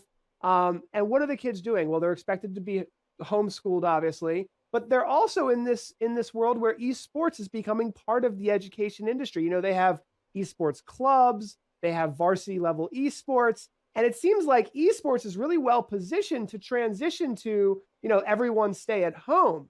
So why don't you guys tell me a little bit about what is the educational value that you guys are seeing out there for students who are in these esports teams, in these clubs? There's teachers out there who are helping. What are you guys seeing out there? Let's talk about the educational value first for folks who might not know, why it's so important in the educational space. These teachers that, I'm watching my own two children who FaceTime, but now are using Google Chat and Hangouts to connect with their classmates and their teachers, and taking that evolution of being in a group, being huddled together, to suddenly having to do that remotely, which is where gamers, I think, have been living for years, right? I mean, the old school arcade that I grew up in, where I'd go meet my friends and drop quarters, doesn't exist anymore. So we've moved this entire evolution of gaming to online, where we're making friends online, we're chatting online, and now suddenly all of my kids are having to do the same thing with their classmates for their daily work and their daily homework. So it's evolved immediately, the technology space, to all these teachers going, how do I communicate with my students, right? How do I chat with them, in a group, which is perfect for gamers. I mean, we get that already. We live in this world on a daily basis. So that evolution of technology that we're seeing in the education side falls right into where esports lives on a daily basis, which is millions of us connecting online, fragging each other at a distance, and then chatting about it in the commentary section. Yeah, I would throw in that, let's just go by the numbers. The numbers look like this across North America. There's about 3,000 high schools that have clubs for esports, and those are either organized play or competitive play. Look at colleges, universities. There's 3,000 of those playing competitively or as organized play in clubs, and most of those clubs, college and high school, are potentially, or actually always, the largest clubs on campus for students. Sometimes they're the organizations on campus that maybe don't get funding, but they are still large. And gaming can also be, in many schools, actually board gaming and organized play and competitive, recreational, intramural. Then we go down to the lower level middle schools. There's about 1,000 middle schools that are playing and connecting online throughout the country. YMCAs, Parks and Recs, Jewish community centers, there's competitive and organized play in esports. And we look at gaming starting in 1958 with Pong and what it's become since then. And now in the school space, even though there's 36,000 high schools in the United States, we're not even at 10% of the amount of schools that actually have organized clubs. So there's a lot of growth on an industry that has no ceiling, really. And all of us have the ability to shape this industry because we are either millennials or Gen Xers that can help the next generation, the Generation Z, or as we like to say, all of us are Generation E, Generation Esports. So there's a book that I wrote called Esports in Education. It's available for free online. And I just wanted to share some of the things. I think a lot of teachers out there and parents think that video games are something that's only kind of for entertainment, and they're not understanding some of the educational values. Of course, there is kind of a light side and a dark side, and I don't know if we'll touch on that because clearly some video games are very violent. They might have drugs and things that, probably shouldn't be done at school. But some of the things that they're learning, hand-eye coordination, analysis and logic, spatial awareness, economy management, logistics, teamwork, problem solving, strategy, quick thinking and accuracy. It's being used for teaching children with autism, learning English, statistics. I mean, to sum it up, these high-level esports players are like Navy SEALs who are in control of a drone, if you will, or an avatar, and they're managing multiple economies. They're doing teamwork, communication, and the competitiveness of what esports is very similar to what regular sports are, right? That competitiveness is what drives you to be better. And then there's the coaching and that drive for excellence that is very normal in school, right? We promote sports for that value. And I think that some people maybe not understand, and maybe you guys can explain this, how esports is very similar to regular sports and all of the values of being a fan and, striving for excellence are there. Can you guys touch on that? Because I think there's a disconnect with some generations who don't understand what it is and from video gaming and esports and how those two things are different in a way. Yeah, it's funny. I was at an esports conference late last year, and the room was clearly divided of the 400 or 500 people that were in there between those with gray hair or no hair and those with goatees and, obviously the, younger. And it was kind of interesting to me to see the divide of 30, the 30-year-olds and under who were nodding their heads, understanding what we're talking, and the ones above that scratching their head, not getting it, not really understanding what this whole esports movement was. And more importantly, was touching on, one of them made a comment, well, this isn't a real sport. And I laughed and I thought to myself, well, it is when you really take into the concept of muscle twitch and the training that these players do, and the fact that the fall off rate for professional players is the same in the esports world as it is in the traditional, sport world, that you're performance levels drop at a certain age when your muscle twitch starts to soften as you get a little older. It doesn't get as fast. That holds exactly the same truth in real sports as it, I guess in physical sports as it does in esports, right? The players training, the focus, the drive that it takes to be a professional player doesn't change regardless of whether you're holding a controller, a keyboard, or a football, right? And it's interesting to me to see that the older generation didn't see that, didn't connect with that until they started hearing from some of these players that are retiring out, that are becoming commentators, that are moving to the same phase in their life that Terry Bradshaw moved to at some point, right? So until they recognize that and see it as an actual sport, right? It's like, well, golf's not a sport, it's a hobby. Well, this is not a hobby. This is a true sport. And now that people can develop careers around it and become commentators, and there's this whole process for having a life and sitting in front of a computer making money. So, I mean, you looked at the video of the kid who paid off his mom's student loans. That's something you'd only hear from a pro athlete. The fact that it was a 13 or 14-year-old kid in his basement playing video games professionally, that's amazing. That's a game changer for the game of esports. That's amazing. You're exactly right. It's fun to hear the scientific approach, because that's if we look at being proactive in this industry, we must be, because this is our industry. And I mean, we weren't very proactive. I mean, I played football in high school and I played soccer in college, and I spent a lot of time in the past 3 or 4 years just translating as a translator, not from English to Spanish, but from esports to traditional sports. And if we look at the idea of traditional sports, I mean, it's got all these critical thinking skills and problem solving, but the benefit of esport clubs is that you can be black, white, male, female, be in a wheelchair, have low vision, hard of hearing, and you can still be on one team.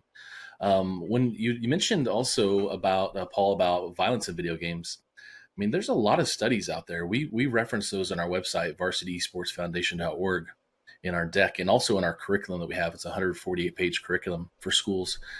But Oxford study, there's no relationship between aggressive behavior in teenagers and the amount of time spent playing video games. American Psychological Association reaffirmed their 2015 stance that the media actually was getting it wrong for years, and loud people saying loud things have made the idea of violence in video games something that it's not. There are violent video games out there, but when we're talking about what you can play in a high school space or a middle school space or college space, we're not talking about Grand Theft Auto. That's not what we're talking about. We're talking about Overwatch and Fortnite and Call of Duty. And those games, I mean, Rainbow Six Siege is one of the most top played games in high schools throughout the country competitively. And we're talking about violence, but yet it's one of the top games played. And it's also one of those games that gets used by the military. There's a lot of military use for a lot of these games for training. So when you're talking about college and career readiness, you're talking about STEM learning and esports and how much it plays into what these students are getting out of it to prepare them down the road. There are things like social isolation that are real, including, just referencing my book here again, there's physical health issues. There can be brain damage from playing too many video games and having too much screen time, addiction, aggression, and attention deficit, lack of sleep. There are real concerns that parents, I think, are rightly should be addressing. And I think that's why esports are actually so important, because there are so many real issues, violent video games, games that have sexual connotations and drug use, like you mentioned, Grand Theft Auto. Those are real things. And you leave a kid in the basement with access to video games, I think there is concern. Now, one of the things I write about in the book, and I'd like to ask you guys about this, is that esports seems to be a great opportunity for teachers and educators to bring video games into the school system and to kind of have that opportunity to be a positive force and use it as like a competitive sport. And actually, be a positive influence. If we don't have esports in the school, then we are in the wild, wild west, and we lose that opportunity to give children and, everyone through the education system a good, like, common ground space to have a good experience where teachers can be involved? Being proactive is really a big focus, especially for us, the foundation. Being proactive in digital citizenship and addictions and social emotional learning, as well as just giving kids the opportunity to understand diversity, inclusion, cyberbullying. All that stuff is really, really important, but that what we had to be proactive about. And when I go back to the football analogy, like we need to shape it now, because otherwise, like the concussion protocol for football was 50 years too late. Like we've got as a society to say, yeah, I'm just going to let the electronic babysitter take care of my kid during this time of isolation because I'm at home and I got to get work done. Well, that is proving the point that all these people are saying, that violence in video games is bad. Well, especially if we as parents, unfortunately, I've got 3 boys and I want them on healthy activity games with learning math, and I've got to be active in internet safety to keep them safe from games with violence that are not rated for them. So that's our big focus here at the foundation. Yeah, Paul, let me jump in on that one for a second. I mean, speaking as a gamer and as a parent as well, I mean, there's 2 pieces here. I mean, so often we abdicate our control as parents to the content providers, right? Well, they're never going to put stuff up there that my kid shouldn't do, right? I think that's wrong. I think the honest truth is we need to be gaming with our kids. We need to see what they're gaming on, and we need to lock down the devices to make sure they can't get access to every game. I mean, just this concept that I, stick an Xbox in the corner and say, hey, have at it. And, I never check to see what it is you're playing. That's us giving up our rights as parents. And that's, that doesn't fly in my house, right? I mean, the console is in the living room where I can see what they're playing, how they're playing. My kids hate that I check their iPads, but that's life. I mean, my goal as parents is to protect them from the stupidity of the world, because there are some things that they can never unsee. So within that, it's part of that is getting in there and playing with them, seeing what they're playing, sitting beside them and enjoying the game and listening to them chat with their friends. But this concept of isolation in gaming, you kind of mentioned earlier, I think comes from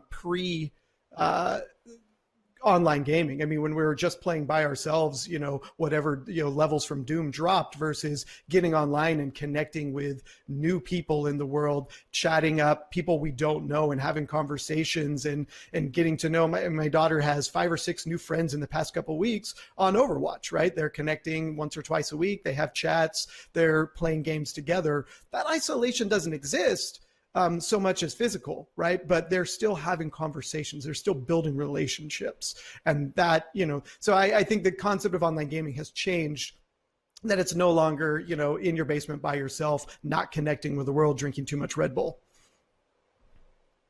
So I'd like to segue in talking about the size of this industry, how quickly it's growing, and then the opportunity for broadcasters. Let's not forget, this is the NAB show here.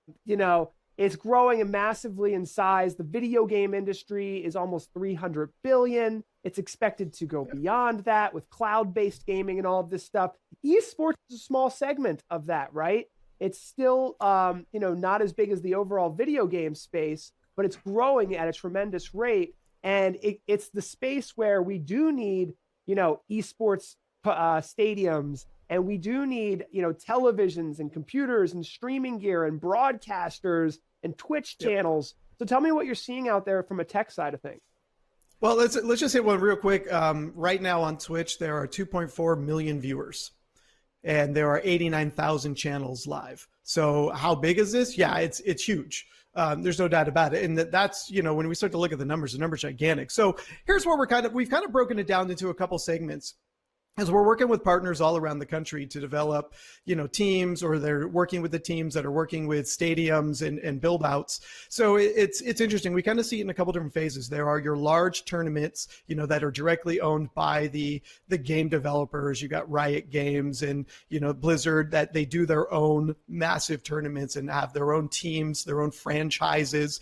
And, and then we break it down to the college and the intermediate levels, right? Where you've got, so the college teams, the high school teams, the smaller ones, and then you've got your individual gamers. And when we look across the board, they're each kind of attached to a different type of technology. And a lot of it comes down to just purely budget. how much can I afford to put into building up a streaming rig if I'm a solo gamer? How much can I afford if I'm a high school or a college team to have a video switcher to switch between all my different desktop feeds or my console feeds, the camera sitting on top of the monitors, watching the players out to the wider audience angles, right? And so it's sort of progressively, the budgets go up progressively as the size of their audience goes. So we're seeing anything that can switch a video from Rust to Grass Valley to NewTek to Vimeo, right? Anytime I can get my hands on a video console that allows me to take in multiple images and switch between them, be it multiple gamers, or the cameras they're using, that's the first technology that everybody's diving on. And then when we get into the stadium side of it, that's an even bigger space, because now we're talking about how we distributing all this content, not just, out to the broadcast world, but internally to the audiences that are here in this room with us. Because one of the things we always think of e-gaming as, purely an online play where it's viewers online. It's not. These tournaments are massive. These stadiums that are being built are huge. And so it is truly an event that you can go to and watch it on multiple big screens around the audience. So LED technologies, projection technologies, these live video mixers, all this technology is being used. What's amazing to me is broadcast has sort of been in the position of it's a video signal getting mixed to one feed going out to millions of players. Whereas, when we look at a stadium like this, it's video signals being mixed for an audience, video signals being mixed for a remote audience, streams going all different directions. There are so many more video streams in an esports game than in most professional football games. Oh, the colliding that's happening between traditional sports and esports is incredible. I love what NBA 2K is doing. I think that is an amazing place for students to learn about traditional sports and esports together. But I think that's about all the time we have for this session. Thank you so much for joining me, Nick, Bubba. It was an amazing panel. You guys want to share your websites real quick so people can get in touch with you? My name's Paul Richards. I'm with PTZ Optics and the Stream Geeks. And this book, Esports and Education, you guys can pick up at ptzoptics.com/book for free. Check it out if you're starting an esports club. It's got a lot of great information on there. You can reach me at Twitter at Nick on Tech. You can reach me on YouTube with jbanda.com, or JBA Today Live is our show there and our videos, or just go out to our website, jbanda.com. That's jbanda.com. Thank you, Nick. Thank you, Bubba. Thank you, everyone that watched. You're watching the official NAB Show live. Don't forget to subscribe, comment, because this is a fun show. We got more coming for you, so stay tuned, everybody.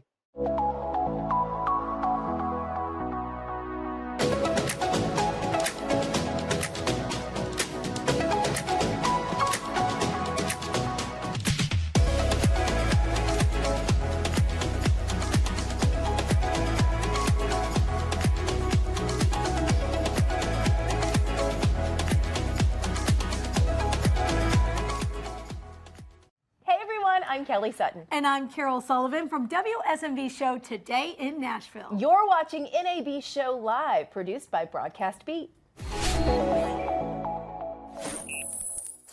I'm Creative Director Amy DeLuise, founder of Gals and Gear, and you're watching Tech Talks, produced by Broadcast Beat. Today we have Chris Hollabone, Sales and Marketing Manager at Merging Technologies SA. How you doing, Chris? I'm doing very well, thank you. Excellent. So tell us about Merging Technologies SA and what you do. Okay, well, Merging has been around for a long time. We're a Swiss company, and the company was originally founded by somebody who came from the Nagra Kadelsky School of Engineering. So we've always prided ourselves on being, I would say, top quality, as you would probably expect from a Swiss company. We've been going now for nearly 30 years. We'll be celebrating our 30-year anniversary this year, as it happens. Actually, right after, right at NAB time, so it's a pretty good time for us. The company initially was more involved in software, but more recently we've become, I would say, pretty much 60-40 in favor of hardware. And we were one of the companies that was, I would say, up ahead of it in terms of adopting audio over IP technology.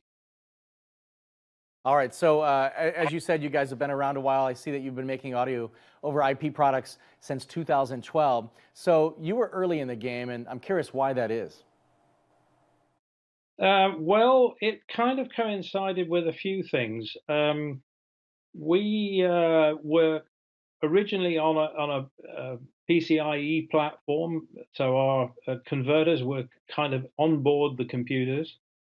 We were looking really to kind of outboard everything because we were, I think, suspicious that the PCIe platform was going to disappear on us, and then we'd be kind of stuck. So at the same time, the ALC Networks guys were touting their Ravenna format. And we looked at that and thought there would be some significant advantages for our existing customer base by moving to IP. It took us a little bit of a while to actually cope with the development of the product because at that time it was pretty cutting edge. But having been in there from the beginning, it has been proven by all our customers to be a real bonus, and it's allowed us to do a lot more channels much more simply than we ever could have done before with using MADI or any of the other digital, conventional digital connection formats. All right, so you mentioned MADI. I'm a former MADI user myself. We had probably 8 channels of MADI in an audio facility with Pro Tools HD suites.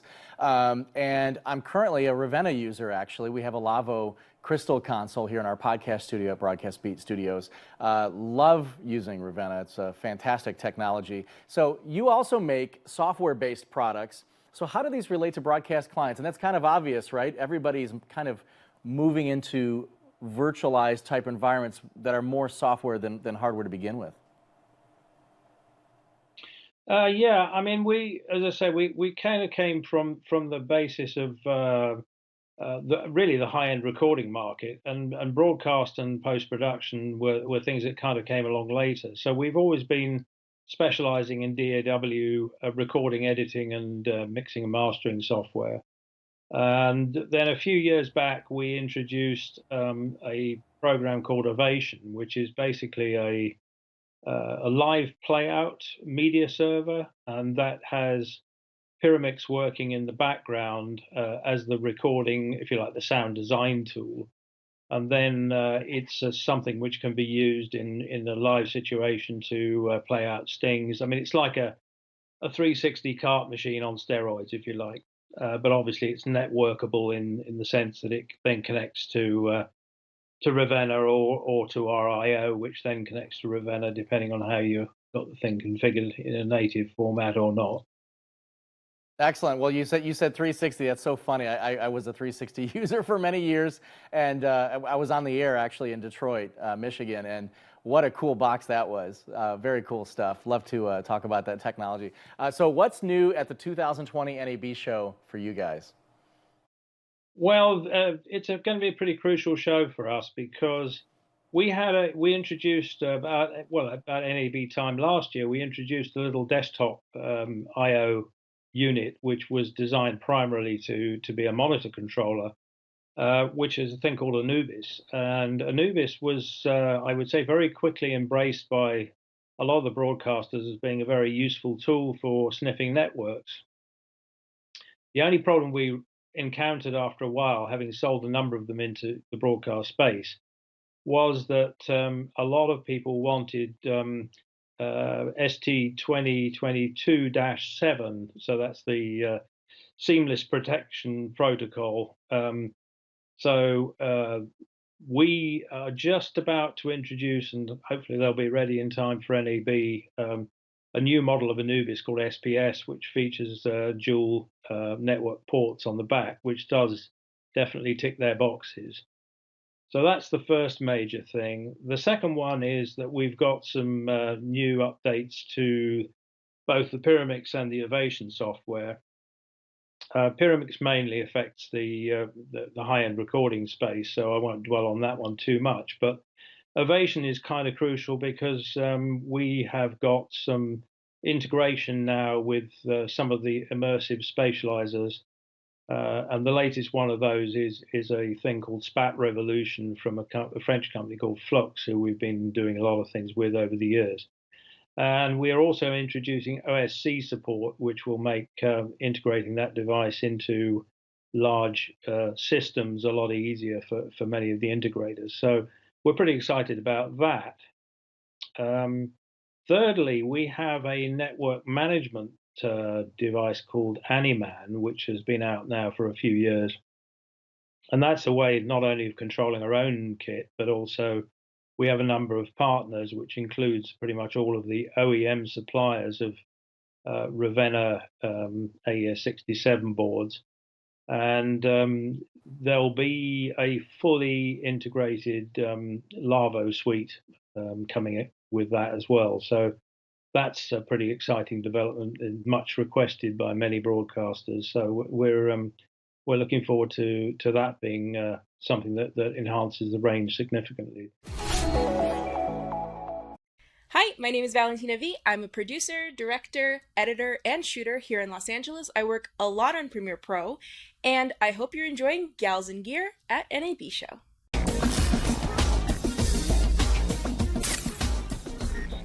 Thanks for joining us for this first ever remote online version of Gals in Gear on NAB Show Express. I'm Amy DeLuise. I'm a creative director living in Washington, D.C. and founder of Gals in Gear. And I'm Adriana.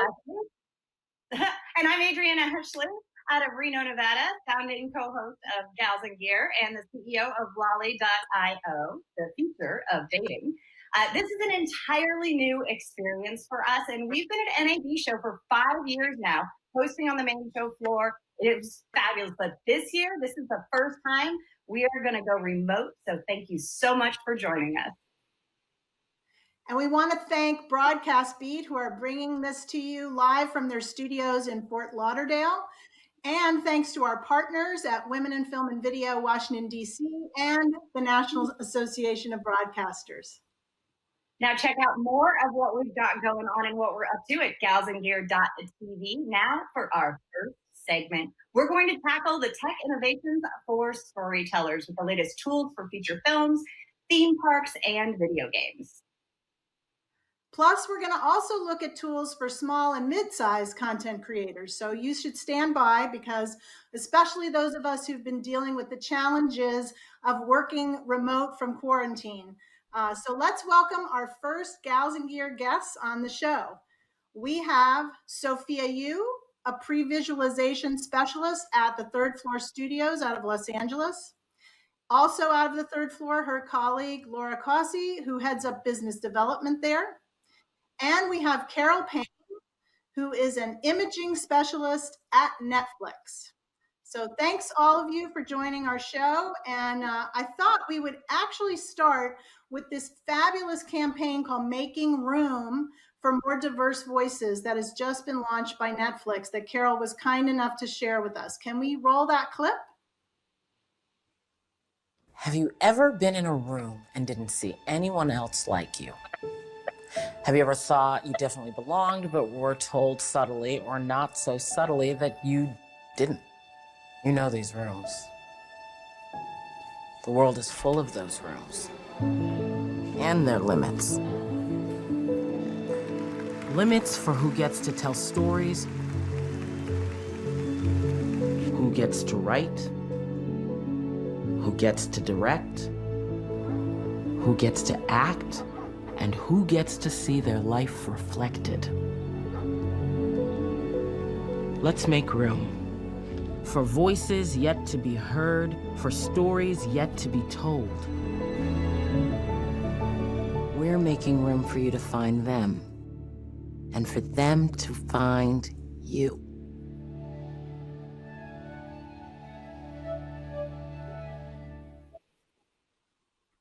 I love that. Is just fantastic. And Carol, you know, the thing that Gals in Gear is all about is that it's not just on screen or on set, but all the way through production, post, and distribution, which is why we're all here today. So I just wondered if you could tell us kind of what kind of democratizing tech solutions are you and your team working on at Netflix? Yeah, thanks. It's great to be here today. And definitely, one of my team's main goals is to make sure that whoever you are and wherever you are in the world, you can tell stories the way you want to tell them without having to bang your head against the wall thinking about how you're going to accomplish it technology wise.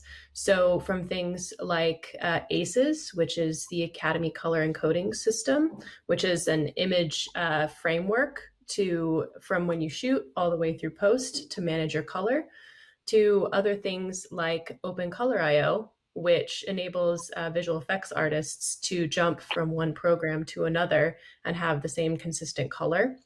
We're really trying to make sure that no matter where you are and what studio you work for and what film or TV show or game you're working on, those tools are the same and consistent and reliable.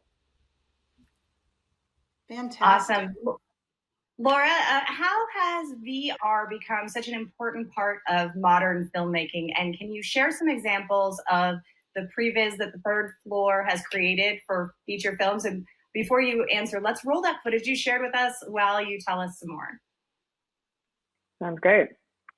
Yeah, well, thank you so much. Much like Carol and Netflix, we're really finding efficiencies by using tools for filmmakers. So some of the tooling that we've created is Pathfinder, which is our virtual scouting tool, which was used on the season 8 of Game of Thrones. It was really exciting for us to be able to create tools that we could put in the hands of filmmakers so they could utilize these digital assets. So we were able to go out and scan part of Ireland and use photogrammetry and LiDAR systems to be able to really capture that environment and then place our digital assets in it. So we're using VR setups on multiple shows right now where we can put the filmmakers in these headsets and they can explore the environment. We've also got a set of AR tools which create the same kind of environment, but you're able to put it in the hands of filmmakers. It's really an iPad-based or tablet-based tech that they're able to move around and walk around the space and really explore those digital assets and utilize all these different efficiencies that we're creating in these pipelines. That is so cool. That is amazing. I want to bring Sophia into this conversation as a previs supervisor. Sort of tell us a little bit about what your creative process is like, and go into a little more detail about some of the tools like this AR tool that make your job easier. Well, thank you guys so much. It's really quite incredible, like the kind of work that we get to do with our clients, directors, and VFX supervisors in our creative process, where basically, they just come to us with an idea and say like, hey, we want to create something really cool. Say like, we want to make a car chase, or we want to have this like really epic final battle for a movie. Like, how do we do that? And our role is just, brainstorming ideas on a day-to-day basis, pitching it back and forth to the client, and then creating that through previs and giving them the ability to create that vision before it goes to the finals. And then they can, bash through like hundreds of ideas with us before it gets to that final movie screen. That's awesome. That's what I learned in directing class. Direct with a pencil first before you start burning any film, because that was way back when we shot on 35 millimeter and it was expensive. I love this new tool. I think it's phenomenal and saves so much time. So Carol, I know you're excited about the 1.2 updates of ACES. For those who don't know what that is, including me, can you explain what that is? Yeah, so ACES has been around. First version was released in 2015, and they've done incremental updates since then. I'm really excited about 1.2 because it includes a major feature called ACES metadata file, which is a sidecar file that will come, that'll start all the way when you're shooting in principal photography and accompany your footage all the way through editorial, visual effects, and post. And it'll include color pipeline data so that you've all had the issue when you get to visual effects or you're in editorial and you have the dailies and you can't recreate that look, or your colorist goes in and is trying to match the dailies and you just don't know what happened. You don't know where those CDL values went. ACES metadata file is the answer to that, and it's just one more thing to incorporate in your tool set for a consistent color pipeline. I need that. I'm So- constantly white balancing. So speaking about color, Carol, can you go into a little more detail about OpenColor.io and how that is actually going to be a tool that affects content creators? Yeah, it's great. OpenColor.io is another open source tool set. It's part of the Academy Software Foundation now, and it is basically a at the bare bones, it's a config file that you can take and you can make your color pipeline decisions, put your lookup table in there, your CDL values in there, but also have, say, the standard ACES transforms so that you can combine those worlds into one and use it in Maya and Nuke and Katana and in Unreal for if you're doing real-time work, it works there too. And it's just another way. So you have, your ACES encoded images all the way through, and you use OpenColor.io to manage those transforms and what happens when in your color pipeline. Nice. Nice. And Sophia, again, ACES stands for Academy Color Encoding System, right? Yes, it does. Okay. Yes. So I'm Okay. curious, Sophia, if you could talk to us a little bit about the video game you worked on. Sure. So the video game I worked on was NBA 2K21, which is a basketball video game. And it was really interesting working with this client because, they really wanted to push this game to the next level in terms of like color and design and characters. And we had this experience where they wanted to use some technology that we have at the third floor called LiveCam, in which we can, we put all the actors, they wanted to get some mocap for their characters, but they also wanted to be able to see them in the live CG environment at the time that we were capturing. So we got our mocap actors all suited up and we connected it to our LiveCam system, and then connected it to a large TV screen in the mocap room. And in that, we could actually see the mocap actors' characters acting within the CG environment that we had created for their sets. For example, so if they were in a basketball stadium and it was two characters talking, we could see that live in the CG previs environments that we had helped build for the client. So it was really cool, really exciting for the client to be able to see their vision and figure out how to shoot these cameras, because we had the camera marked up as well so that the client could walk around with this camera on a live set and then see it reflected in the CG environment, and they could figure out precisely how they wanted to shoot their actors for their video game. Wow, that is just so incredibly cool. So we don't have a lot of time. So to wrap up this segment, I just want to ask each one of you going down the line, kind of what has been the most transformative about this kind of COVID experience that we're all having? In other words, in terms of your project workflow or teamwork or anything that basically emerged slightly differently because of that. And let's start with you, Carol, and then we'll go Laura and Sophia. Sure. Yeah, I think that for me personally, my team already has a flexible work schedule, so we were lucky enough to be already equipped to work from home pretty easily. What hasn't been easy is being without a lot of the testing equipment that we would use to help other people work remotely. So a lot of the post facilities, editorial facilities, colorists and visual effects, we're trying to test with them and help them get set up for reviews and figuring out what that even means in a very quick way without all of the monitoring equipment that we would want to test on, and without the range of TVs and calibration equipment. Figuring out creative ways to make that happen has definitely been really eye-opening, because we did it. And it makes you think about all the processes you did before and to try and really think about how that can really change going forward. Interesting. And Laura? Can I hear from you, Laura? Fantastic.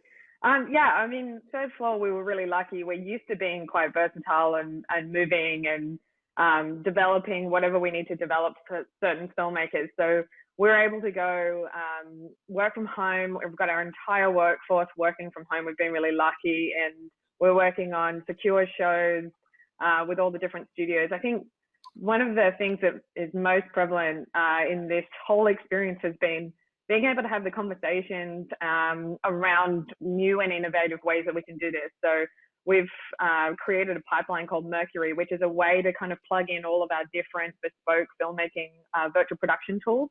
And now we're able to service these different creators in their different ways. We were speaking to Carol prior to this, and we're just talking about the efficiencies that are being created because people are having to step up and have these conversations to find these efficiencies. So it's been really interesting. Sophia? So what I learned from this whole experience of being quarantined is it's really interesting that the third floor was capable of doing this all along because, you know, like Laura said, we have our entire workforce working from home. And on the artistic creative side, I say it's actually going pretty smoothly. You know, as long as you keep communication with your artists, we can still push forward all these creative ideas. And it's really at a benefit to the clients because, you know, they aren't able to work. There are lots of parts of production for films and TV that, you know, have to have been stopped or delayed because of this COVID-19 experience. But for us, we're one of the few parts of production that can still keep on working because most of our work is technological, CG, etc. So I just think it's been a real learning experience to work creatively from afar. But I don't think we've been too negatively impacted compared to the rest of the industry. I think third floor is really doing great in this area. Awesome. One of the things that I keep hearing from everyone is that the silver lining of this entire pandemic is that we're learning ways to communicate, new ways to work remotely, and really getting efficient and dialed in. And I think that's going to be something that lasts a long time. We want to thank you for joining us on this premiere episode of Gals and Gear at NAB Show Express. And we hope to see you very soon. Be sure to check out all of our upcoming events at galsandgear.tv. And we'll see you soon to check out our upcoming events. Oh, and get your gear. Yeah, like this awesome coffee mug, which you're definitely going to need for all your Zoom calls. And I wanted to mention that thank you again to our guests. We're going to bring in some new guests. And while we do that, I just wanted to mention that Gals and Gear is a pop-up that we created. It's now in its 6th year. And we created this with support from our partners at Women in Film and Video, Washington, D.C., and at the National Association of Broadcasters, and with Broadcast Beat, who are bringing this to you live. And it's really our goal to make sure that women have voices at tech conferences, in training, education, and mentoring, and networking. And we'd prefer to be doing the networking in person for sure. But we're happy to do it online if we have to for women in all the technical fields of screen media. Can we tell them how we met on Twitter on a hashtag and how to meet the other Gals and Gear? So Amy and I met at NAB Show on the hashtag the night before it started. And I'm like, who's orphaned who wants to go to dinner? And I used the NAB Show hashtag. And I would literally hashtag people, tweet them as they're like, just landed at Las Vegas. I was like, here's where the parties are. Come and see us here. And I just started talking to random people. Do that with Gals and Gear. You never know who you're going to meet. I met a friend for life, and we've now been doing this show for 6 years, and I'm super excited. And it all started with a tweet. So tweet us at hashtag Gals and Gear. All right, so we're going to bring in our next guests. We have some fabulous women with us today. Coming to us from Los Angeles and San Francisco, respectively. We have Nikki Sun, host and producer of her own YouTube channel. I love the name, Tech Nikki Speaking. And Carla Prates, who's the workflow strategist at our friends at Digital Anarchy. Yay! Awesome. I'm so glad. So coming to us from Los Angeles and San Francisco, welcome Nikki and welcome Carla. So Nikki, let me start with you. We've been working behind and in front of the camera. I love your mobile tech units. Like, I need everything. I need all of that. You can do everything with practically nothing, and it comes out looking like a fully produced $1 million show. So I love that. This is Nikki Sun from Tech Nikki speaking, here with a gear recommendation for all my fellow one-woman bands out there. When you don't have someone filming for you or this really cool auto director camera completely controlled by hand gestures assisting you, I would recommend the Joby Gorilla Pod. It's super flexible, easy to use, and you can balance it anytime, anywhere. I personally use it for all my cooking videos and figuring out if I want to accept the next quarantine challenge. It's also perfect for hands-free use when video conferencing or FaceTiming with friends and family. The shoe mount allows you to attach external accessories such as a mic or a light. Pro tip, always use a light. I use my Aperture M9 LED light so I can stay well lit in any area of my apartment. For more filmmaking gear, tips, and tricks, please subscribe to my YouTube channel, Tech Nikki Speaking. Happy creating. Awesome. I love that. That's so Awesome. great. I've got my Gorilla Pod right here with ready my to Black go. Fury light on it. So, Nikki, tell us some more about some of these tools that you mentioned. One of my favorite tools that I use everywhere that anybody could utilize is my DJI Osmo Mini Pocket. It is so small. It shoots in 4K. I bring it everywhere when it comes to traveling and documenting everything. It's just one of my favorite tools everywhere I go. Awesome. Oh my God, I want that. I want to bring in Carla. And